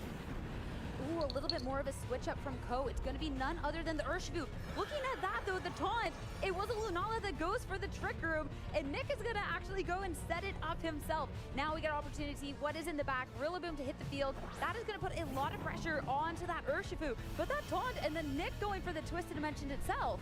Yeah, that's kind of interesting. Nick probably wanted to set it up there, because now in a really nice position where you've got the Rillaboom in, you can pressure the Urshifu. Is banded, I believe, and then you've also got the Woodhammer, which unintimidated is going to do a lot of damage to that Lunala. Now its Shadow Shield broken, but the nice thing that Cole's got in their back pocket is that Incineroar that's now on the field. It's a pretty easy switch in here to drop that Intimidate and further weaken the Calyrex. The Calyrex, though, in a nice position to start spreading those Leech Seeds around, especially because the Lunala has been taunted. It can't really do much but attack, and it's in a prime position to have those Leech Seeds put onto it, start slowly chipping away at it if you don't want to utilize the Rillaboom and maybe go for that Urshifu instead. And the Lunala, I mean, talk about the Trick Room and everything else it shut off. Also can't protect, but no fake out instead, just dealing the damage into the Urshifu. Not going to be nearly enough for the KO, but Lunala also not being able to protect means it will be Leech Seeded. So every time it's on the field, will be a little bit of damage whittled away every turn. But still, this is going to be a decent chunk of damage into that Rillaboom, even with the Assault Breast, bringing it to around half. And with the U-turn, enough for the KO. Yeah, there we go. A huge knockout onto a key piece of the puzzle for Nick there from Cole with that Urshifu, being able to retain that for later in this game. Key U-turn there, and now the Incineroar going to be able to come back onto the field in a really nice position to get another Intimidate onto this Calyrex. The nice thing for Nick has got that Leech Seed into the Lunala, so you can start the chip away with that each and every turn Chat. and keep your Calyrex a little bit healthier. I'm sorry, even all though it respect to hasn't the got players, the but emphasis. come on, this is the power most that you stally want match does I've ever seen in my neutralize life. because of the Intimidate. But the thing getting is, so with the Leech tired. Seed, as long as that Lunala stays on the field, you can switch that Calyrex out, reset these Intimidate drops, and whatever comes into this slot will be able to kind of reap the rewards of that recovery from the Leech Seed each and every turn that Lunala sticks around. I mean, eyeing up the board with the Leech Seed, I feel like the Leech Seed is going to be the more impactful thing to be really adding up, but the Glacial Lances, after the Intimidate drops, won't be able to really be that damage, as only Nick 2 final Pokemon versus the 4 from Ko. Nick back against the wall, 2 restricted Pokemon, see if he can make his way through here. And with this Kyogre, it was an emphasis throughout the rest of the match. When you are in this Yeah, no, I think that Ko played, like, managed really well right now. I think ended up 4-2 is, back to the Protect to try and make its way through, and the Calyrex is just going to make a headway it's like, here. it is What the do you do? 2 restricted with full I think HP, but unless you've got still, the I Ice think Switch, there's that Kyogre's so not many really gonna options be for able to Ko. take advantage of those Leech And the Seeds fake out with pressure, yes. the 2 Pokemon that Nick's got left. And I think, yeah, it's a really tough position here because the Kyogre is a prime fake out target where the Lunala maybe wants to switch out here. Maybe Cole wants to get rid of that Preserver for later on in this game. And then you've got the ability to U-turn out on the Kyogre. 1 second, I can't. How can these people press the button? Lunala just going to be switching out, so this is going to be great So to bring late. something else onto the field, something that can maybe soak up a hit just a little bit more. as Miraidon makes its appearance. Can you Now, imagine it's if just VGC gonna was be a singles? Fake We Out would to need like Kyogre. 4 You know days you're not for gonna be taking a damage from that. It tournament. will be faked out. Glacial Lance into these Pokemon. Incineroar will take the hit quite well. And the Miraidon, with all those Intimidate drops, still is also going to be taking this hit. Yeah, no, I mean, the -3 there really showing through. The Glacial Lance not having any impact onto this super effective damage that it would normally do onto the Miraidon. It's still not in the best of positions. Like you say, it can take those water-type attacks from the Kyogre pretty comfortably, but not the Calyrex. You're not going to be able to sit there for so long. But it does have Protect, of course, so it has a way to kind of allow that Incineroar to kind of pivot off the field if it wants to, and the Miraidon can try and wait out these Trick Room turns. See, I'm just eyeing up this Calyrex and how much setup you can have, but Ko being able to just keep pivoting out when you are looking at maybe just going for the leech seed. If you can get a KO at any point, it'd be nice to reboost the attack up, but all the Pokemon on Ko's end have so much health. Nick, yet again, so stressful, always making sure it's the last couple of seconds. Calyrex is going to be the one to protect on this turn, looking at the preservation of these Pokemon and the Kyogre as well. So we're just looking at getting through the right here, right now. Get closer to the end of this Trick Room that you have set up, and it's going to be Ko with the Protect as well. Yeah, it's a nice double Protect from Nick. It might not make a lot of sense all around, but I think you're expecting the Miraidon to Protect here. You want to kind of try and lock in this board, prevent the Incineroar from going for the U-turn, keep it on the board so nothing else can come in and support that Miraidon. Now the Miraidon in that really awkward spot where it can take an attack from these two Pokemon. The Calyrex, we know the damage that Glacial Lance is going to do, and then anything that the Kyogre follows up with into that slot will be able to remove it. So you can remove one of these big restricted targets this turn. Really nice play there from Nick, and putting a lot of pressure onto Ko and having to make some big decisions going into this next turn, because inevitably you want to keep that Incineroar, so you have to go for the U-turn.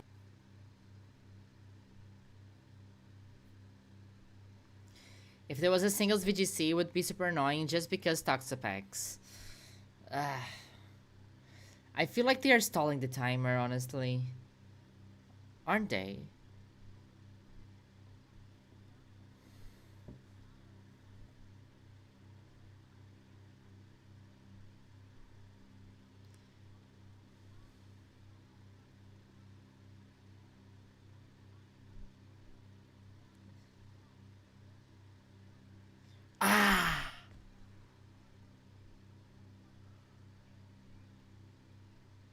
Crazy.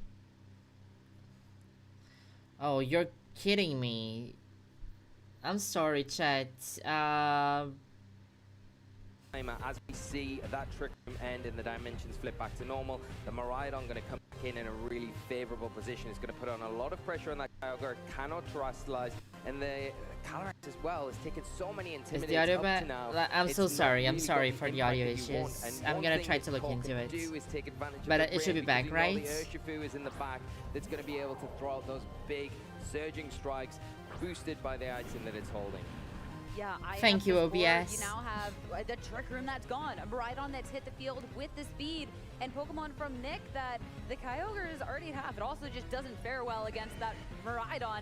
And a Calyrex, yeah, it's full health. Thanks but for when you're eyeing up staying, the even with Torspan the and technical the issues. Rain Chat, you're the and best. the Urshifu, I mean, let's Don't get forget it to on. like The the Calyrex stream. looks, We're also streaming this one on it looks Twitch, so good if for you'd rather Calyrex. watch us It on looks Twitch, good, the yeah, link it is does. on the I think description if the you one want to thing go I'm to the other querying platform. is, Give us if a the follow Glacial Lance, we know there. it's gonna do about the same I'm amount trying of to grow damage the again, but platform a that little damage bit. plus the life orb recall, will that And be enough to also, get rid of the Miraidon? That would leave then the members Urshifu on of its this little own channel task have deal with access these to remaining exclusive Pokemon. So I think and it's very really fun crucial that emoji you to use in get chat. the target And you can right become a here. member Double for up as low as the 99 Calyrex to get rid of cents. it, leaves the And it's Kyogre just kinda because of open, so emoji, it's a really, little because bit YouTube risky, forces but me to you've make gotta you a get it right, member and to we'll use see what emoji. is launched So out, if you and want to it is have an access to cool Electro Drift. emojis, And hey Ko Ali, has how's the it ball of going? Electrojet Kyogre, no chance. Yeah, maybe One consider Pokemon left for Kyogre's Nick. down. I don't think Nick is Free. making this though. I don't like. I think his timer's stalling.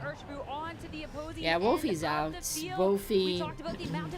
This is not a year for the Wolves. It isn't going to be enough to claim this game quite yet. But the Calyrex Ice Rider, I don't think it's going to be having enough here. That we've seen how the Intimidates have really stacked up. We've seen how little these Glacial Lances have been doing. Nick, just We see forfeit the at this health point. bars. Rhydon will be taken down, but the Urshifu will be Nick enough for forfeited. Ko. This Yeah, is it's it. a great adjustment coming into game 3. We didn't see it games 1 or games 2, but so well But chat, identified for by this Coach triple Sid. This could protect, be the Nick difference Navarre maker, and it deserves really your is follow. turning Go out to check be out. that. They are also a content creator. They They offer coaching VGC sessions.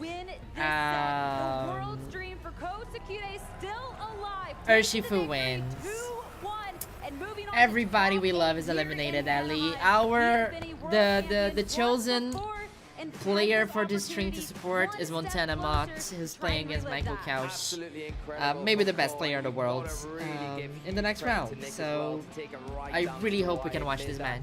So well in such difficult situations, but Ko all the way through just kept the pressure on with his choices, his ball positioning, and that Urshifu adjustment in game 3 was just amazing. And Sierra, I love your dress. I know you will never watch this stream to this point, but I just want to say that I love your dress. Nick would have really been able to close that up. What a crazy best-of-3 set between those two trainers, though. I feel almost a little bit out of breath after that. Like, where do we even start? Where? I don't know. I don't remember what happened. We did get to see little adjustments throughout the game with the Pokemon. You're calling about that Urshifu in the game 3 and how perfect I mean, no judgment. That's how you play the game, right? I'm just like, after you've been streaming for 4 hours, it's different the moves it's were hard to from keep up. There to kind of stay that one step ahead. I feel like the game one University of games Michigan Jimmy Pants is kind of funny to wear to a tournament. I like the drip. I support the drip. Always just played out, and I mean, kudos to both of the trainers. Yeah, and I think the one thing you would say that Ko did in that game 3 in particular was Ho-Oh is eliminated. Everybody's eliminated. Wolfie's out. Agacha's out. Victor's out. Sugi's out. Z is out. Bruninho is out. Everybody's out. I mean, it's the top 16, so just how effective Ko was in that match. Relentless. The bird has fallen. Total Dio was eliminated. Maybe I showed this at the beginning of the stream. Maybe some of you didn't see it, so let me show it again. Really precarious positions, and really, if we look at it, game 2 was only really lost on good job, Sugi. Let's go Montana Mod. Such a strong player. Let me show something fun. Let me show you something fun. I mean, you talk about the same decisions and not really leaving any room for opportunity for The Total Dio team. Did you see this? So somebody did bring a Total Dio. Somebody brought this Total Dio team. They went 4-4. Yeah, it's just been really ramping up. I'm so excited to see the rest of his run and where he ends up. And yeah, again, we talked about it's Mark Cotter from Ireland, I believe. Iron Hand, Zogerpon, Smirgo, Kadi Ice, Miraidon, and Total Dio. And I think Total Dio here is here for the meme, but also because Total Dio is technically a physical water attacker that is lower than Ursaluna. So in Trick Room, you can press Waterfall. And also Endeavor. So Total Dio was in Worlds, which is fun. Thank you so much. I'm here with Ko Sukide, who locked in top 8 here at the 2025 Pokemon World Championships. The confidence, yes. Congratulations. This is our first time seeing you here on stream. You went undefeated yesterday. What was day 1 of the competition like for you?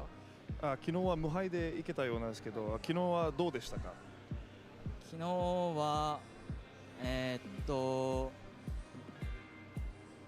結構順調に対戦を進めることができて、なんか事前に考えてたことがうまく披露できたかなっていう感じです。Imagine speaking Japanese. So basically, I managed to plan well, and yeah, everything went quite smoothly yesterday. Yeah. I love to hear that, and I have to wonder, did it go smoothly because you're running the same team you ran at this year's Japan Championship Series event? 順調にいった理由の一つとして、その PGACS で使ったチームと同じチームを使っていることも理由に入ると思いますか？そうですね。PGACS の時は序盤の方で負けてしまったんですけど、そこからいろんな構築を試したけど、最終的に今のルナーラミライドンに戻ってきて、十分自信を持って使えているかなと思います。In the Japanese championship, kind of lost early on, but I tried different kind of teams, but I ended up to decide that Lunala and Miraidon is the best combination. It is the best indeed, having locked you into top 8 It must be so hard being a translator, right? You need to pay attention and translate and remember everything the person said. 今の試合でカイオーガとバトレックスと対戦する時の気持ちはどうでしたか？相手の羽ばたく髪、フラッターマネがとても厳しかったので、どうやって倒すかをずっと考えてました。I was worried about the opponent's flutter main, so I was really thinking about how to defeat that. For sure, and when you realized that you were just one turn away from winning, or Shifu took the Glacial Lance, how did that feel? ウーラオスが最後の攻撃耐えて、もうトップ8に入るまであと一歩って分かった時の気持ちはどう Anybody でしたか？ speaks Japanese in chat? 本当に頼むっていう気持ちだったのと、マスターの世界大会は最高がトップ16だったので、それは優勝しか目指してないんですけど、まずはそこを超えたいなっていうのを思ってました。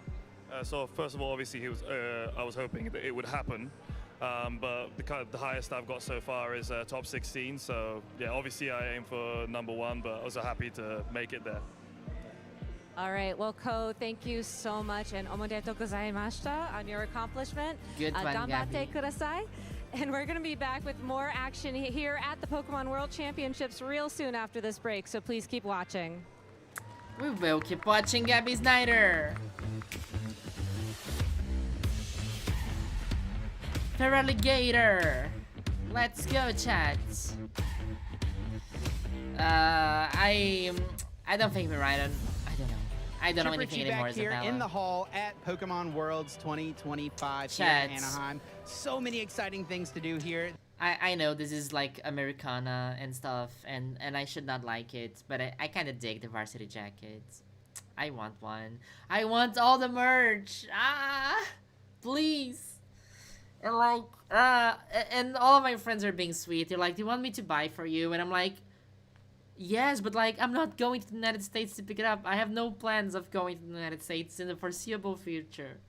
So, I don't know. I just want all the merch, but I want them to send it to my house. I want the merch. I want the Jigglypuff with the thing in the head. I want the varsity jacket. I want the varsity bag. Yeah, this company has such a grip on my life. It's kind of ridiculous. This weekend, and one It's of the kind of many exciting ridiculous. things is the opportunity to meet Pikachu and tons of other But look at this Pokemon Jigglypuff. friends. I've seen Gengar out taking pictures. I've seen Snorlax. Looks like Pikachu's out there right now. And I think we actually have a special guest, someone who is excited to meet Pikachu. This is Samuel. Samuel, are you excited to meet Pikachu? What are you going to say? It sounds like he's excited. Let's get him to meet Pikachu and see what he says. I think this stream should have a trigger warning for like my womb.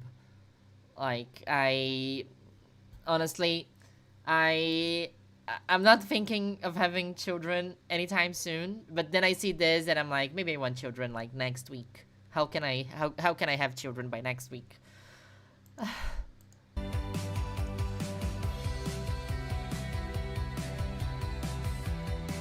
Oh my god, I'm gonna die. Well, that was so much fun. Samuel, did you have a good time meeting Pikachu? Yes! Oh, I'm so happy. Please to kill hear me, that. Chad. You too can have a great time at any of these Pokemon events. Please Come kill out me. and check it out. Let's get back to the Pokemon Worlds action. Please do. It's a Saturday morning in 1998. You're curled up on the couch with your favorite blanket and a bowl of No! This is so cool! I love it! It's the Gen 1 opening! This is so cool. Gabby, you have the coolest job of all time. of cereal. Your Game Boy's right next to you, and you turn it on, and what do you see? This. You see some stars flash by the screen, but then a Gengar and a Nidorino take the stage. They engage each other in battle, and then you're off on your own Pokemon journey. This is the start of many Pokemon trainers here at the World Championships this weekend.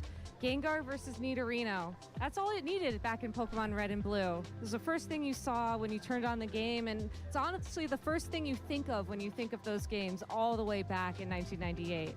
And I don't know about you Pokemon trainers, but if it wasn't for those battles back then, I don't think I'd be where I'd be here today without them. So, shout outs to the OGs. Shout out to the original OGs. games, Gen and, 1 is not that shout outs bad. to those battles. So you can see cool sites like this and more here at the Pokemon World Championships, honoring the history of all our incredible battles. So if you're here... We love Gengar, our lesbian icon. We do. We do. It is a super sweet choice. No, I love the... I'm obsessed with Here this. in the hall, make sure to take a look, and if you're at home, well, we'll bring you more of that history later on. Thank you, Gabby.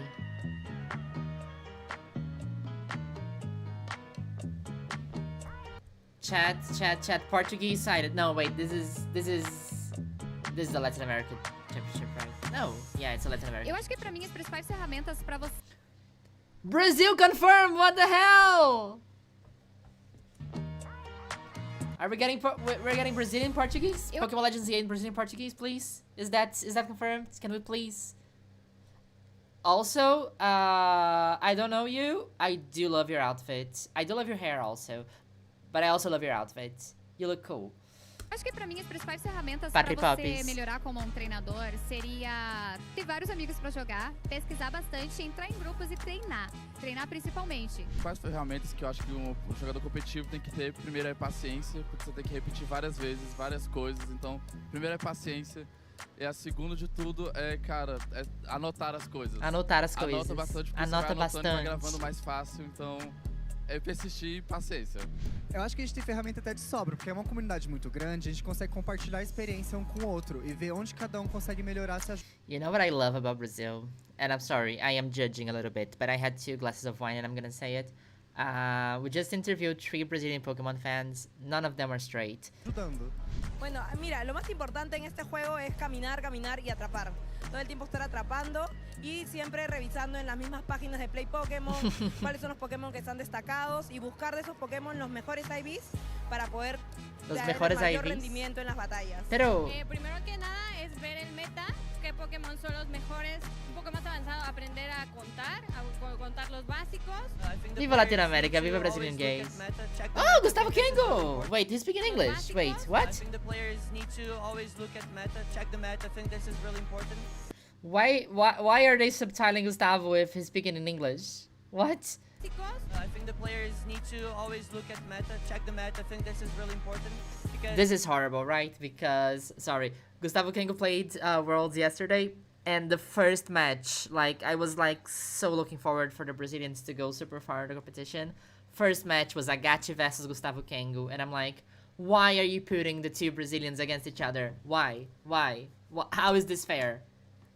Like, keep on. in Pokemon the game is always changed. The first thing I always gravitate towards too is recording my matches and then looking at it afterwards. Not only just looking at it myself, but also like with friends from feedback. Just like really dissecting, like, you know, what am I thinking through this turn? Like, did I make the correct play? Am I thinking about the high level game plan correctly? Am I accounting for potential risks depending on what my opponent is doing? I think it's really hard to get stuck in the moment when you're actually playing. So looking at afterwards has been like really helpful for me. In the game, you don't have a lot of time to think. You just do the best you can in the moment. But I love this outfit so much. I am so obsessed. Look at this Zespion fairy core. Oh, amazing. afterwards, when you can actually pause and slow down, you can analyze what is actually going on in the game. La mejor oportunidad que tienen es ver las transmisiones de los campeonatos regionales, internacionales y del Mundial de Pokémon. A pesar de que el meta puede llegar a cambiar mucho, no significa que no puedas ver cómo juegan otros entrenadores, qué es lo que están pensando, qué es lo que dicen en las entrevistas, ver cuál mindset tiene. Entonces, ve lo que piensan, ve cómo juegan, imítalos y supéralos. Viva Latinoamérica. Viva Latinoamérica. Look, it's Charizard! Charlie Merriman here with Hello, some Charlie. Pokemon one-liners. Let's live up to my surname. What did the Pokemon employee say when he jumped out from behind the till? Oh no. I don't know. What Charlie, did the no. Pokemon Please employee say don't. when you jumped from behind the till? Supplies! Why don't programmers like Viridian Forest? It's too complicated? Too many bugs. Did you hear about the silent Bronzong? Charlie, why? Charlie!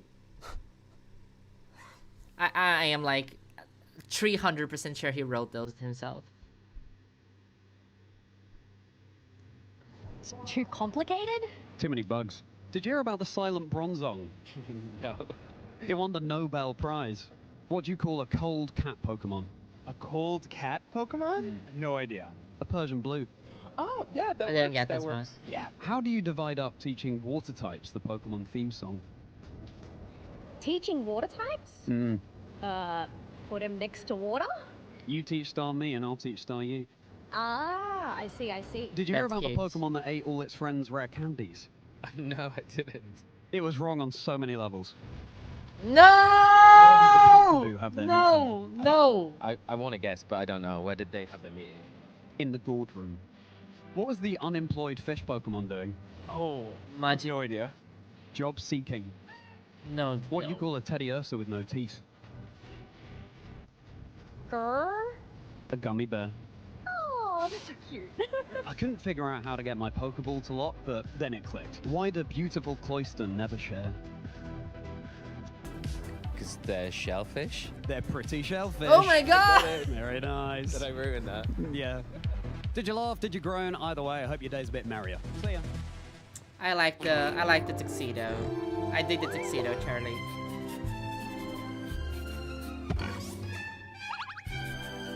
Year, only the best of the best over the season. They are horrible. Those people The that puns, had those the deep puns. runs, those people that were so consistent and got into our top 75, say in Europe or North America. I'm ashamed to the laugh. various other regions in the world managed to get those top placings. All of them pitting it out. Girl, here. Pokemon Company You've should got totally hire you for the form next Worlds. consistency, I you've mean, got people taking if there's anybody a go watching, at my trying to CV, I can send my have the better CV matchup to in anybody. the Just game. send me an There's email. Players that have just said, well, I'm going to run the tried and tested stuff, and I'm just going to try and outplay all my opponents. I think the quality of the field has been so good. And the quality of the match that we're about to feature as well, my goodness gracious me, because let's not forget Michelle Kelch has also won 2 This is it, regional chat. level events this season. This is it, Defending chat. Stockholm Regional Champion. This is the game. This is the Absolutely game. This is the incredible. game. This is And the top game. This is 32 the game. This is at the Latin game. America International Championships this year as well. But again, no stranger to the world stage. But as we take a look at Montana's achievements there, yes, winner of the Los Angeles Regional Championships in the 2024 I'm posting on social season, media. But then, you know, some fantastic top cuts here, as well as online successes. The one that springs to mind really is Portland, and the team that Montana used at Portland was very similar. Only one Pokemon different from what he's using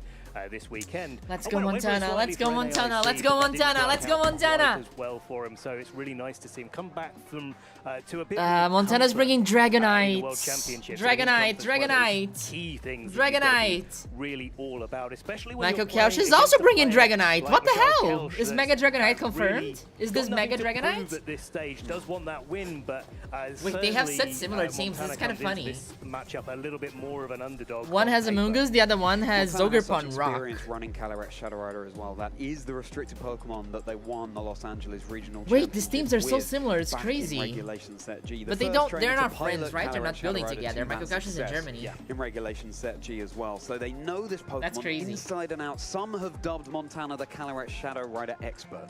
Equally, Michelle Kelch, a player that is so well known for running Calyrex Ice Rider. Both of their regional championships wins in this season were using Calyrex Ice Rider, but instead it's kind of like the wrong one going It's for the time, Calyrex chat. Ice Rider, I'm Shadow nervous. I'm Rider nervous. rather than I'm nervous. Ice Rider in this format, but Montana still top finding 4, success, please. still Give me finding Montana top 4. consistency. And the one thing I'm so excited about looking at that matchup, and you can see it in the background right now, is that it's a 5 Pokemon mirror between It's these crazy two that trainers. this Only team one is the Pokemon mirror because, separates like, their two okay. teams. And I really love to see Kalish, Chien-Pao I Dragon want to on record both this of match. these teams. This is a bit of a throwback, trainers, to things that we've seen in previous regulation sets. Chien-Pao reducing the defenses of everything around it. It's kind of so crazy Dragonite that can hit even harder and faster, especially holding the choice band, locking it into the first move. It's it kind of chooses. crazy that this But is the mirror benefit is, of team course, because, you I get mean, that I would boosted expect power. Kali This Shadow Chien-Pao and set is a really Zamazenta to be roadblock. like the most popular restricted, but popularity Chien-Pao recently. Dragonite and the, like, Among Us sure, but Chien-Pao and Dragonite, like,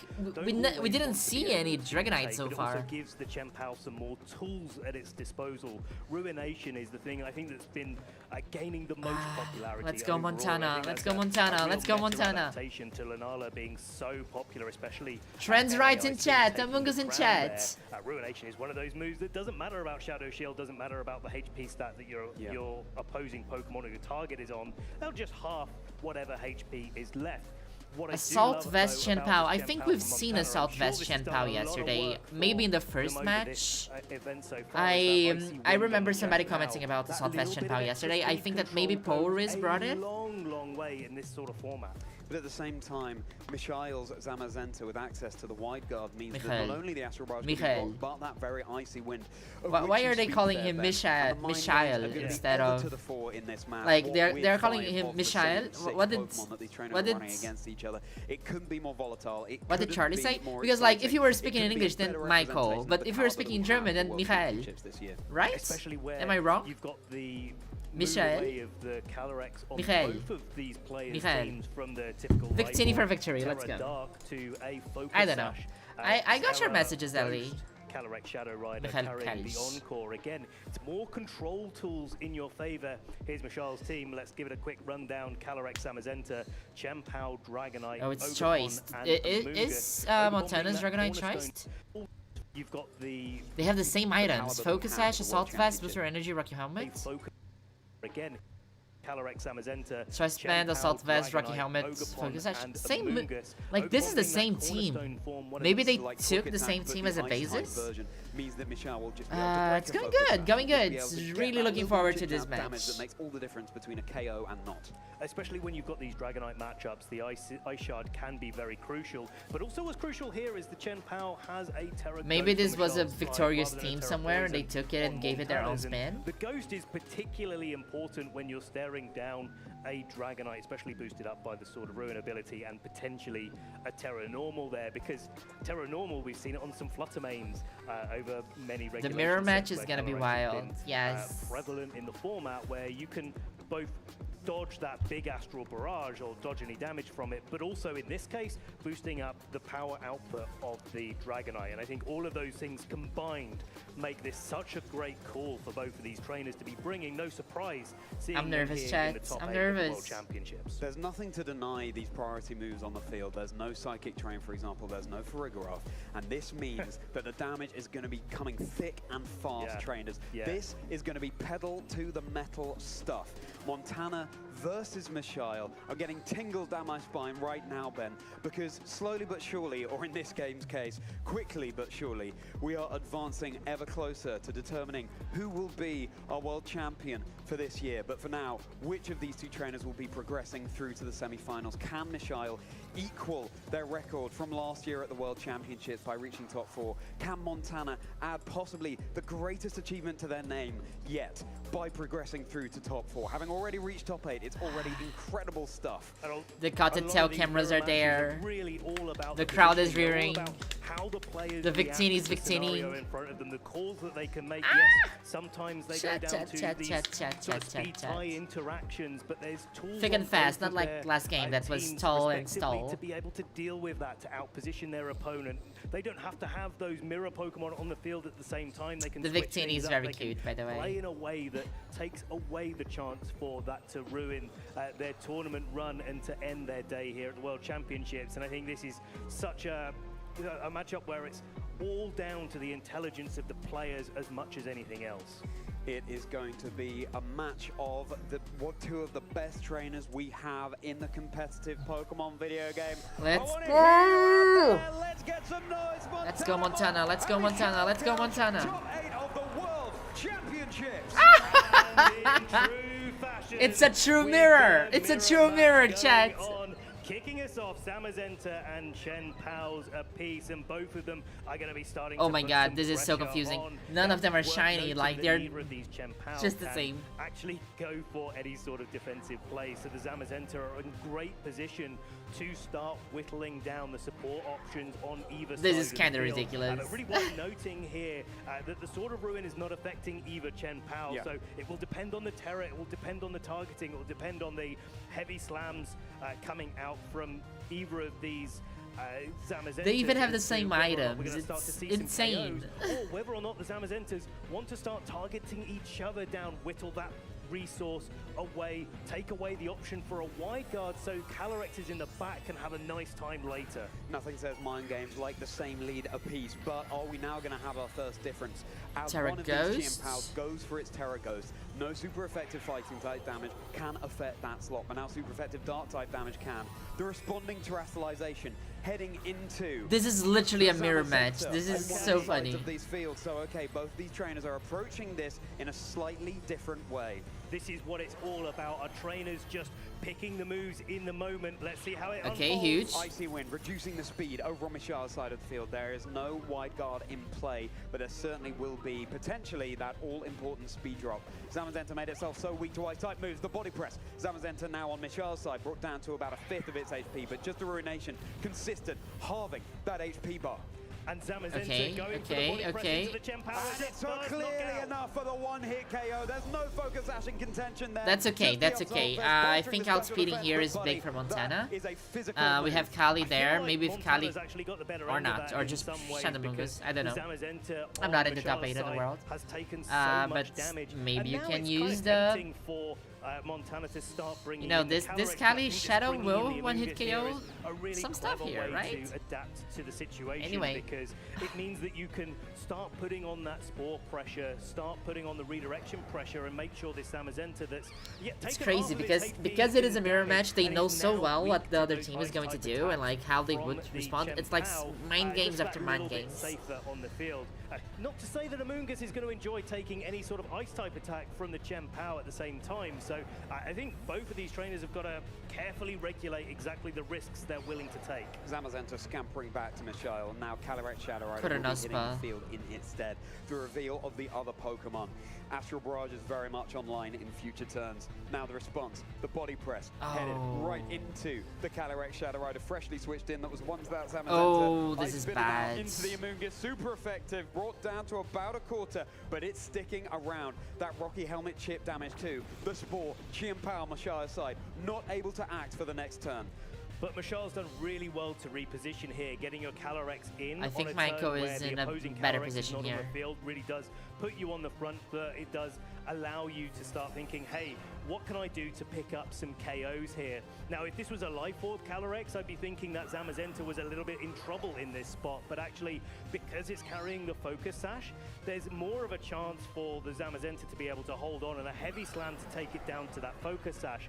And certainly in these mirror matches, with knowing that Montana has a Calyrex in the back, if the Focus Sash gets broken on Michelle's side while there's a Focus Sash still intact on Montana's side, actually, this could be the end game that Montana is looking for. Getting that Calyrex Shadow Rider sweeping through. Now Qian Pao returning to the Ice Ren Shrine, joining the field in its stead. Dragonite. Okay, Dragoran ever is so here. popular powerhouse Pokemon as the Astral Barrage clatters down onto Montana's side. Amoonguss is down. Zamazenta is hanging This is on. such an The aggressive Pokemon team. numbers It's look very crazy. much Like in it's Michelle's completely favor, a completely but different that, rhythm at from this the stage of last game, match. is not necessarily all said and done. The heavy slam into Calyrex Shadow Rider. It's softened up. The Focus Sash broken. Focus Sash broken is a big deal here as the Calyrex comes in for Montana, and now it's really a question of whether or not Montana can take that comeback. Yes, It's they're the two speed Pokemon tie, down to right? 4, but that doesn't Kinda. mean that they're in a bad spot at the moment. The Focus Sash is doing so much work in this No, it's spot. not the speed tie, Maybe actually. there's a chance that it comes down to a little bit of a speed tie between the Calyrex and Calyrex on either side of the field. But certainly if Montana It's the gets the speed upper hand tie. on that front, then the Zamazenta in combination could really do a lot of work here. Equally, Dragonite could just lock into extreme speed, knock out that Zamazenta, play a little bit defensively, and try to trade evenly until the advantage of Pokemon actually comes back to bite Montana. No damage coming into Michelle's Calyrex this turn, but there Okay. certainly will be a big Astral Barrage now clattering down. And from the Dragonite is not side extreme speeding, into so- Michelle's Dragonite. It's in a focus, it's not multi-scale, it's going to be taking a decent chunk there. My Heavy goodness, slam. the health bar Let's looking go, let's similar. go, let's go, Heavy let's go! slam. Ow! Dragonite brought down low, but it's not enough for the KO. The outrage Okay. locking into that move, and you cannot choose No where it targets. way. Means that the Calyrex's Focus Sash is broken. But you win either way here if you're Michelle on that trade. Yes, the Dragonite cannot switch out anymore, but it has managed to break the Focus Sash onto the Calyrex, and where you've got a few more resources, Montana really just has to capitalize. Montana on needs to go the out. fact that their Calyrex could go first in this position and put all their It's the eggs speed in tie. that It's the basket speed where, tie. It's the only way. Michelle, even if they don't win the speed tie, has the opportunity to come back with their Pokemon in the back.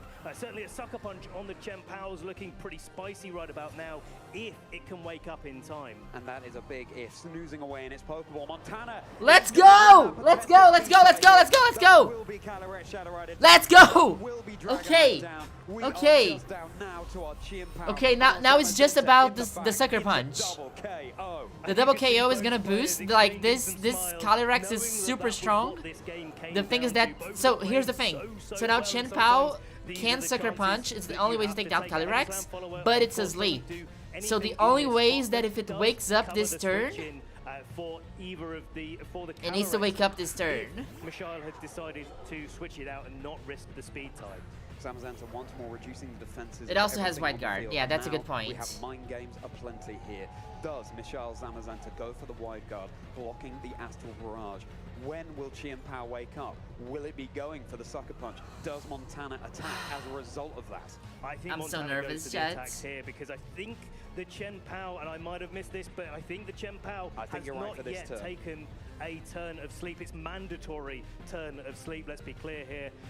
So if that's the case, then I think Montana takes Michelle's this. best interest to play defensively with the Zamazenta there, not let it go down this turn. Give Sucker Punch a chance. If that Chien-Pao is able to survive a heavy slam in this spot, then it's all to play for here. The Psychic into Michelle. How much does it do? No Astral Barrage has been It might KO. It might KO. Montana's get on top. The heavy slam. The Chien-Pao brought down so low. This is RNG. This is complete RNG. All the way into Montana taking this game. Worth noting as well, there is the Ice Shard onto the Chien-Pao as well that could knock out this Calyrex in one. Let alone the Zamazenta actually being Terra Dragon, it's probably within range of that too. And so Michelle does have options for the Ice Shard or the Sucker Punch. Doesn't matter which one goes into the Calyrex as long as one lands. But the Zamazenta on Montana's side does have some advantage here because it did go first against Michelle's Go for it, go for it, Montana. Go. Whether or not that's an indication. No! No! No! No! No! That's going to be Montana's Calyrex Shadow down. That was the turn Michelle needed that wake. That was the turn that might have just stamped their ticket through to game 2 with a win. The body press, it's a double KO. Michelle Kelch with the Midas touch has just turned that win into gold. One more game stands between them and progressing through to top 4. They can barely believe it, but they're keeping their heads strong and in that game. The reads. Everything that was going on there. This is peak Pokemon, chat. This is peak Pokemon. But is it going to Montana's in the next? This is one of the things that I respect so much about Michelle Kelch as a player. Even though that was absolutely clutch what happened, you can see how well composed he is in this moment. Nothing is on his mind I'm right in shock. Other than I'm the going match chat. Are you okay? That's the right attitude. You're very silent. Scenario. Now we know in these sort of mirror matches that it can come down to those reads in the moment, those small turns, and I think Montana played it so well to give themselves the best opportunity for success. But it was that early terrestrialization, I think, onto the Chien-Pao that really made that difference in the end game. These Astral Barrage mind games, these focus sashes being broken, the fact that Dragonite locked into the Outrage into Montana's Calyrex Shadow Rider as opposed to the other target, this celebration when Chien-Pao was waking up. I mean, there was so much there that might not have gone in Michelle's direction, but Outrage was so nice looking. Crazy. If you don't target the Calyrex, then you just get super effective damage into the Terra Dragon and Zamazenta on Montana's side of the field. But Ben, is there anything Montana can do to try and make a win for them slightly more guaranteed? Is there anything they can do to strip away all of those chance elements? I think it's going to be hard. That's the craziest match of World so far. Icy Wind coming off onto the Zamazenta in the early game made the Zamazenta go slower against Montana's first time round, but actually second time round it looked like Michelle's actually was outspeeding, so that's definitely something that both players are going to need to take into this match as we get another Zamazenta on the field. Calyrex and Amoonguss with them. Game 2 between Montana Mart and Michelle Amoonguss in chat. chat. 8 here. Now, with the Zamazenta staring each other down, there's no Chien-Pao on the field this time around. There's no defenses being dropped. We have Guard mind games aplenty. Amoonguss could well be shutting us lot down immediately with sleep. It certainly could be. I mean, this is the other difficulty here, though, is that Calyrex actually is putting a lot of pressure onto this Amoonguss, and a double up with Calyrex's Psychic and Zamazenta's Body Press, depending if it goes for Terror or it doesn't, really does make this quite difficult for an Amoonguss to get something done. But of course, that's the read that you make in these spots. I mean, if the Amoonguss just goes for a Protect, then you can launch those attacks into it, and they're all for nothing.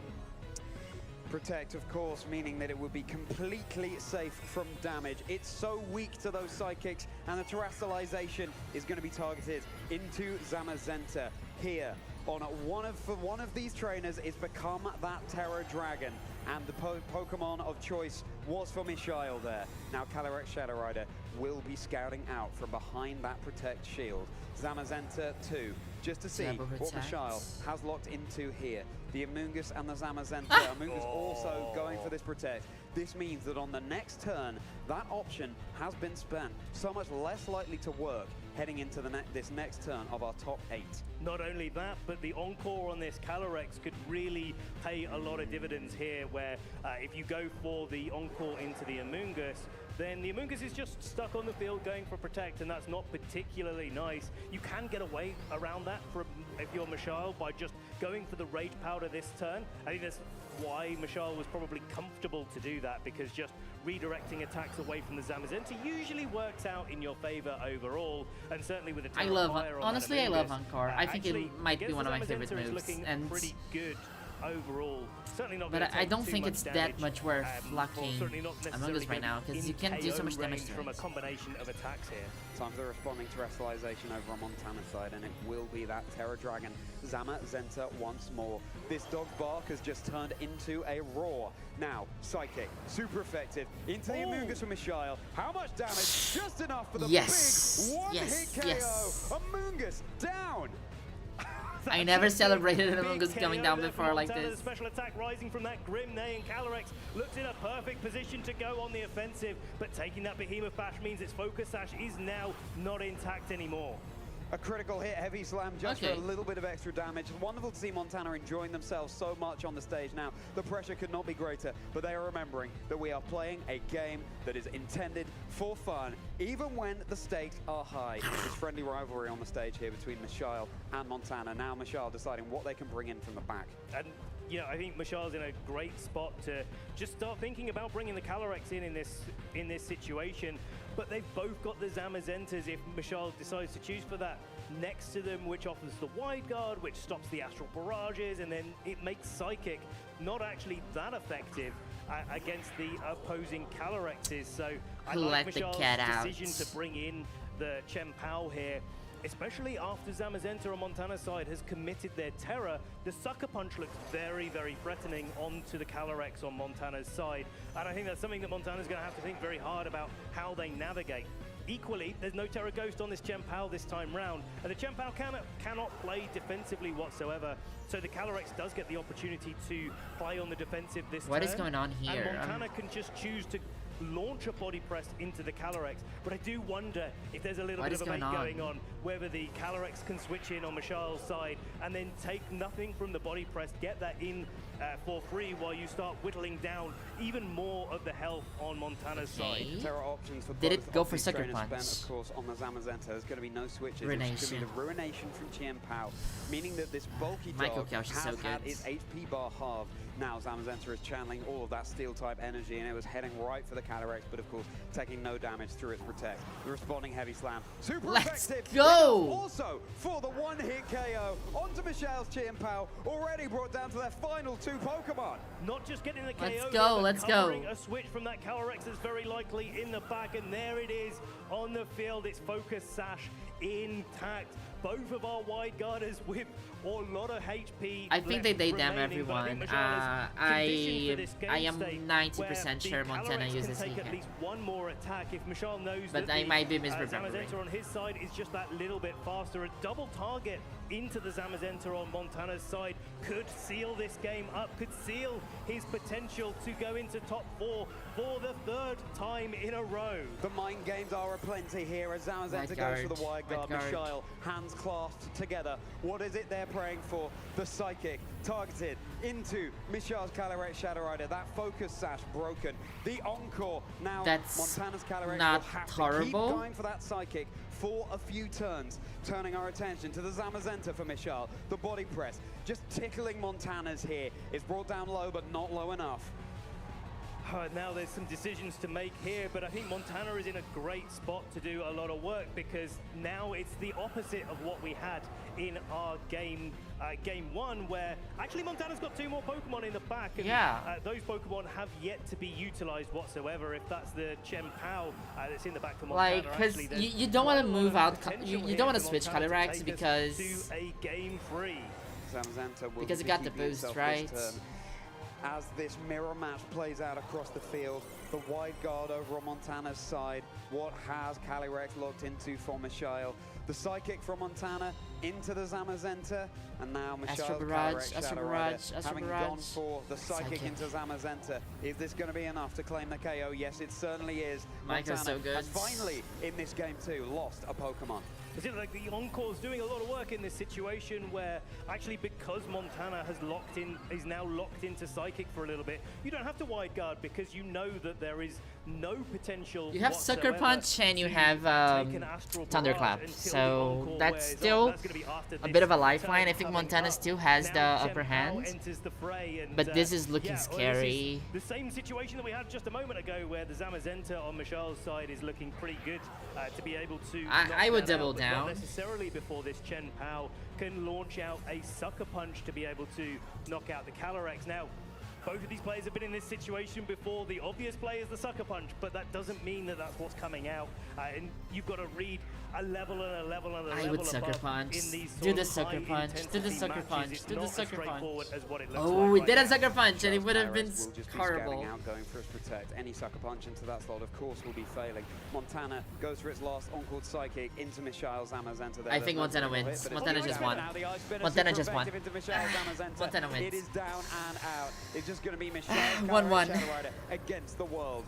And this looks like Montana maybe a few turns away, or even just 1 turn away from taking us into a Game 3. Having a bit of a trouble in Game 1, not figuring out the matchup as well. Michelle cancels. Montana! Montana! Game 2, going to a Game 3. One of these trainers working so hard to lock their way into 4. Can Michelle do it again, or is Montana going to knock Michelle out of contention to be our next world champion? It could go either way in this next game. It has essentially all come down to a best of 1. Montana adapting so well, and it felt like, Ben, that they did indeed find a way to be able to make this slightly less positional, slightly less gamey. You could argue even that the Encore coming out from Michelle's side was sort of, it gave them information. It meant that they were locked into a move. It almost made the battle slightly easier in that sense. Definitely more predictable overall, and certainly that does. Also, don't forget to like the stream if you're having a good time. Share with your friends. This match is incredible.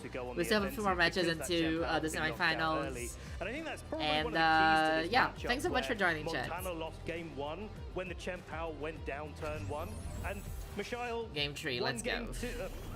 The other way around. Yes. It's Game 3, trainers. It's the same opening as Game 1. And Michelle here. This game no, it's not, sorry. Who's progressing to our top 4 at the World Championships. And this time around, Zamazenta and Chen Pao. I don't want to see the horse anymore. I'm too traumatized. Michelle trying to catch out that Calyrex that led in Game 2, I think, and try to get the upper hand there. But Montana actually taking a slightly different approach, going back to what didn't work in Game 1 with that Zamazenta and Chen Pao lead. But actually that seems to favor Montana a little bit more in this situation, because that Chen Pao on Michelle's side is under so much pressure, and that's why it's scampering back to its Pokeball. No more Chen Pao for Michelle, instead the Amoonguss. That mushroom that was putting in so much work throughout this set. Now Michelle's Calyrex Shadow Rider will be hiding behind its Protect. The Icy Wind, super effective into the Amoonguss. The speed drop doesn't matter here. It's such a slow Pokemon as it is. connecting down. Every little bit of chip counts. You can, of course, regenerate to switch that away. Just the body press as well is still really, really great damage into that Pokemon. Yeah. You can see the dividends that the Dauntless Shield defense boost pays. But now this Calyrex is going to have a little bit of a tough time trying to dish out damage to an Assault Vest Chen Pao. Only the Astral Barrage is going to do anything, and that can be both blocked by the Wide Guard, but also blocked by the Dark typing. There's no actual reason for Montana to go for one of their Terrors in this spot. They can hold it for a little bit later on in the match. And now that Amoonguss taking so much damage on the switch in, you can see what Michelle's going for, taking the body press, trying to get into a position where they can redirect attacks, or certainly a Sucker Punch, away from the Calyrex and start making some ground. But I think that Icy Wind onto onto the Chen Pao is so just good, so actually. oppressive here in this matchup. Zamazenta has to do an encore now. That's it's coming out huge. much sooner than it did in the previous game. Amoonguss is slowly but surely working its way all the way back to Unova and off I the think we take field out Amoonguss now. here. Zamazenta Yes. goes for its body press once Huge. more into that Amoonguss Okay, of that's course, huge. thanks to That's the huge. encore. And now Amoonguss Let's is go down Montana, and let's go out. There's Montana. not going to be any pesky Rage Powder, not going to be any pesky spores coming I'm out optimistic. over on the Shard side I'm of the feeling field it. for the remainder of Like, this game. honestly, without See Amoonguss what and Michelle's with the going for in speed that drop spot, on actually Kali, locking this is an Zamazenta into incredible body start for press. There's Montana. two things. First, it means that it's not going to be wide He's guarding playing this anymore. incredibly. The second is that it can't now lock into Heavy Slam. And if this Terra Ghost Chen Pao from Michelle comes back in, then maybe that's a slight ticket to be able to deal a little bit more confidently with this game state where Montana's Zamazenta is just putting so much pressure onto really anything that Michelle could have in the back, whether it's their own Zamazenta or of course that Chen Pao. And I think going back to game one that Michelle won, the Terra Ghost on the Chen Pao was actually something that did Speed drop and focus sash broken, exactly. Zamazenta now has joined that field. The defense boost meaning that body press is going to have its blow softened somewhat, but of course it is still super effective. In the previous two games, we saw those terrestrializations so early, but they have not been used yet in this one. Both trainers are going to want to be preserving that little bit of extra information for when it matters the most, but Montana's considering it on their Zamazenta here. Montana's definitely worth considering in this spot. You don't want to take a super effective Heavy Slam if you can avoid it. I think the most important thing is that the Icy Wind went off onto that Calyrex, and so it being a Terra Ghost is actually really useful for Michelle here for not having to worry about the Zamazenta. He went for but Sucker equally, Punch, it just okay. means that it's always going to be susceptible to a Sucker Punch if it stays on the field. Zamazenta now has finally gone for its Terra Dragon once more, which worked out so well for Montana in the previous game. Let's see if it will do so again. No. Zamazenta is keeping itself safe from damage. What is going to befall now? Let's go! Let's go! Let's go! Double super effective. That's Let's go! Let's go, Montana! Yes! He won. This wins the match. GG. GG. This is over. This is over.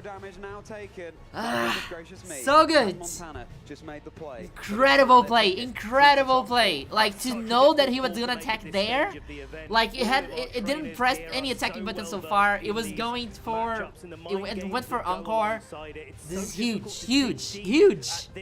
Gay rights, gay rights. Looks like they are just a few turns away from potentially taking it all. Yes. If the Chen Pao or the Zamazenta on Michelle's side of the field go. Yes, Montana mod top 4. Let's go. Montana's not going to be doing as much damage, but it does mean that the other one is going to be weak to the body press that Montana Zamazenta has been locked into, and with a guaranteed Chen Pao on the field until either Michelle's is knocked out and or Montana's is knocked out, those body presses are going to be stacking up.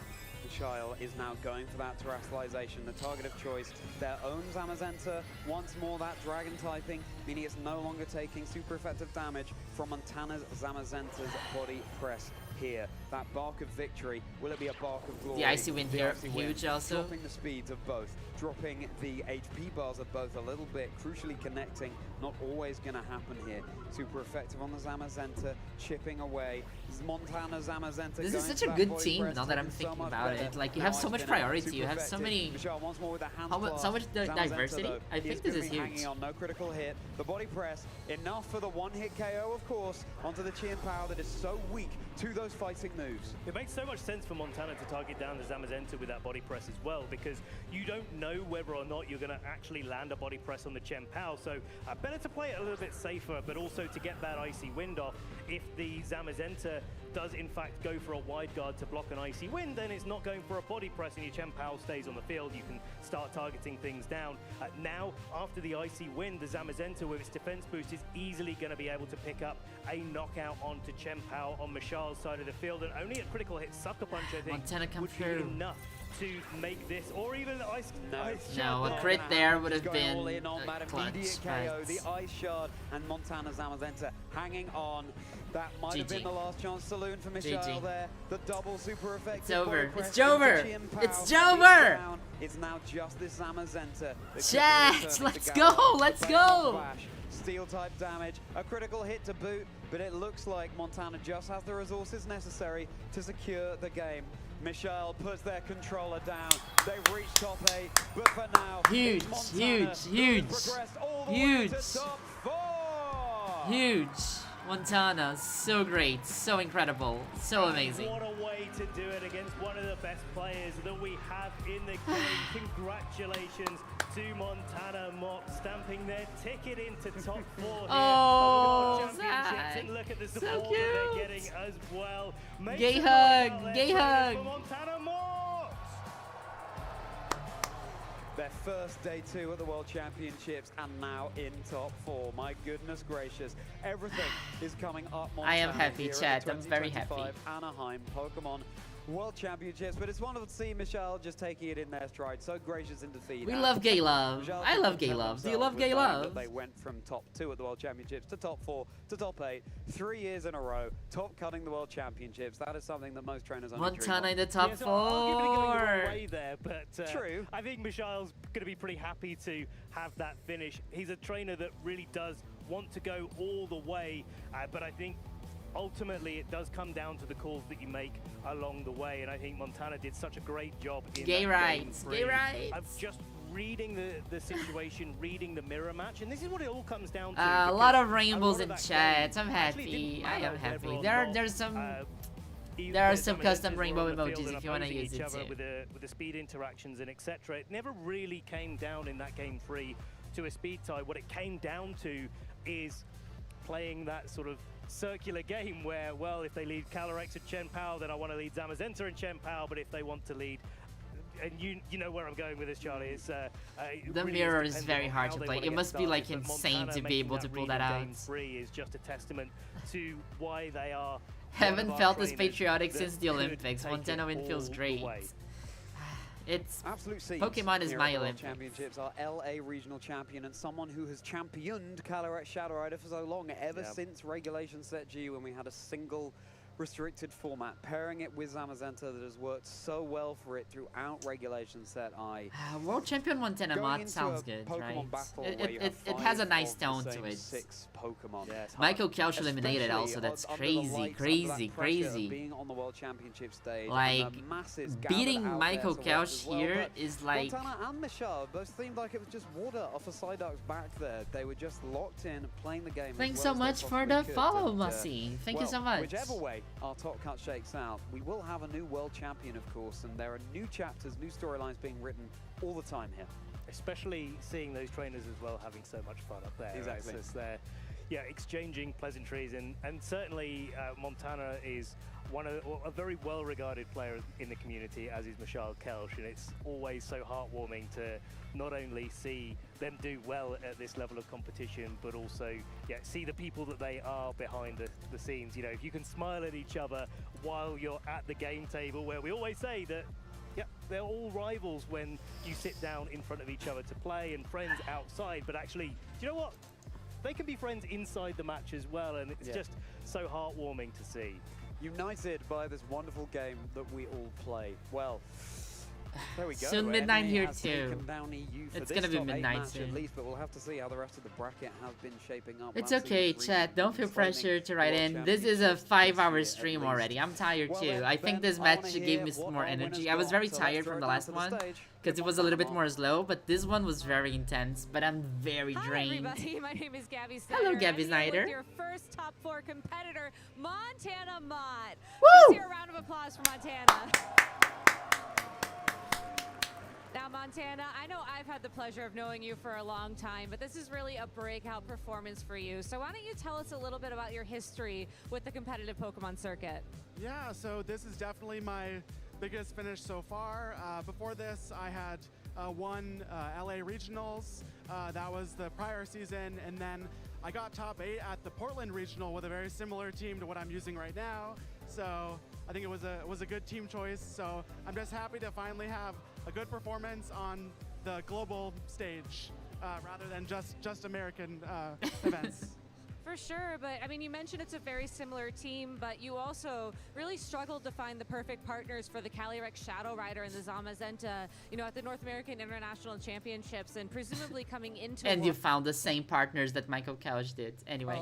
How did you land on the 6 that you locked for this tournament? Yeah, so I tried every single Shadow Rider team ever. If you can name one, I probably tried it. The Fairy one, the setup Terra Dark one, there's all kinds. I think I had decided that the Sash Shadow Rider was kind of a bit stronger. I thought it was a bit harder to counter than maybe the Terra Dark Life Orb set, which is popular, or the Fairy one. So I was like, Sash is good, but I couldn't quite find the right partners for it. But then luckily, my friend Simone Sanvito had this version with the Dragonite and the Chi-Pao, and yeah, I tried it out. I had tried them a little bit a few weeks prior to that, so it's just trying everything, seeing what works, and that version was working well for me, so I said, hey, let's send it. Well, the session Kali Shadow is super clever. It is, because obviously it's a broken Pokemon. It does so much damage, and of course you would think first to put Life Orb on it so it does even more damage, because that's what you do with very strong Pokemon. But enabling it to have a Focus Sash means that you are safe. Not only are you safe in front of other Kali Shadows, because Kali Shadow kills Kali Shadow. That's kind of what it is. So if yours have Sash and the other one doesn't, so you don't need to depend on the speed tie. So that's what I'm thinking about, right? If you have Focus Sash, you are less reliant on speed tie, so you remove the luck aspect of it a little bit. And also things like the Sucker Punch. If you have full HP, you don't need to be scared of a Sucker Punch, right? You certainly sent it all the way to top 4. Now, this is day 2 of the competition. Obviously, you played day 1 of the competition. Why don't you walk us through? How is that going for you? Yeah, I'm kind of shocked to be here, to be honest. I was just happy to improve on my last year's Worlds, which was much worse. So I just kept playing Pokemon and was like, hey, it's the next match. I'd be happy if it ended here, but I just keep on winning. It's not ending here. It's not ending here. Was that your Shut up. mindset when you were matched up against Mikkel Kelsch and you went into that first team preview? Yeah, I was like, this is a very volatile matchup. I might lose this, but I'm going to play my best, and I'm happy no matter the outcome. Just very chill, and I think that helped me stay calm when making some of those very important reads in the matchup. I mean, yeah, there was a that huge Sucker read Punch in was that crazy. Game 3. I mean, it felt like you just were constantly one step ahead. How are you thinking about that match at that point in time? Yeah, it's a lot of just mental mind games and being in each other's head. Prior to that, I had played around the, I had not Sucker Punched in a position where I could in a prior game. And I played around some other things, kind of ignoring the Shadow Rider. So I thought, well, now's the time to, I think he's gonna call it out and go for an Astral or a Psychic. It's Worlds. You might as well make the read, go with your gut, and it worked out. So I was happy that, yeah, as soon as he broke, I took Zama. I'm happy, Chad. Are you happy? As soon as I saw the Sucker Punch go off, I was like, oh yeah, this is looking very good for me. Well, congratulations once again on making top 4. Do you have any shout outs to anybody watching the stream or anybody at home? Yeah, so many shout outs. I have so many friends who were supportive. First of all, shout out to Zach. Thank you for everything. Specifically, he really helped me figure out some ways to train my Pokemon that I think ended up proving very strong. And just everything. And then, yeah, shout out to some other folks who had used the team, Chup Across, who had helped me come up with a lot of plans for things, Samvi as well. Andrew Ding didn't end up using the team, but ended up was considering it and helped with some plans. So shout out to y'all in preparation and building for the tournament. And then there are all kinds of friends who just gave you know, not advice, not specific to the team, but who I practice with. And there's so many. I'm so grateful to everyone. Thank you so much for all the, you know, practice sets and advice and just talking about the game of Pokemon and just being great friends. So thank you to everyone. Well, Montana, thank you so much for the interview. Congratulations once again for making top 4. Let's hear it once again for Montana, everybody. I'm so happy, chat. I am so happy. I have a surprise for y'all. We have an interview with another top 4 competitor all ready to go. So Sierra, I don't want to spoil the audience yet again. Why don't you show us who's our next locked-in top 4 competitor? Thank you so much, Gabby. We're in the business of celebrating the trainers who have made a fantastic run here in Anaheim, and I am here with none other than Giovanni Tischi, who is now in top 4. How are you feeling? You're a top 4 of these most stacked World Championships. Yeah, it's been an absolutely surreal experience. The support I've received both within the United States and internationally has been like truly unbelievable.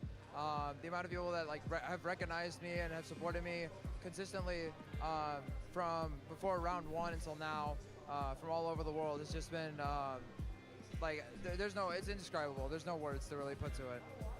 I mean, your run and like your prowess as a trainer has been regarded for a bit, even if we haven't necessarily gotten to see it at like this top 4 level. You've been talked about a lot in this US scene as a trainer. So I wanted to hear your thoughts on that, especially being able to show up and really prove it now. Yeah, so I had been playing for a long time at this point, and I had struggled to make it onto a stream match until this year with Vancouver Regionals in March. And that followed by a couple more with Milwaukee and Portland. But I've lost like multiple top Chat, is there anybody there that can make a clip for me, if possible, of the sucker punch from Montana? Right? So maybe a 30-second, a minute the medal clip. has always eluded me, but now I get a trophy, which is just absolutely insane.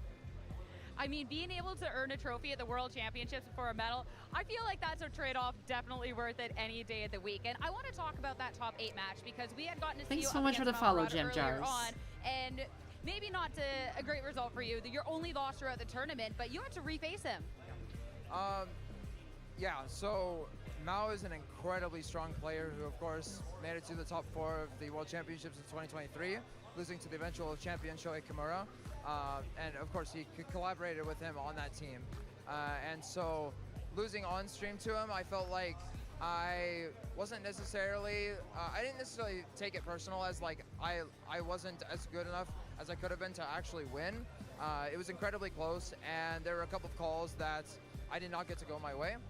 And I figured that if I go into this with a fresh head and just play as well as I can, that you know, anything can happen. And as long as you believe in yourself, and I push through. Yeah. I mean, you're able to push through. You're now in top 4. And I have to know what's going through your mind now that you're 1 match away from on Championship Sunday. Is everything and nothing acceptable at the same time? Because that's exactly what it's like. Everyone here has been incredibly supportive of me. Whether it's an opponent I played, or friends of mine, or family back home, or friends that traveled out here with me, all of the above. Players I've never met before that I've had the pleasure to meet this weekend. The experience has truly been like nothing else. Of course, with like Worlds in 2023 was my first. I went 2 and 3, and then Worlds last year I went from 1 and 2 to 6 and 2. But I flamed out in day 2 to go 6 and 5, and so this entire season has felt like a redemption story for me in a sense, where I've been able to finally like prove it to myself. What I've known all along is that I've been putting the work in consistently, and I'm finally able to show it for everyone. And I'm so excited to be able to see that match coming up shortly. But last but not least, before we get to see you on that big stage, is there anyone you want to shout out or any final words from yourself? Shout out to my family who has always supported me. They're a big reason I'm here, and to this day, since they took me to my first regional in 2018 in the senior division, who knew this would happen, right? So major thanks to them. That I want to get that out of the way first. All of my close friends here who have been with me the entire way, friends at home who have been watching me throughout the weekend. Some of my friends even brought like a poster with my name on it and like a message on it too, which is pretty cool.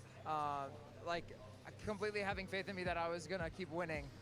They went to like an arts and crafts store or something in the meantime when I was That's so playing through cute. day 2. So just to have other people kind of put that trust in you and for you to I think we repay still them have top 4 in that tonight. way I'm is not just, sure. Maybe we have 2 more amazing. matches on It feels stream. incredible. Yeah.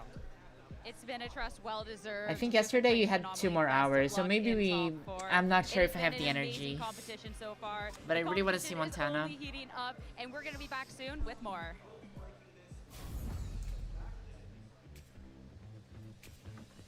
Look at Zach! Oh, so cute. Chip Ritchie here at Worlds 2025.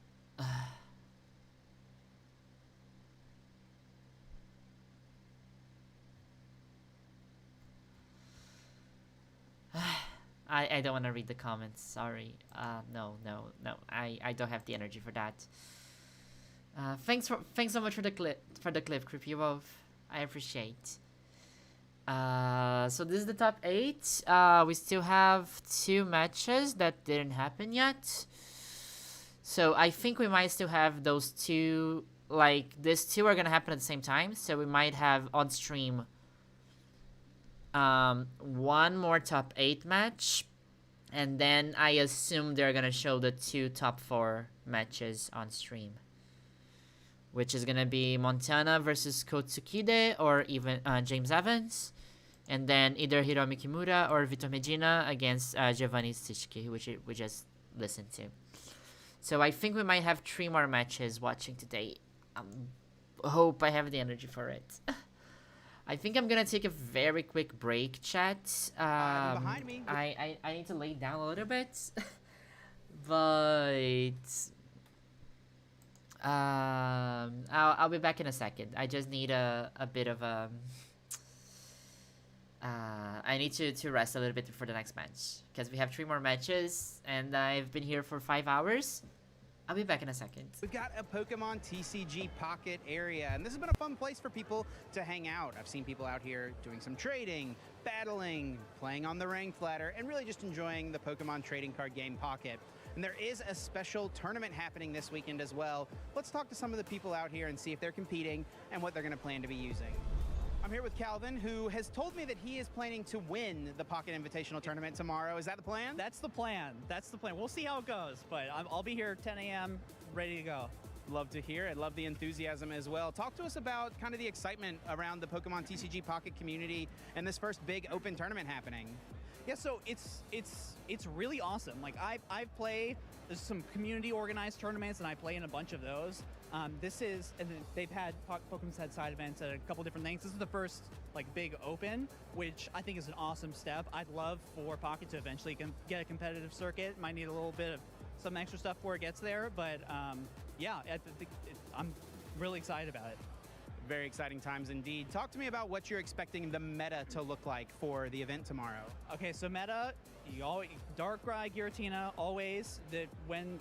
When the mountains erode, Darkrai Giratina will still be there.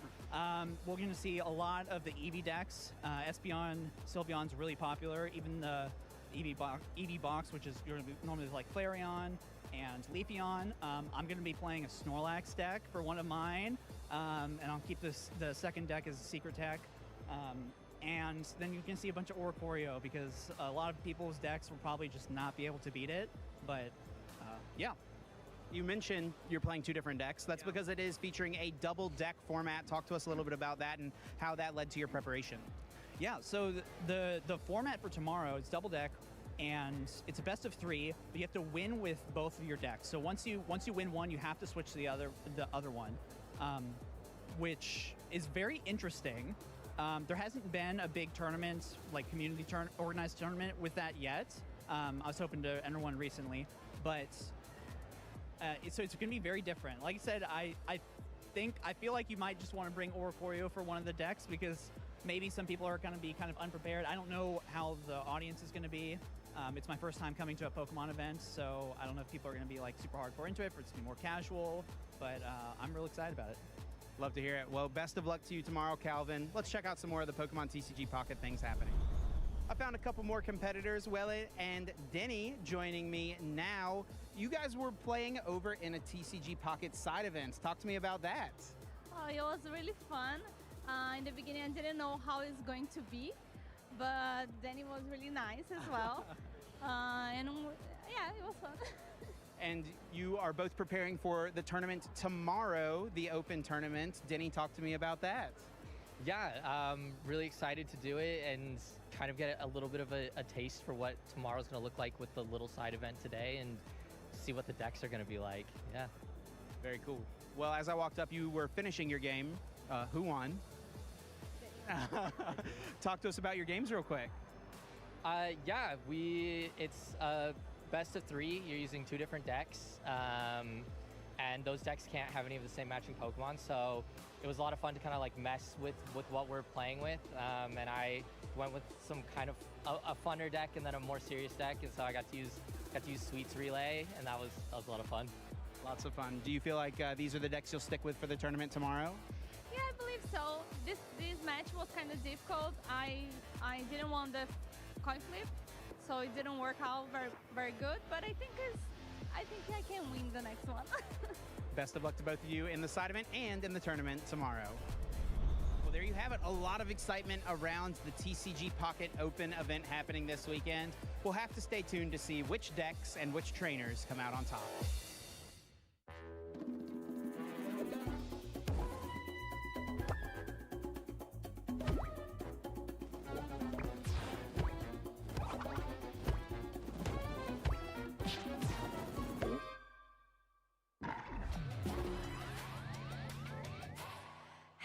Everybody, and welcome back to our coverage of the 2025 Pokémon World Championships here in Anaheim, California. The convention center is buzzing, and we are well underway with our Top Cut here for the Video Game Championship Series. My name is Rosemary Kelly, and I'm stoked to be back on the desk once again with Aaron Cybertron Zhang to take you through our next Top 8 match. I always say this, I'm so excited for this match, but this one truly I think is going to be special, featuring 2 phenomenal players in Victor Medina as well as Hirofumi Kimura. Hirofumi in particular, I don't think we've actually gotten a chance to watch on the main stream. We've covered some of his games on the side stream, which we broadcast on the main stream, but he's a phenomenal player. I mean, 2 times Japanese national champion. This is his 4th Worlds Top Cut, almost won Worlds in 2019, and made it to top 32 both last year and the year before, but got bounced in the first round of Top Cut. Here he is in the top 8. And it's so incredible because I think whenever you watch Hirofumi Kimura play, it's just exceptional. It's methodical. It just feels like it's so perfect. And up to this point, he's also played perfect. 9 straight wins in a row in order to get here to the top 8 and 1 more match in front of him in order to make it into that semifinals. Winner of this match will go up against Gio Siski, who is also a Koraidon and Lunala enthusiast. You kind of know what's coming, but I think for both of our players, it's going to be super tough. Just a couple of rounds ago, we did see Victor Medina take to the stage and get that impressive win. And so we'll get a chance to see that Zamazenta and Shadow Rider Calyrex team once again.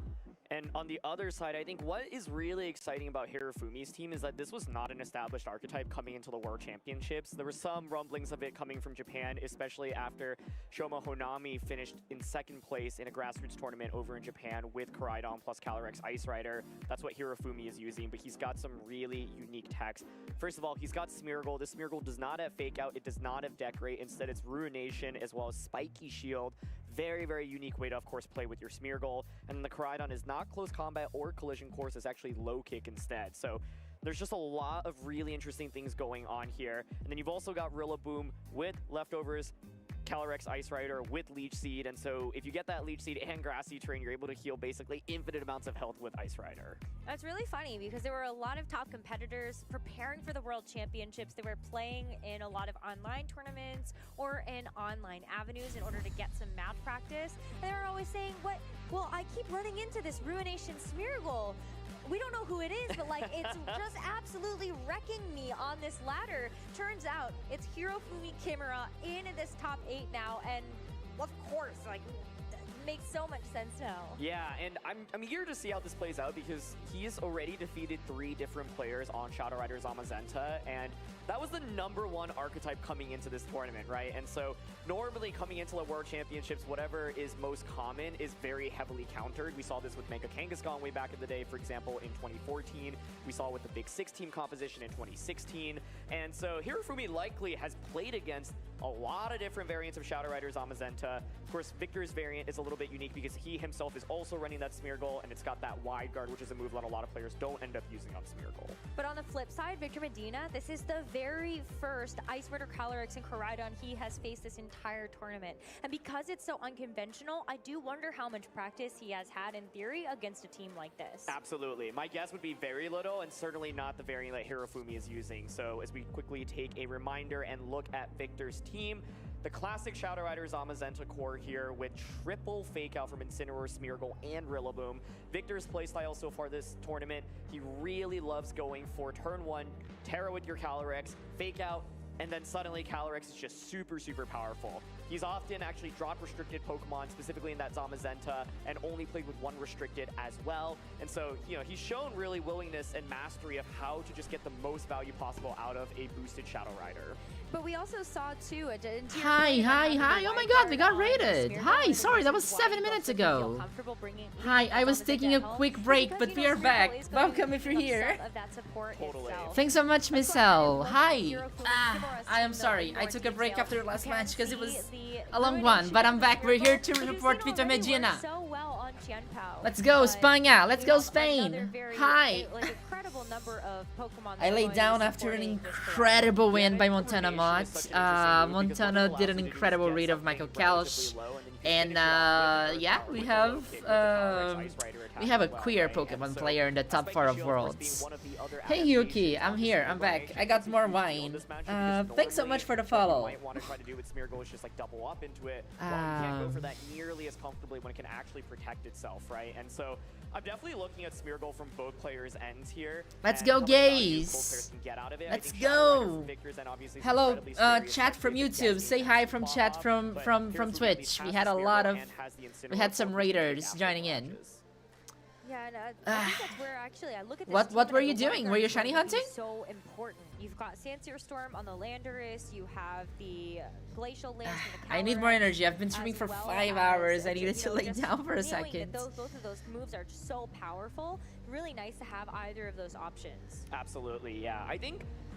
Okay, I'm not really strong at supporting any of them. I like Victor. I think I'm going for Victor in this one, but I think the both of them have a very fun team. Victor dealt with that in the last set we saw him on stream, where he was able to just boost his Shadow Rider +2 with the Astral Barrage and a fake out. A little bit of chip damage was enough to get a 1-hit knockout onto Assault Vest Rillaboom, right? So I think if you're a Hirofumi, you have to be careful because Victor's plays so well with this Shadow Rider, right?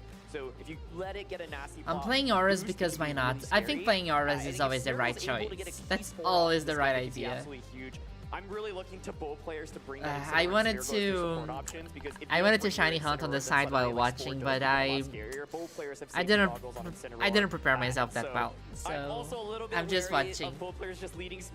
We did catch some shinies on this stream. Anyway, we got a random shiny Tauros while gossiping, which was fun. Let's go. Another Smeargle. Honestly, Smeargle is the MVP of this world. Alright, literally staring each other down, both on the exact same side. Checking out different MMOs in Legends Arceus, looking for some outbreaks to permute, for some shiny alpha bingo targets. Those sound super fun. Found a Growlithe outbreak we can permute for a shiny alpha Growlithe.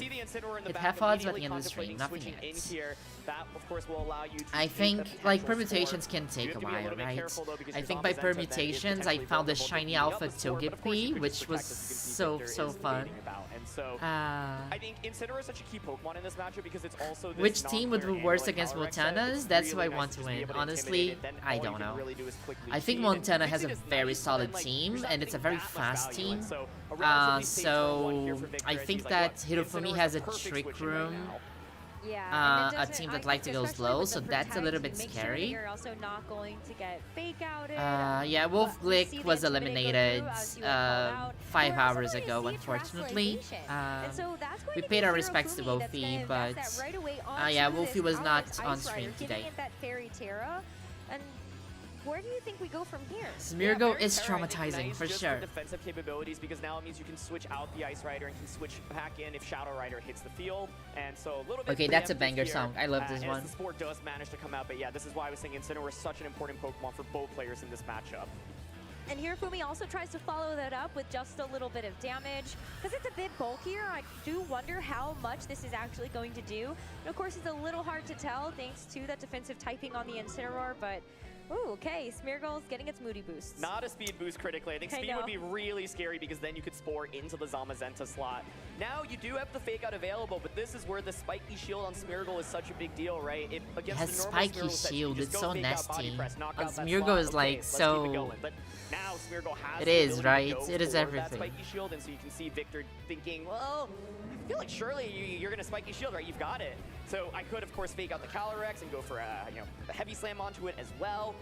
But it ends up just being a split in damage. But this is really scary. Now Smeargle could get a Spore off into the Zamazenta slot. Absolutely. I mean, the body press is certainly going to help. At least you're bringing it down to the Focus Sash. But the problem is that it is still around. And that Spore lands right into the Zamazenta. Okay, so that's all Vito. the Zamazenta is going to be able to do for the next while. Yeah, and Nighty this night. is what makes that spiky shield such a good option. Even if you're not clicking it, your opponents have to respect it, right? So I think the upside for Victor right now is there's not any damage coming out from the opposing side, right? It's another special defense boost, not a speed boost. That's the one that you're going to generally want to pay attention to.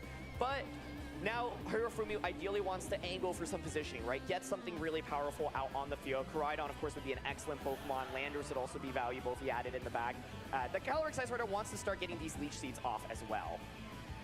And it will be a lot easier to do because you really want to keep your Zamazenta in order to actually get through those sleep turns. Yeah. You don't want to take it out.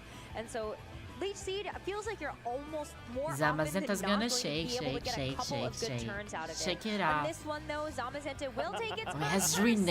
Ruination, come The on. Smeargle is going to take Oh my advantage god, this of that. Smeargle The is so Ruination nasty. brings Zamazenta already down to half HP thanks to what that move is capable of as Incineroar goes for the parting The shot. parting and shot here is allows good, Victor though. to get a pivot. I mean, you can see the genius of Ruination here, right? Because basically, normally, Smeargle just wouldn't be able to offer any offense. Kind of feel forced to switch it out. Instead, now you can go for Ruination and Leech Seed, and suddenly you've stolen a lot of Okay, Zamazenta's HP. Shadow Rider does honestly, manage to I'm gonna come say out into a good something, position. and I am Leech Seed sorry. crucially also And connects Nidu, on Zamazenta, I know but Nidu is when gonna you be see the one Smeargle that's gonna Ice Rider, reply me. normally I don't know what Zamazenta's the Ruination perfect does. counter for it, but the Ruination I have plus no the idea what Leech Seed means Ruination it's does. ending the turn with less than 50% I thought it of was its just a health, normal and it's damaging only move. taken one turn of sleep. It is possible that it wakes up on this next turn, and it looks like it could be a little bit close, but Okay. oh my goodness, I was holding my breath. But this Smeargle is going to be on 1 HP in a dream and +6 special defense. Unfortunately, not enough to save it, I think, from this incoming Psychic, but I think Hirofumi right now is playing just a really nice defensive game, right? And Zamazenta just feels really sad where it hasn't Oh, it really halves gotten the that target's much health, value. so it's Shadow Rider still basically feels like the main Super star for Fang. Victor's It's team. Super If you're able to Fang, clear right? that Smeargle, suddenly Astro Barrage obviously becomes significantly stronger.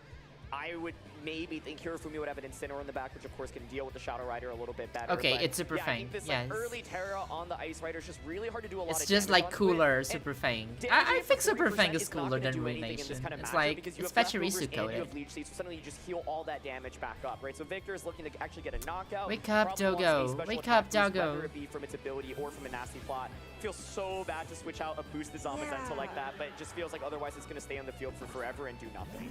So that's why you at least have the Incineroar to come in and drop this Calyrex. Like, as Incineroar attack is so one good more against time, Kali Ice, it's and hopefully insane. we Like, this will Kali be Ice is able to already at see -3 or Calyrex start something. to get some damage down, but yeah, if it's Incineroar, I Rilla. think that would be crazy. But to your point about the leftovers, the Leech Seed recovery, you've got Rillaboom now that's going to add in the grassy terrain as another avenue to get some HP Ruination recovery. sounds cooler, Big turn and here. I ghosts think are there not was the immune. You ability are for a correct. potential nasty plot here. That Psychic, by the way, Ow. does so much damage. Oh my goodness. But Trick Room's is up. set up. However, Victor has gotten the Incineroar out on the field, so you have the ability, of course, to go for a fake out with that. Honestly, shocked at how much life orb Psychic did to an Assault Vest Pokemon there. So, makes sense. I think Victor wants to respect Smeargle potentially going for a Spore in that position, right? So, Calyrex is doing basically no damage right now. It can continue to Leech Seed. I think Victor has gotten himself into a better position now that Trick Room has been set up. You have the faster Fake Out, so as you see, you can pressure with just Fake Out plus Astral Barrage. And that's still going to do a significant amount to this Terra Fairy Ice Rider Calyrex, and at some point you really Okay, do Victor, have to start let's go, laying some Victor. damage down onto that Pokemon.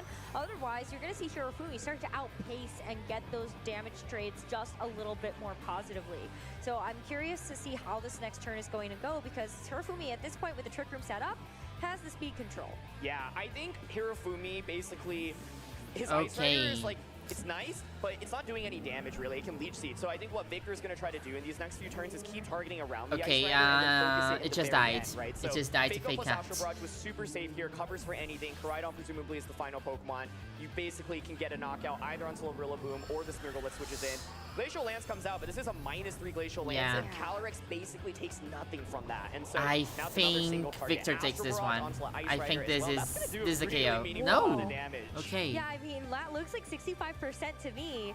And so even though we are going to see leftovers, grassy terrain, you're actually not getting up to the point where Calyrex is going to be really healthy. That's 50%. Yeah, we now are. that it's able There's to stay only a at. few players left, Hirofumi, so maybe like a positive for him is that because the Smeargle got knocked out, you're able to get we the can Rillaboom look in at and everybody shortly with the that's fake out for this that's next classifying turn. so far in a It's second. Landorus Koraidon as the strong first here. one. Interesting. Okay.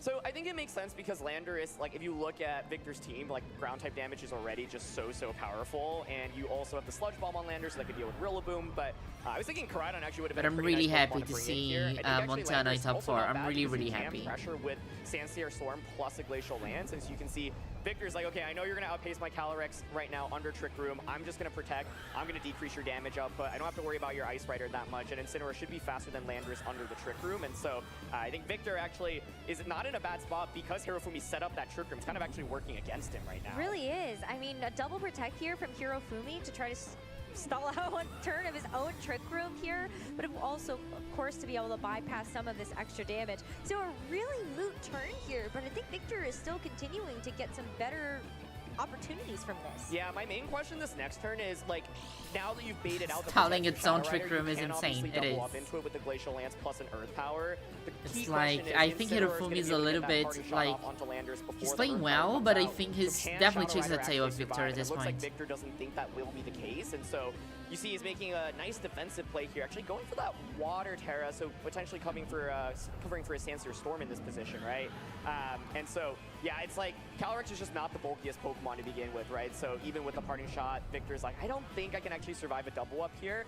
Why don't I sacrifice his Zamazenta? My goal now is actually stall out your Trick Room, then get Shadow Rider out, because I've already eliminated Smeargle. So if I get Shadow Rider out, Aaron after Zhang is Trick so Room ends, I smart. can I'm just put listening to Astral him at Barrage this free. point. Yeah, no more immunities. Zamazenta is going to come in and almost act as a sacrificial piece here because it's really not going to be doing much else.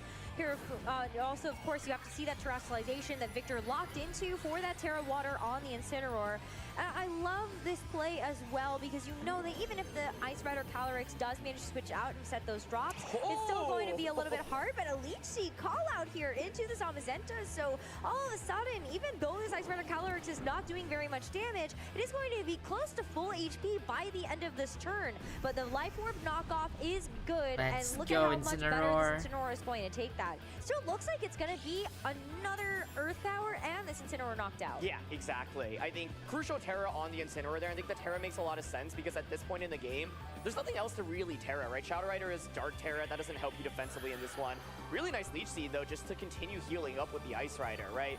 Intimidate is the way you shut down this Ice Rider's damage output, but being able to just steal HP turn after turn after turn is a big deal because by the time Shadow Rider hits the field once again, Ice Rider is going to be back at full HP. Then it can pressure to even set up a subsequent Trick Room, right? And so right now what Victor's trying to do is stall out the Trick Room, then get Shadow Rider position, and Hirofumi's like, well, that's But fine because the kid I just do Aaron enough damage basically right now under Trick Room commentates that every even set VGC up a event second one. for at least, what, 10 That would be years or great. so? Especially if the Shadow Rider Calyrex finds itself into a position where it's under Trick Like, Room Aaron is an again. incredible commentator. That's a nightmare situation there for Victor. And Hirofumi says, okay, well, I mean, thank you for all of that HP. Yeah, My I feel back Calyrex up, is, I'm good. Yeah, gonna go back there, and we'll see you later. As the Rillaboom now takes the field in its place, Landorus just goes for a protect.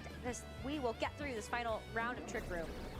Nice parting shot here to be able to pivot out with the Incineroar there. Landorus, I think, had the ability to go for damage this turn, actually opts not to, and so now Victor will be able to get a free switch, and I think one of the things is that the Smeargle coming into the late game is also incredibly scary because Victor then can spore with it, right? I think Victor is aiming for this end game where you've got Shadow Rider, you've got Smeargle to support it as well. He still has all his Pokemon, right? So I think he's managed himself into a really solid spot. It's okay, it's okay. Aaron has been doing this for a while. Goes for the heavy slam into Landorus. Landorus was really worried about a double up potentially into that slot, so opts to protect, but great pivoting from Victor. He's distributed damage really well so far in this game with Astral Barrage, and now that Ice Rider is off on the field, Rillaboom's able to heal back a little bit more, but Zamazenta waking up means it is going to be able to pressure with damage, and Instant plus Smeargle just provides so much support in this endgame. But I'm even looking at the Okay, fact Trick that Room's even up. Zamazenta doesn't go for damage. Now And you Grass have is to up support with the also. Wide Guard. Yep. If you look at Landorus, it really forces you in that position instead of It's going just going for for Storm, for the you have to go full for single damage. target, either the Sludge Bomb onto the Calyrex or the Earth Power Do onto it, Victor. the Zamazenta. Do it. Yeah, Press the absolutely. nuke And button. Just Bruce do Willis it. is just like, no more grassy terrain anymore, right? So like, how are you stopping Life Orb Astral Barrage from just sweeping everything, right? Victor timed this perfectly, and so Lander switches out, but I mean, like, the hope here is, okay, if my Rillaboom manages to survive the I turn think and then maybe Hirofumi gets is a U-turn cooked. Woodhammer I think off, there's- I think Victor is really just in a very strong position right now, and this, like, Calyrex has just been able to get Astral Barrage after Astral Barrage off, and so here is another one coming out. We saw how much Psychic did to the Rillaboom here. Almost just gets the knockout. It doesn't though. We are going to see that Rillaboom hang on for just a sliver of HP. Yeah, but it's not- that we're is not- just we're to not gonna allow see the that. Zamazenta to finish the job. I was kind of wondering if in that situation the Rillaboom survives. think Victor maybe takes you're this. still able to get. It's crazy. Maybe we.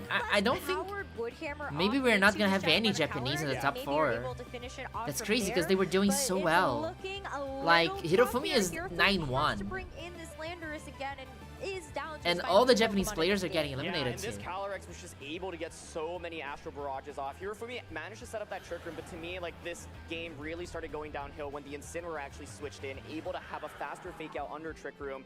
There was never just that much damage, right? It was just Ruination and Leech Seed and maybe like one No, or I two Earth think Powers coming out, but Hirofumi Victor is stalled against that the Trick wall Room here. really, It's- really it has so effectively, little and so damage. It doesn't I have the was a little speed. bit surprised to not I see don't Koraidon see a way come out this here, Koraidon has honestly. so much good damage across Against the 4 board, right? Actually Pokemon, has I don't see 1K it. KO potential onto almost basically everything, and so I think for Hirofumi, he's probably going to start thinking about that Koraidon going into game 2.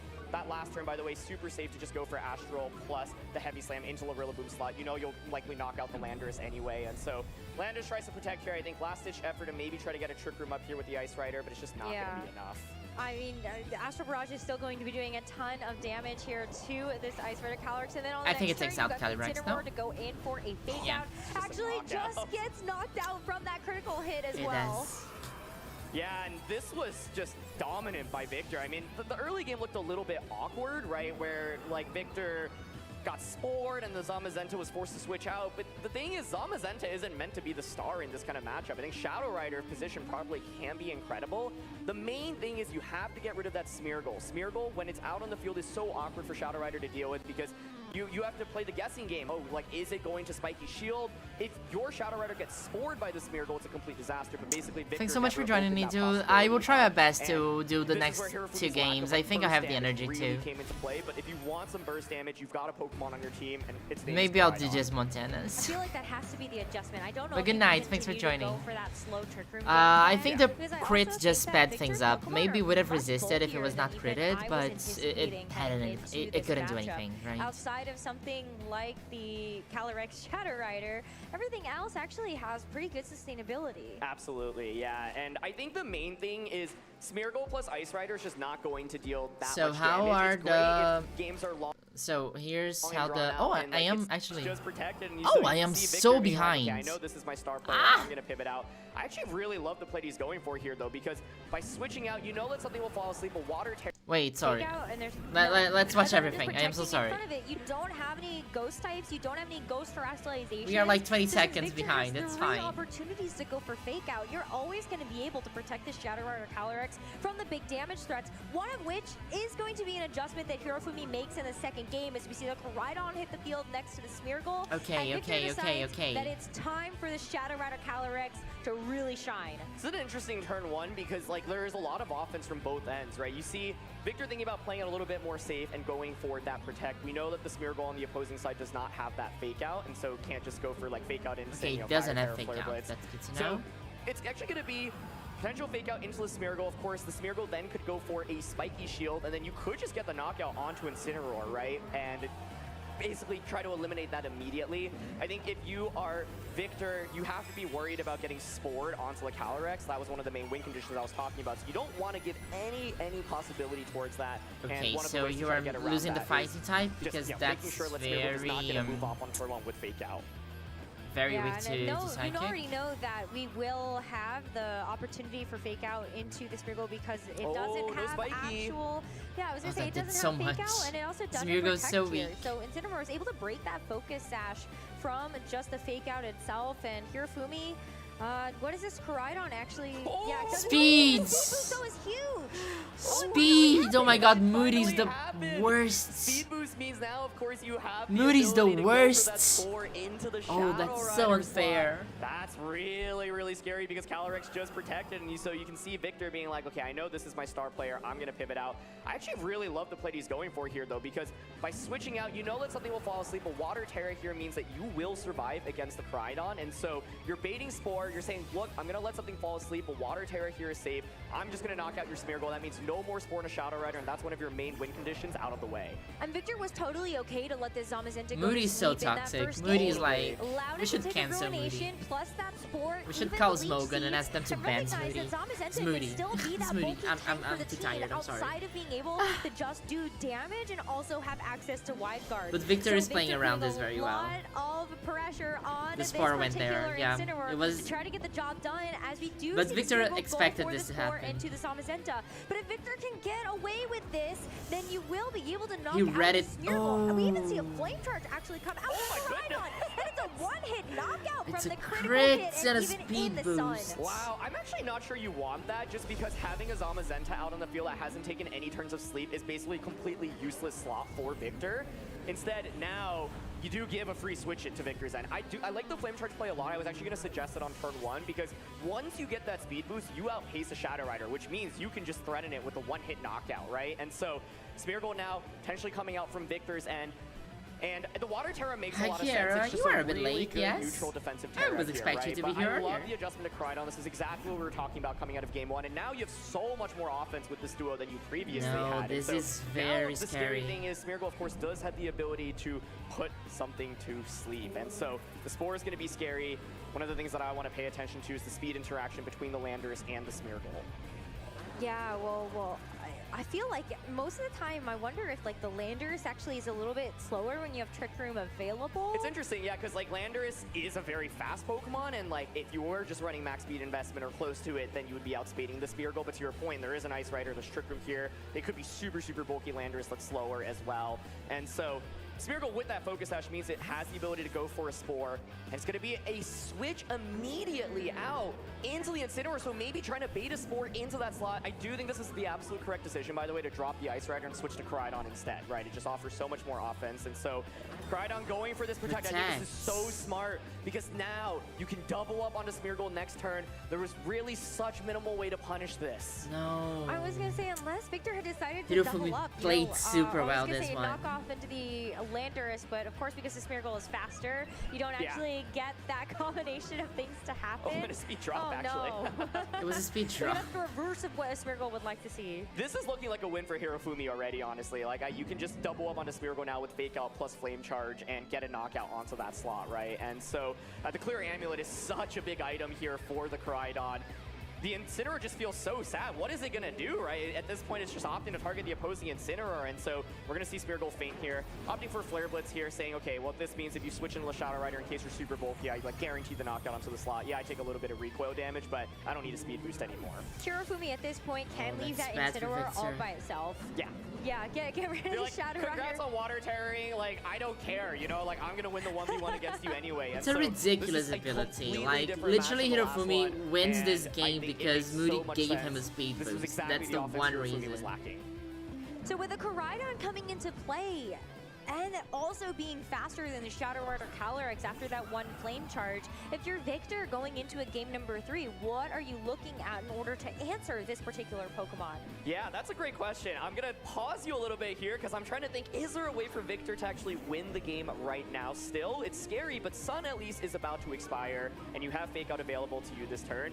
That being said, it's still actually quite scary because then you have to deal with Incineroar, and like, how's Calyrex dealing with Incineroar, right? Yeah. So we'll see. I don't want to call the game yet, but I do feel like it looks so difficult, and so we'll have to see how this sprint plays out. I think it makes sense. You need to make a very strong read, and like this Koraidon is gonna protect. But even then, it's scary, and there's no protect from the Koraidon either. So you can see Victor's like, my one way of winning is hoping for you to protect the Koraidon. Hirofumi does not give it to him. Flare Blitz comes out, and bye-bye Calyrex. Okay. That is going to be the final restrictive move here for Victor, leaving this Incineroar all by himself. And Hirofumi now, that one. I'm gonna go with Smeargle and Zamazenta. Oh, a Renegade tree. That was good. Like this delay was amazing. Zamazenta into the Koraidon, and now Straight into game tree. What these Smeargles are capable of. We were like 20 seconds behind, and let's see it. Oh, that's very aggressive. Going for an immediate Spore here. So I'm nervous here mainly because if the Smeargle speed tie, you're both clicking Spore on turn 1. Whoever gets the Spore off is going to have such a major advantage. This is the adjustment I was talking about. The Water Terrier Zamazenta immediately. That means that at least one slot can hold itself up against the Koraidon. Terrestrialization first, though, and so yeah, Zamazenta is going to he's feeling so much better, but the sun is still active. And we've seen how these powerful Pokemon can turn the sun and really make it into a big advantage, even versus some of these matchups. But it's the Flame Charge into the Smeargle first. Smeargle moves first. Oh, it's going to be a tough call, but the Zamazenta is going to have to move before we see these Smeargles. And it looks like it's going to be Hirofumi's. Victor Smeargle gets put to sleep. An absolutely huge turn there. This is what I was saying. Like, Smeargle versus Smeargle, you're often both going to be maximum speed, and it is a big deal because you do get a ton of damage off into the Koraidon. Crucially, no speed boost there on Smeargle. Speed boost would have been a disaster because then, yeah, you can just knock out Smeargle with another Flame Charge and then Spore the Zamazenta. So this turn is interesting. You could theoretically actually go for a Protect with your Koraidon and then Spore into the Smeargle slot. The Smeargle, of course, Victor is getting so unlucky. Was the speed tie? As you go for another Flame Charge. So Body Press at least did do a lot of damage, but it was absolutely huge for Hirofumi to win the potential speed tie there on turn 1. I think Victor is trying to make a call, though. Do you think that the Zamazenta is going to protect itself? And if it does, then you really want to make sure you're landing that damage down in the Smeargle before both of your Pokemon do get put to sleep. But Hirofumi's Smeargle has its Focus Sash intact. I think you're always going to be able to get a second Spore off. Yeah, I think, like, if you're Hirofumi, you could just go for Follow Me, Flame Charge, basically guarantee a knockout and say Koraidon sticks around for another turn. It ends up just being Flare Blitz here, actually not going for Follow Me. Flare Blitz, of course, covers for Shadow Rider once again switching in, and so you can just potentially knock that out. But I think this is huge for Hirofumi because with the Body Press not going into Koraidon, you get to stick around for another turn. And let's see this Moody Boost. I mean, if it's a Speed Boost, it's just going to be an absolute disaster right now. It is going to be a special attack boost. So at least we're safe. We're safe for now. We're safe for one more turn. Yep. But I think, yeah, you have to bring in Incineroar here. If you bring out Calyrex, well, one thing you could do with Calyrex is if you bring out Calyrex, you could protect it, and then Body Press into Smeargle, and then the second turn switch out into Incineroar and basically bait 2 different attacks into it. Victor's like, you know what, I'm just going to bring in the Incineroar. This gives me the Fake Out pressure immediately, so now you have Fake Out plus Body Press available to you. But one of the things you can do when you have Fake Out pressure available is bait out your opponents into protecting, right? And so you can see Victor's hoping right now Hirofumi protects that Koraidon and Smeargle. You bring out Shadow Rider, then Shadow Rider can just Astral Barrage into the Koraidon slot the subsequent turn. Smeargle here does not have Wide Guard on Hirofumi's end. And so this is a classic bait and switch with Booty Fake Out. boost. We'll see if it works out though, because by going for this, you do open yourself up to the opportunity of Hirofumi just attacking this turn. Yeah, I mean, we will see the Shadow Rider Calyrex at least be able to get a bit of damage down in 2 turns, but it does really depend on what this Koraidon decides to do. So we'll see the switch first and what is to follow. If Hirofumi is able to call this right and you just get rid of this Calyrex immediately, you would just win on the spot. Yeah, the game is over. Yeah, but it's a tough call. Yeah, and it makes so much sense to just go for the safe protects. I'm getting nervous for Victor. Is there a Spore though? Let's see. Yeah. Because it's just a spiky shield. Yeah. But if there was a Spore, like also critical. Totally. Yeah. I think for Hirofumi, it makes sense for him to not want to take that risk because he knows he's actually ahead in this game anyway. And so now let's see, is there another speed boost here on Smeargle? No speed boost. Okay, I'm getting nervous for Victor because every turn Smeargle's on the field, that's another possible chance to get that speed boost, right? But it's a speed drop, so. Yeah, exactly. So this is still scary though because of the Koraidon getting that Flame Charge early, right? And so you can see what Victor's trying to do is bait out the attack into Calyrex, protect there, Body Press, bring the Smeargle down low. But the Smeargle here is just once again, such a nuisance. You have access to that follow me, so you can redirect that body press away from the Koraidon. And I think what Hirofumi's trying to do is, I'm just going to ignore your Zamazenta for now. I'm going to target down what's next to it. And Victor is like, okay, I'm going to try to play a little bit defensively, then I make sure you don't get to just knock that slot out freely. Calyrex protecting. We already saw the Zamazenta trying to target down this Koraidon so it can finally knock it out. And that's one call correct here for Victor. This Flare Blitz from the Koraidon does get negated by that protect as the body press is able to finally finish off this Koraidon. 1 KO apiece. There's a little bit of hope still. Third and final game of this top 8 set. But this Smeargle gets a chance to go for the Spore, and it keeps its Focus Sash intact still. Finally gets the Spore off. I think one of the key trade-offs that Hirofumi had to decide, once again, no speed boost, but one of the key decisions is, do you go for follow me? Because if so, you protect your Smeargle or you protect your Koraidon for a turn, but then Victor can just switch the Shadow Rider back out into Incineroar. Do you want to play that prediction war? Here, Hirofumi is saying, look, if you don't protect your Shadow Rider, I knock you out immediately. Even if you go for the protect, I guarantee the sleep on the Zamazenta, and to your point, a fully healthy Smeargle. I think what's a little bit scary now for Hirofumi is you don't have a way to get a one-hit knockout onto the Shadow Rider, so you do have to be a little bit careful, but Smeargle's still sitting at full HP. Landorus here, I think, should be able to take a Life Orb Psychic or Astral Barrage. You can even protect Landorus, go for a Spore. And the Zamazenta right now, I think one of the key things I'm paying attention to, is it able to wake up quickly enough? Was able to get a one-turn wake up in that game number 2, so maybe this Zamazenta loves Victor enough to do it for him again. But it is, okay, maybe go for Astral instead. Split some damage, but it doesn't actually damage the Smeargle at all. Exactly, yeah. I think if you're going for Astral, you're hoping for enough damage to knock out the Landorus. I don't think it gets the one-hit knockout, but if it actually managed to pull it off, you actually probably win the game off it. No protect from Landorus. Here we go. Okay. Astral Barrage do enough? I don't think it will, but let's see. This Landorus is already going to be taking so much damage, but it hangs on with just enough to fire off an attack on this turn. Zamazenta takes its mandatory turn of sleep, so there is a potential for it to wake up later, but it has to take this Earth Power first. It brings it down to half. It's going to sleep. And the Spore now into the Shadow Rider Calyrex. Both Pokemon asleep here for Victor. You don't want them asleep at this point in time. Oh, this is so close, but Hirofumi has to be careful about where the damage is coming from, right? Especially if your final Pokemon is going to be that Incineroar. Landorus is going to be the primary carry here. One turn of sleep burnt. I think if you get max turns of sleep here on both Pokemon, you probably win this. And so Victor right now is This is so tense. It's basically just RNG. It's basically RNG. To protect this Landorus for one more turn in case there Does is it a wake up? from the Zamazenta. The Calyrex is going to be the one that takes its mandatory turn of sleep first, No. and then we will Zama see stays the asleep. Zamazenta actually takes a second one. So another Earth Power here is gonna. Oh, it doesn't that's gonna say it KO! finishes it off, but it doesn't. Oh my goodness. Chat! That makes it so much scarier for Hirofumi. That's one more opportunity, of course, to get the wake up. It's just One turn RNG. of sleep It's on just Calyrex, dice. 2 on the Zamazenta What are the now. odds that Zamazenta wake You are up now? Is slower it with this like Landorus, and so I 60%? think that was honestly a really, really crucial survival. Could have been a Sandsteer Store coming out there, which would have done some damage onto the Shadow Rider as well, but I think Hirofumi was like, look, I'm just trying to get the knockout. On this next turn, though, the Shadow Rider Calyrex has a chance to wake up. The Zamazenta has an even greater chance to do so. And this Landorus wants This to try to 3 get as HP much clutch. value out Oh of this my next god. turn as possible. I don't even It know does what not to get say any more at this intense point. than I'm this, so Aaron, tired. I'm because sorry. the Smeargle could even go for something like a spiky shield if it wanted to, but it goes for the follow me. And we will see if this Calyrex can wake up. No! It doesn't, but can the Zamazenta actually do it now? Follow it up with some of the No way! What the heck? Zamazenta stays asleep. This is what I was saying. If you get 3 turns of sleep on both, I think that's it. Shadow Rider, of course, still has the chance to No wake up. way. Zamazenta Absolutely will no way. wait. And if Hirofumi's last Pokemon, of course, is that Incineroar, that is a really nice Pokemon to have into Shadow Rider, especially with Water Terra having already been committed on the Zamazenta. So really, really tough sleep rolls there for Victor. Makes it so scary. And this is what I was saying, come into the match. You need get to a fake crucial out this score on, it Smeargle. makes That's the such a worst big part. difference. Still not over yet, but the Smeargle is still at full HP. Really has its work cut out for it, but you hopefully can just like get rid of that. You gotta get rid of the Focus Sash.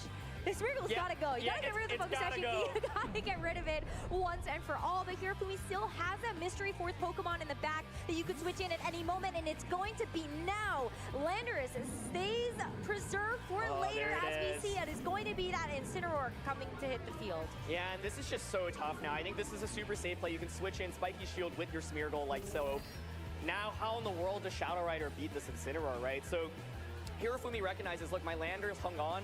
I can just one-shot I think the Incineroar Victor in lost. the end game. Let me make sure This it last does not Victor go the down game. here. I'm not going to risk the chance of a wake up here from the Shadow He Rider. woke up. Shadow Rider wakes up, but as you see, the Lander is pivoted out, crucially making sure that you get to preserve that for the Incineroar endgame. Astral Barrage Knob comes out, but Hirofumi's got a huge advantage now. You can feel his second Worlds trophy in his hands. Victor, though, has been so close to a crown before. It would feel devastating to fall short here, but the faith is not gone. It's not gone it's yet. It's not gone yet. You still have Pokemon that are able to battle it out with you. And maybe this Incineroar is able to help squeak out just a bit more damage. And this Protect, can it actually bait out a couple of attacks from these other Pokemon? Yeah, I think basically what Victor's hoping for is maybe I get the Flare Blitz, get you low enough where then Astral Barrage can finish you off. Flare Blitz here, it can burn the Smeargle. And it actually survives it, you know, it burns, but because of all the defense that it had gotten, it actually hangs on crucially. Aaron, I thought for a quick second there, yeah, if the burn damage had ticked through the Focus Sash activating, Yes, it's crazy. What you were talking about. But it does It's the Intimidate and Defense boost. That, I mean, you are just going to be able to redirect away another attack. You get a defense boost again on top of the defense that you already have. Yep. And so it will take this next Flare Blitz to do the job. No and double protect. The double protect would have been so big for the Shadow Rider Calyrex to be able to make it through something like a knockoff, but it's not going to be able to get that. So you see the knockoff gets that basically one-hit knockout onto the Calyrex, and Hirofumi Kimura won The burn was like to make another the burn was even more cruel. I think the fact that it burned was even worse. And it doesn't even get the No, knockout after the senhora, second puta Flare Blitz. You gotta see merda. the burn damage to it. Oh, that's adding some insult to injury there. The fact that we saw Smeargle take 2 Flare Blitzes is wild, but of course, we've got Landers now out from Hirofumi in the back.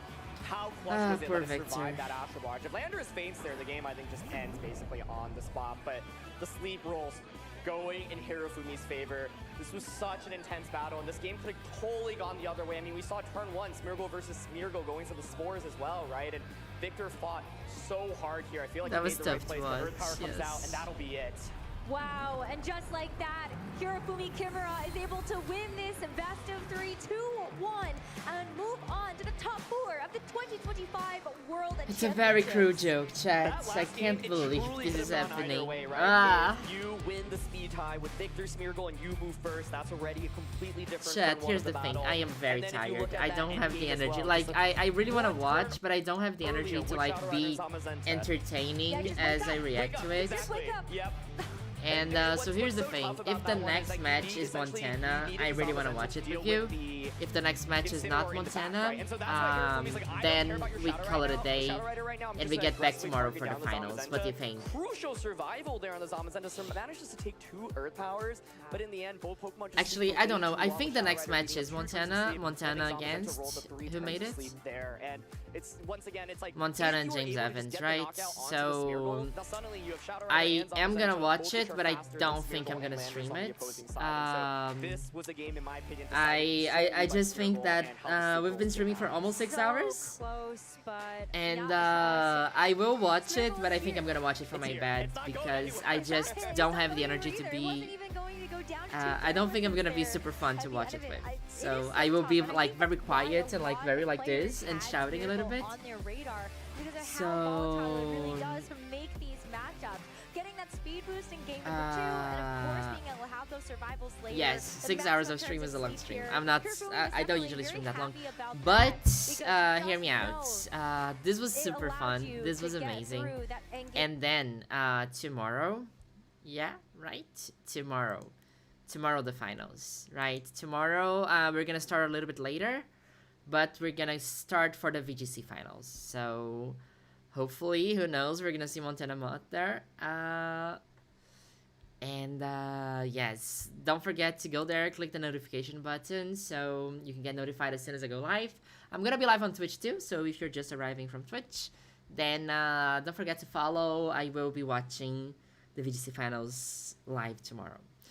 So yes, I'm really excited. Worlds today has been crazy. We started with like lots of favorites, and it's crazy that Montana made it all the way to the end. So I'm really, really excited to. I'm really hoping we can watch Montana tomorrow in the finals. And yes, I will sleep so I have better energy to stay later tomorrow.